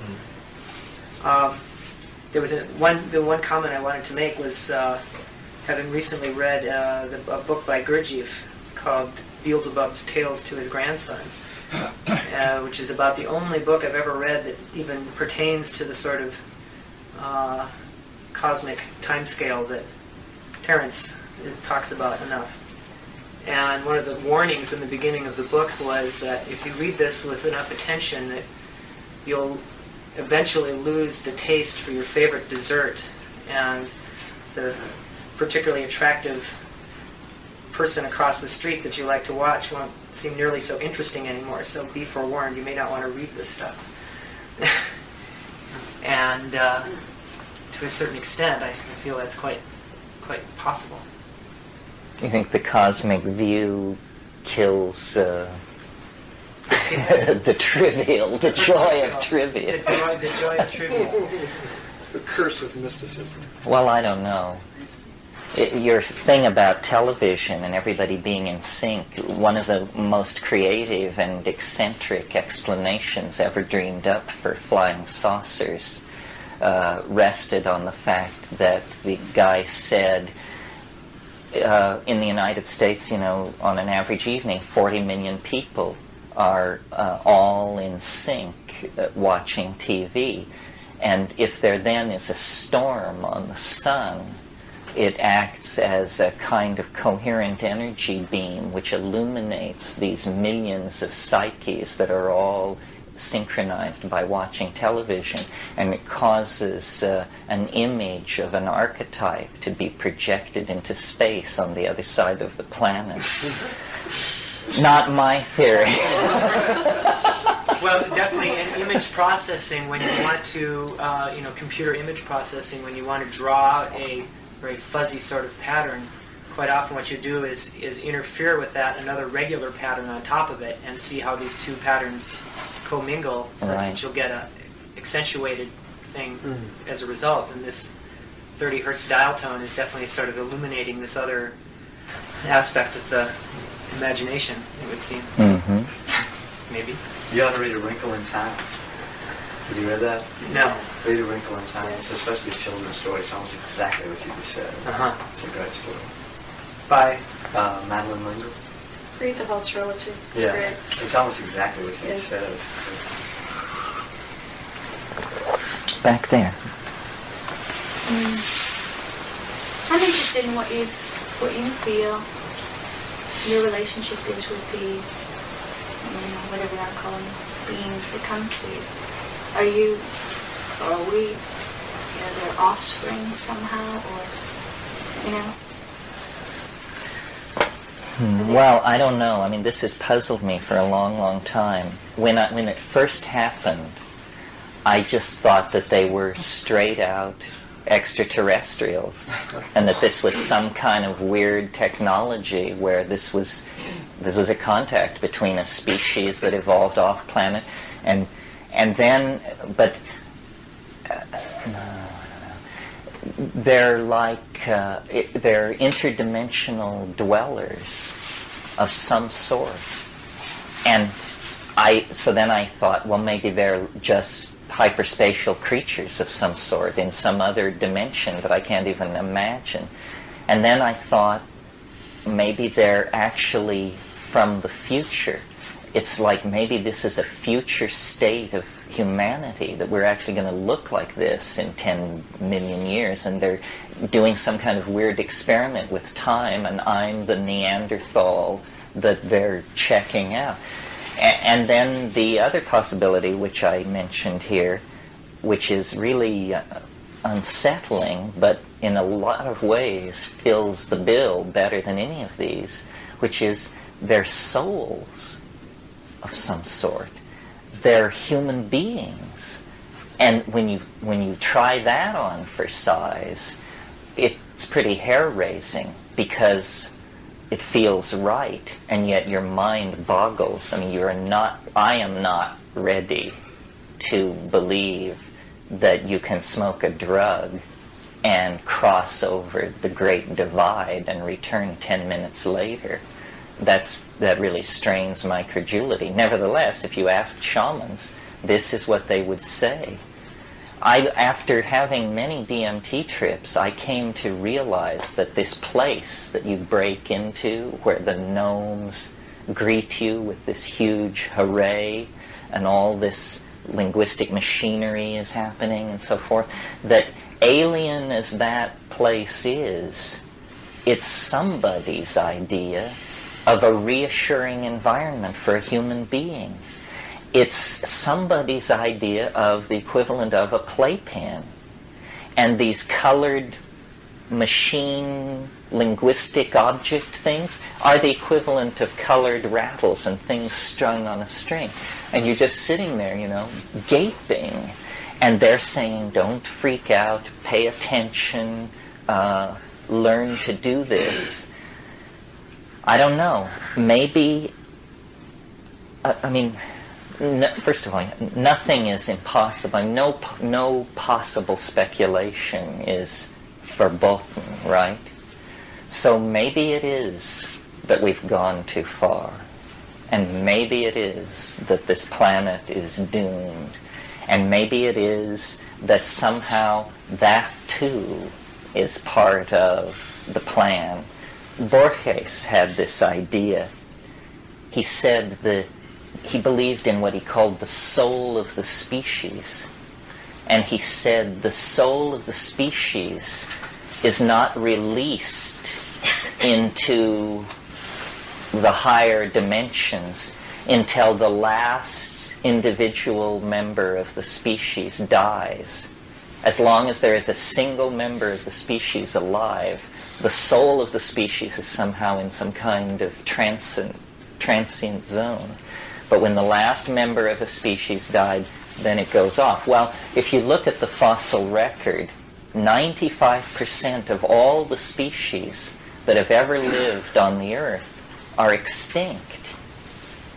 From that point of view, it looks as though biology is a process for producing extinction.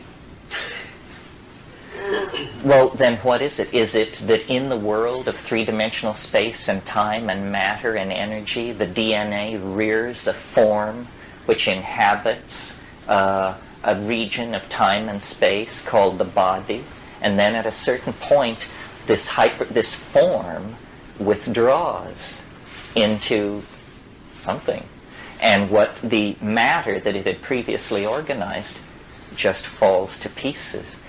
I don't know, but the entities in the DMT place are a real challenge. They either are the dead, extraterrestrials, or interdimensional dwellers. Any one of these is a headline in the supermarket checkout line, I assure you. Yeah. I'm not exactly sure what I want to ask you, but I did recently have a dream that we were all linked together. It seemed like you had the same experience. I'm not sure I'm feeling that. To know if you have anything else to say about that in relationship to affecting others. You are in... Well, I think that, the link that we cannot evolve, we can't change the world any faster than we can change the language we use to talk about it. And changing language is a collective activity. You empower memes. I talked about this. You create a concept and then you empower it by spreading it and by communicating it clearly enough that in the act of spreading it, it doesn't get badly copied and get all mushed up, so that after it's been copied 10 times, you can't recognize it. I sometimes have this experience. People quote me to myself. and I'm just amazed, you know. And sometimes it turns out it's verbatim, and I'm still amazed. But the linking together is through the evolution of language, and we've never, ever attempted to engineer language. We've always let it just grow like topsy, not realizing that certain language habits are very toxic. Certain language patterns give permission for very detrimental ways of thinking. I mean, for instance, the subject-object relationship in English, or the assignment of gender to things, and that goes on in a lot of languages. These are habits of language that then become tremendous social problems for their inheritors. The use of the word it. It's raining. Yes, it's sunny. or What is funny? or the I. You know, I mean, there are languages where there is no first-person pronoun. The only way you can refer to yourself is by the extremely clumsy form, this person. This person thinks, yak. Yeah. Yeah, I was curious. You've mentioned DMT and visions of, I think you said dodecahedrons and things like that. And then you mentioned they're saying to you to kind of stay with it and just hang in there. I'm kind of curious about this dialogue of DMT and the logos in psilocybin.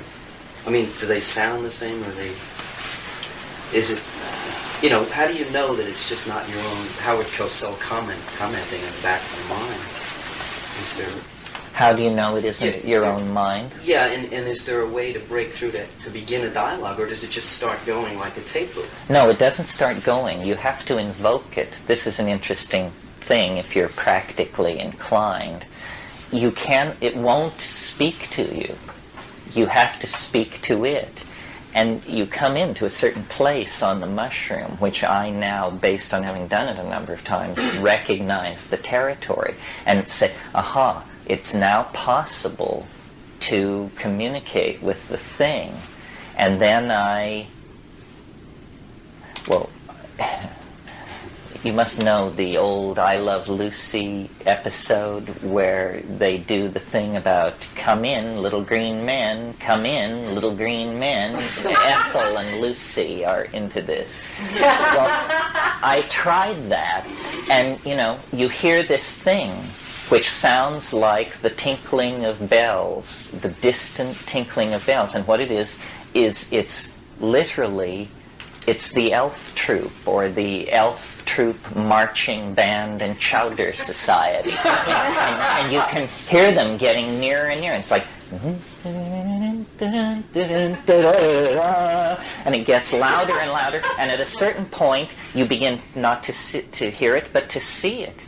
And it gets brighter and brighter and clearer, and finally they're all around you and jumping up and down and saying, how do you like it, Mckenna? And all this other stuff that they say. And, they're gnomes.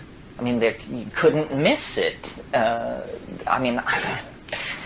I'm still me, of course. I'm still just as I would be sitting here. And it's so hard to assimilate. That's why I say, sitting here in a room talking about this stuff is nothing as to being out there signing treaties with the folks. That to me is what may be part of following up a little bit on the question, that when you say logos, is this the machine elves? Are they the logos? Terence, we have something. No, the logos is something a little subtler that is that's actually stuck with me ever since La Chirera. It's just a quality of thinking that I recognize to be clearer and deeper than my own. And it usually takes the form of, why don't you try this with regard to some problem? Why don't you try this? And I know immediately it'll work. It's got the tone. That's the real thing. I just go and do it, and it always works. Okay. And it's these, evolved ideas. Okay, so I can understand that, that's your subjective experience, some people don't get the machine elves and things like that I talk to, but you mentioned the mark of this was terror. So, I mean, I can already realize that being in that domain is enough of a terror in itself, but you said the mark of, or the proof of this was the trip, some of these trips were terrorizing for you, but I'm trying to understand, there must be something else going on that's enabling you to feel terror, or... It's the implications are what's terrifying. This. Because you know that amazing moment in Rosemary's Baby where she's in the dream and then she sits up and she says, "My God, this is really happening." Well, that happens to you in the DMT thing. You realize at the center of it, this is not a drug. That's preposterous.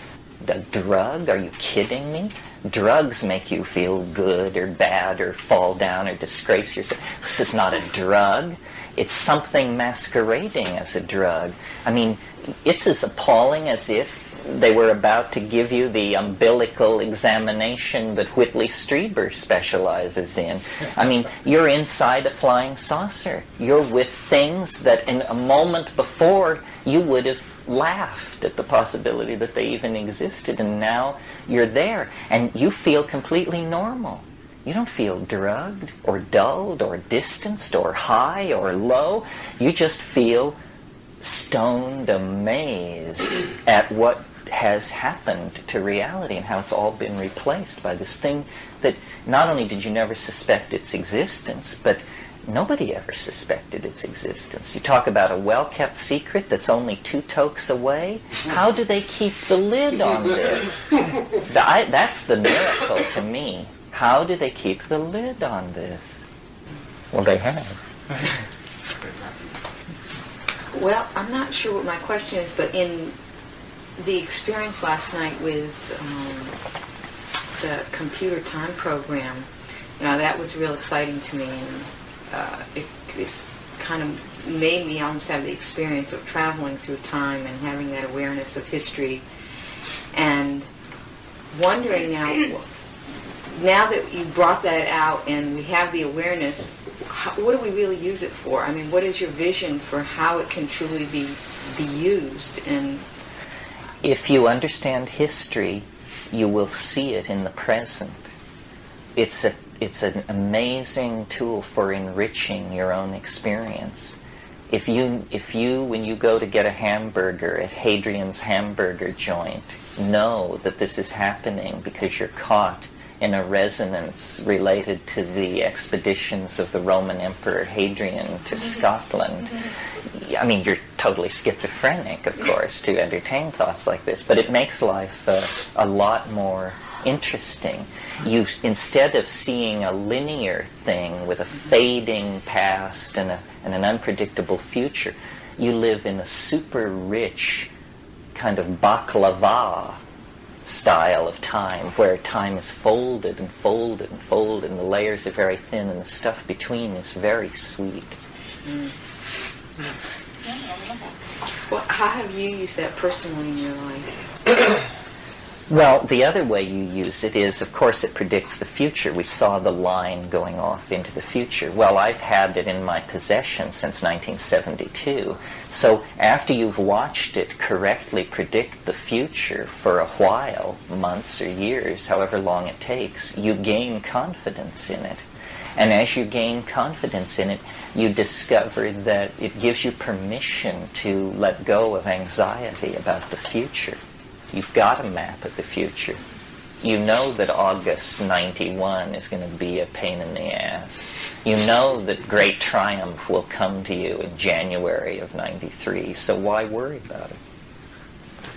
You know, you just then go and live your life, and as you watch the wave unfold, confidence grows and grows and grows, and what's happening, you see, is without any fanfare or, alien symbiosis, you're becoming a hyperspatial person. You're adding a dimension to your view of the world. The future is changing from a question mark into a map that you're quite confident is working for you. And anxiety about the future is a major thing twisting people around. So if you could get agreement on this, it's the Tao, live in the perception of the Tao. It's just people didn't ever think that would mean you'd go and look at a printed output from a computer. But the exhortation is the same. Live according to the constraints of the Tao. Gain and loss are the same. Yeah. I thoroughly enjoyed this weekend. It has really given me much food for thought. Eons and eons of years from now, even. And I'm very interested in what the best setup is for taking the mushrooms. The amount and time of day, condition, whatever. I think there must be, in your experience, I'm sure you've tried all of them, there must be a one way that is perhaps lends itself better to the mushroom than others. How to get into the trip. Yes. Well, yes, I haven't said it this weekend, but it's practically a battle cry of mine. It's 5 grams in silent darkness on an empty stomach. And I'll explain it, 5 grams. Now, when you must weigh it, a lot of people take mushrooms, and when you show them what 5 grams is, they pale visibly. Because, yeah, 5 dried grams. And it's, several mouthfuls. So, and I'm speaking for a 145-pound person. Obviously, if you weigh 90 pounds, you back it up a little. And if you weigh 230, you might go a little up. But 5 dried grams on an empty stomach, all that means is don't eat for 6 hours. Silent darkness. Silent. And a lot of people disagree with me about this, and they want to listen to the Moody Blues, and they want Bach, and they want this. Forget it. Nobody's going to listen to you if you come out of this experience saying Johann Sebastian Bach is God. We know that. So, and it's very confusing because the music becomes everything if you listen to it. I mean, you cannot separate it from the trip, and people will not believe that the trip without music will be just as rich as the trip with music, because they've already decided they're inadequate, that out of their own depths they couldn't possibly produce a psychedelic experience, so let's have the B minor mass thrown in just to help it along a little here. So silence, silent darkness, and then darkness. Why darkness? Because the hallucinations actually need darkness in order to form. They form behind closed eyelids. And so what I do is, I clear the decks, and I try to pick a point in my life when I don't feel too anxious and oppressed by trivia. I unplug all the phones. I get rid of every obligation. I roll up 3 or 4 bombers, and I then wait on an empty stomach, and about 9 o'clock at night, I take it. And I just sit, as I'm sitting now, waiting for it to come on. Once I've taken it, I am completely in the sacral space, even though I don't feel anything for an hour and 20 minutes. Some people do the ironing and, chop up some stock or something, but I just sit. And then it begins to come on. Some people say it comes on very quickly and so forth and so on. For me, it usually doesn't really come on until the hour and 20-minute mark. There may be a surge of nausea at 40 minutes or a need to take a leak or something like that, but then I get back and resettle. And at an hour and 20 minutes, it comes, and it comes as a wave. It's almost like a very sheer silk scarf just drops over me, just settles over, and I think, oh my God, here it comes. And then it comes, and it's a wave of hallucination. And if I gauge it, but at that point I smoke. And something about the cannabis synergy meeting the psilocybin, it is spectacular. I mean, you think that everybody from Vancouver to Tijuana must have just thrown themselves on the ground as this thing. I mean, it feels like the sun exploded. It feels like you're watching through 11 feet of quartz crystal a hydrogen furnace on the other side. You cannot believe the release of energy. It's like a siren comes on, a siren which you hear and feel, a siren which shakes your body and the building that you're in and everything else. And then it just, pushes you out into, who knows, long periods of time where not a word of it will ever be reported to any other human being. I mean, you see things that nobody has ever seen and will ever see again. You're into it, and it's an infinite matrix in all directions, and it means something. It doesn't just look pretty, it's playing on the harp of your soul with the emotional overtones. Yeah. Have you ever taken it and gone outside? Yes, and I don't do that very much because I really try to control the setting, because the freakiest things happen. I mean, if you in any way lift your foot off the pedal of controlling the parameters of the setting, the damnedest things will happen. I mean, grizzly bears will break into your house, motorcycle gangs will arrive, flying saucers will attack. It's weird to go outside. Do you eat the mushrooms or just drink the tea? No, I eat the mushroom. Do you have eye shade on, did you say? No, I just sit in darkness, but I really pursue total darkness. I mean, I won't, What specific species of mushroom is the best? Are there several different species? There are many species, but the only one you'll ever encounter unless you're a specialist is Stropharia cubensis. That's the one that people grow and that is an item of underground commerce. And it's the one that grows in the dung of the white cows and is the one that I'm implicating in the evolution of human beings. Over here. Just back to language for a minute. I don't really have a question, just reiterate a couple of things I said yesterday to you. I'm trying to break into my own computer and stop habitual behavior. Got a long way to go. And starting with language, just picking the phrases or words that you use the most when you're lazy. It could be profanity or outrageous, amazing, very interesting.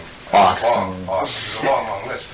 Well, those are all cop-outs, I think. And if you can stop yourself at that moment and say, wait a minute, that's not really expressing an articulate thought. I think it sends a message. It does break into the computer and says things are changing, Yeah, paying attention.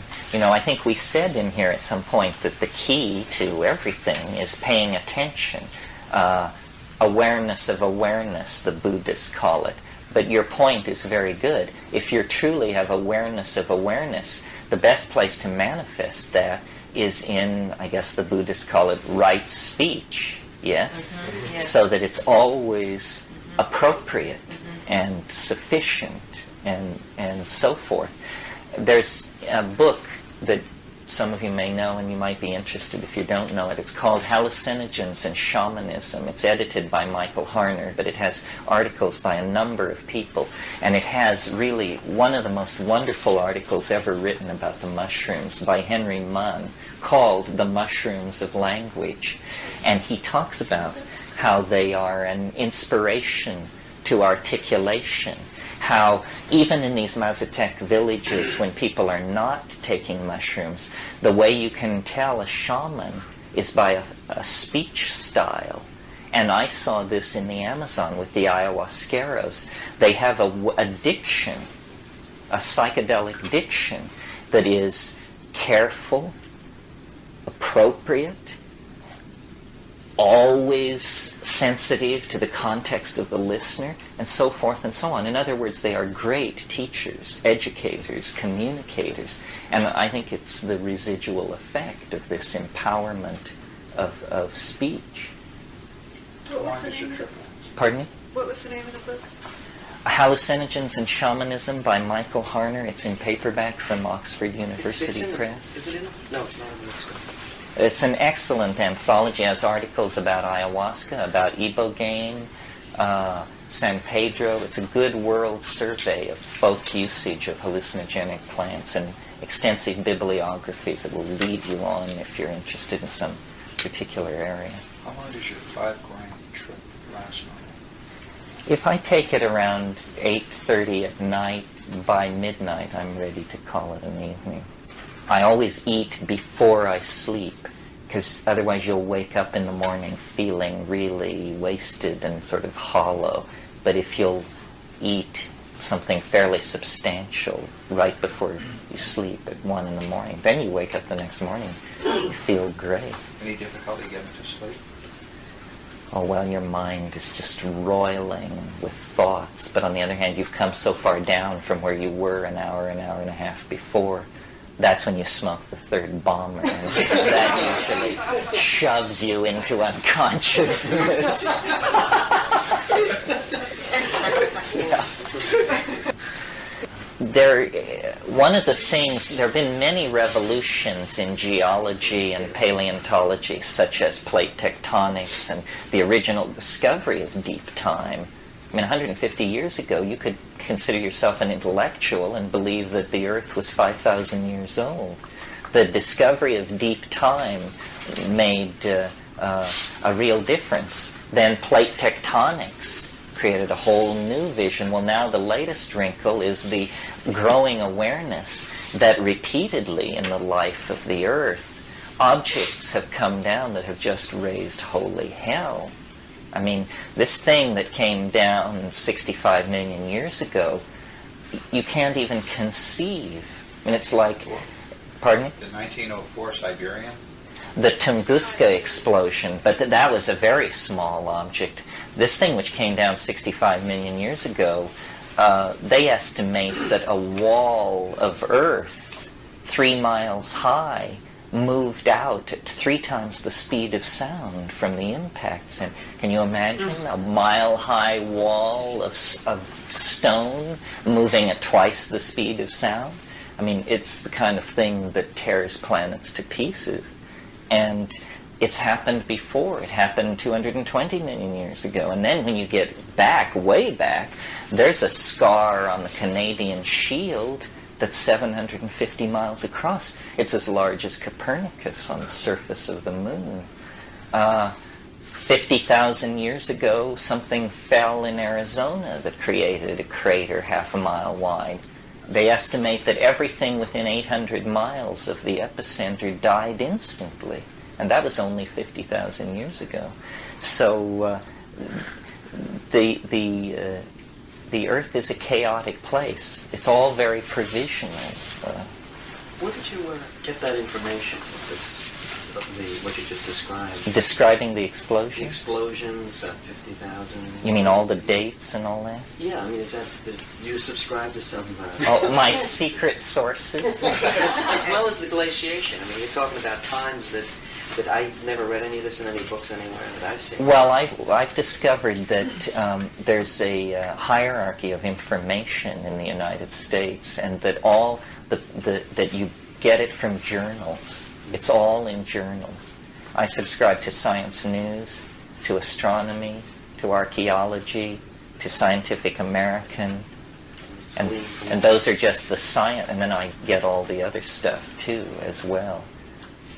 No, science is in total crisis. Cosmology. I mean, did you know that they are seeing structure in the universe at scales so large that no laws of physics can account for it? I mean, the galaxies are arranged like trees in an apple orchard, out to recessional distances 3/4 the life of the universe.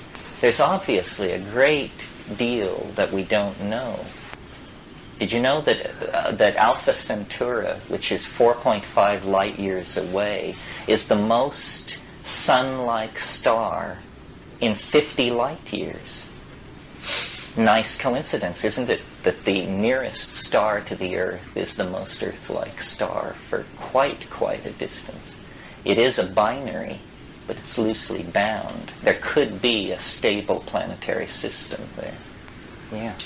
Yeah, I've been coming here since '74, Esther, and this is the first one that is about the meaning of life.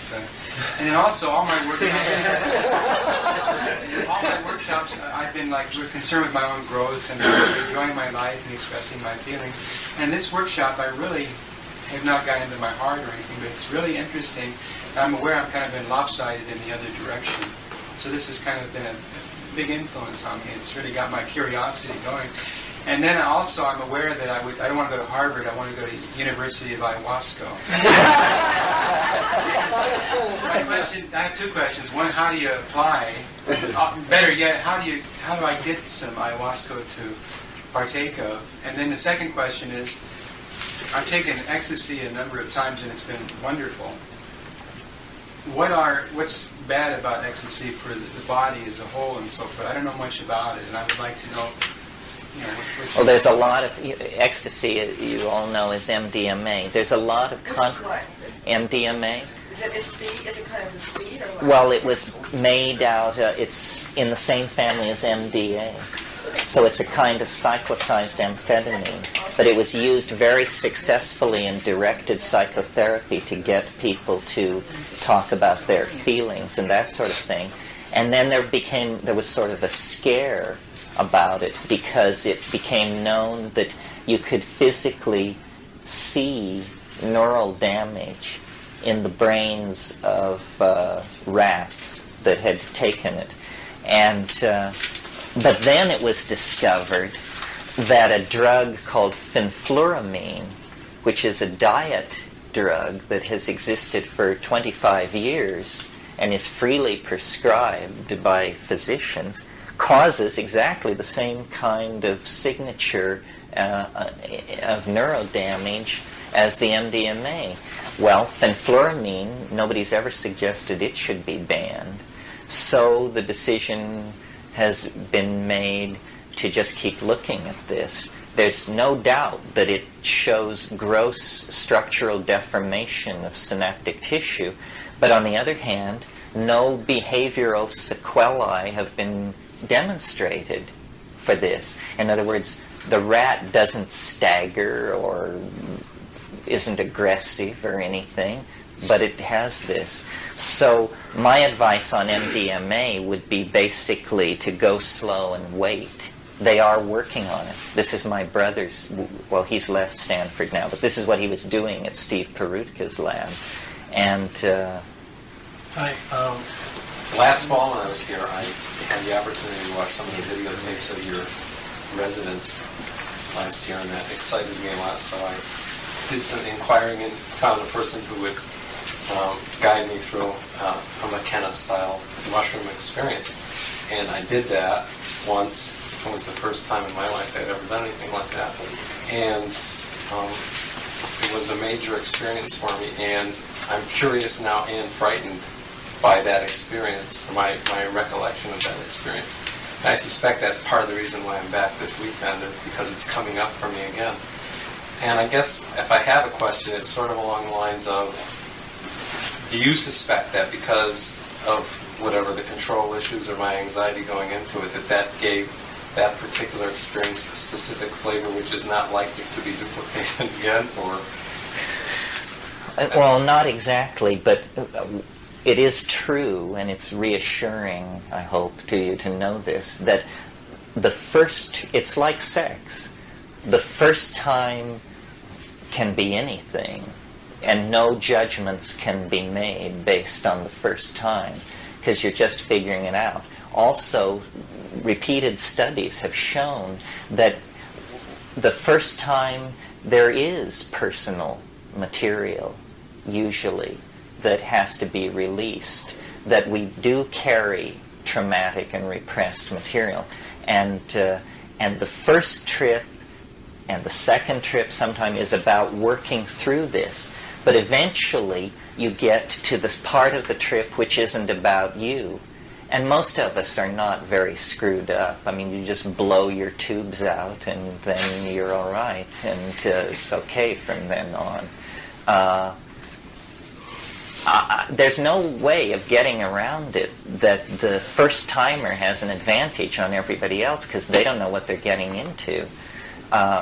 it makes me very anxious to do it.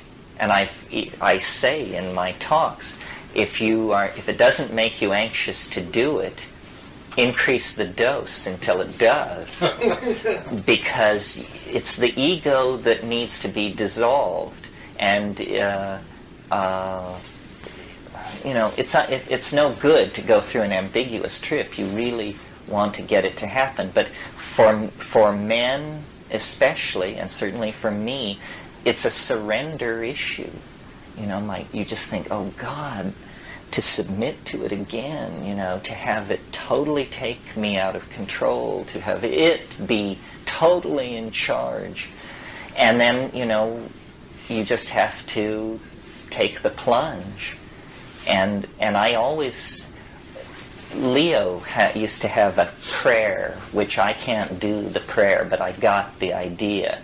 And the basic idea is, here I am, I trusted you enough to do this, please don't hurt me. You have to humble yourself. I know people who are I'm thinking of a certain person who's a very strong, masculine ego type, pushy, talks too loud, has made a lot of money, is used to being taken seriously. And God, when this guy took mushrooms, he absolutely hated it. And because it told him, it said, you're a jerk, and I'm going to make you feel it. And he hated it. And he was telling me the story as though I should say to him, lucky for you, you escaped from the claws of this vicious mushroom. And I was, of course, thinking to myself, my God, it's exactly what this guy needed to hear. It's amazing. But the surrender thing is an issue, and it doesn't get easier, I think. And I've talked to shamans in the Amazon about this, and they say, you think this stuff is easy for us to do? You think just because I run around with a penis sheath on my ding-dong that this is any less weird for me than for you? It isn't. It isn't. It says, if you're a human being, this is a tough swallow. And yet we do it because we need to cure and we need to understand. But you must be strong. You must have your weapons, whatever your weapons are, your inner fortitude, your chi, your sensak, all of this. So it's a call to courage. This is why I think that gurus do such a brisk business, even among people who know about psychedelics, because this takes courage. How many people ever walked to the meditation hall with their knees knocking in fear over what was going to happen in their meditation? But, this is the thing. Oh, you have? Oh, shit, I got to sit down with my mind again. But that was after psychedelics. The stakes are the same. This is very useful information. Yeah, this is good stuff. Well, I came to this workshop on Friday, and I said that the old vision wells were completely dry, and I feel like I've come to the well and I'm really refreshed.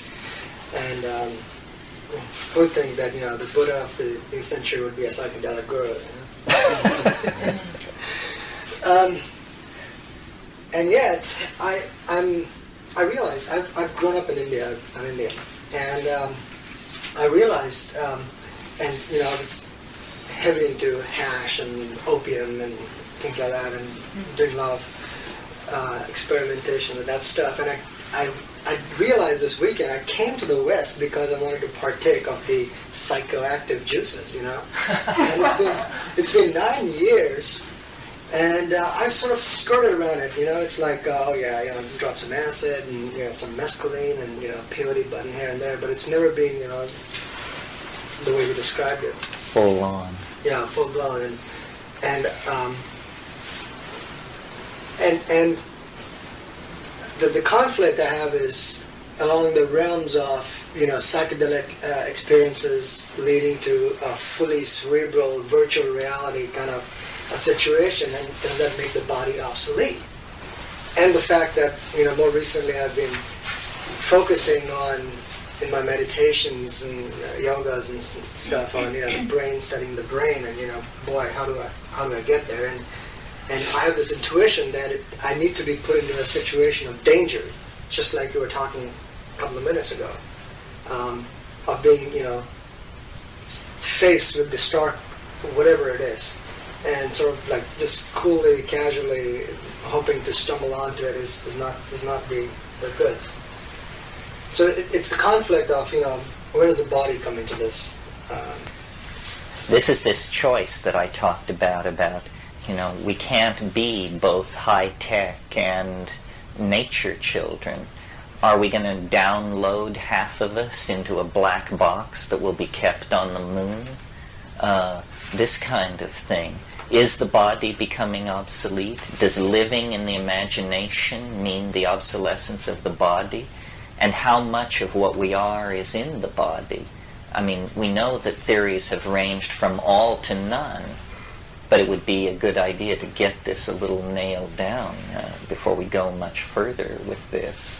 You know that mushrooms are forbidden to Brahmins by the Mahabharata, but these Santali people have hundreds of words for mushrooms in their language, and there's some suggestion that they may have connections back to rituals and traditions that are pretty much unchanged from Vedic times.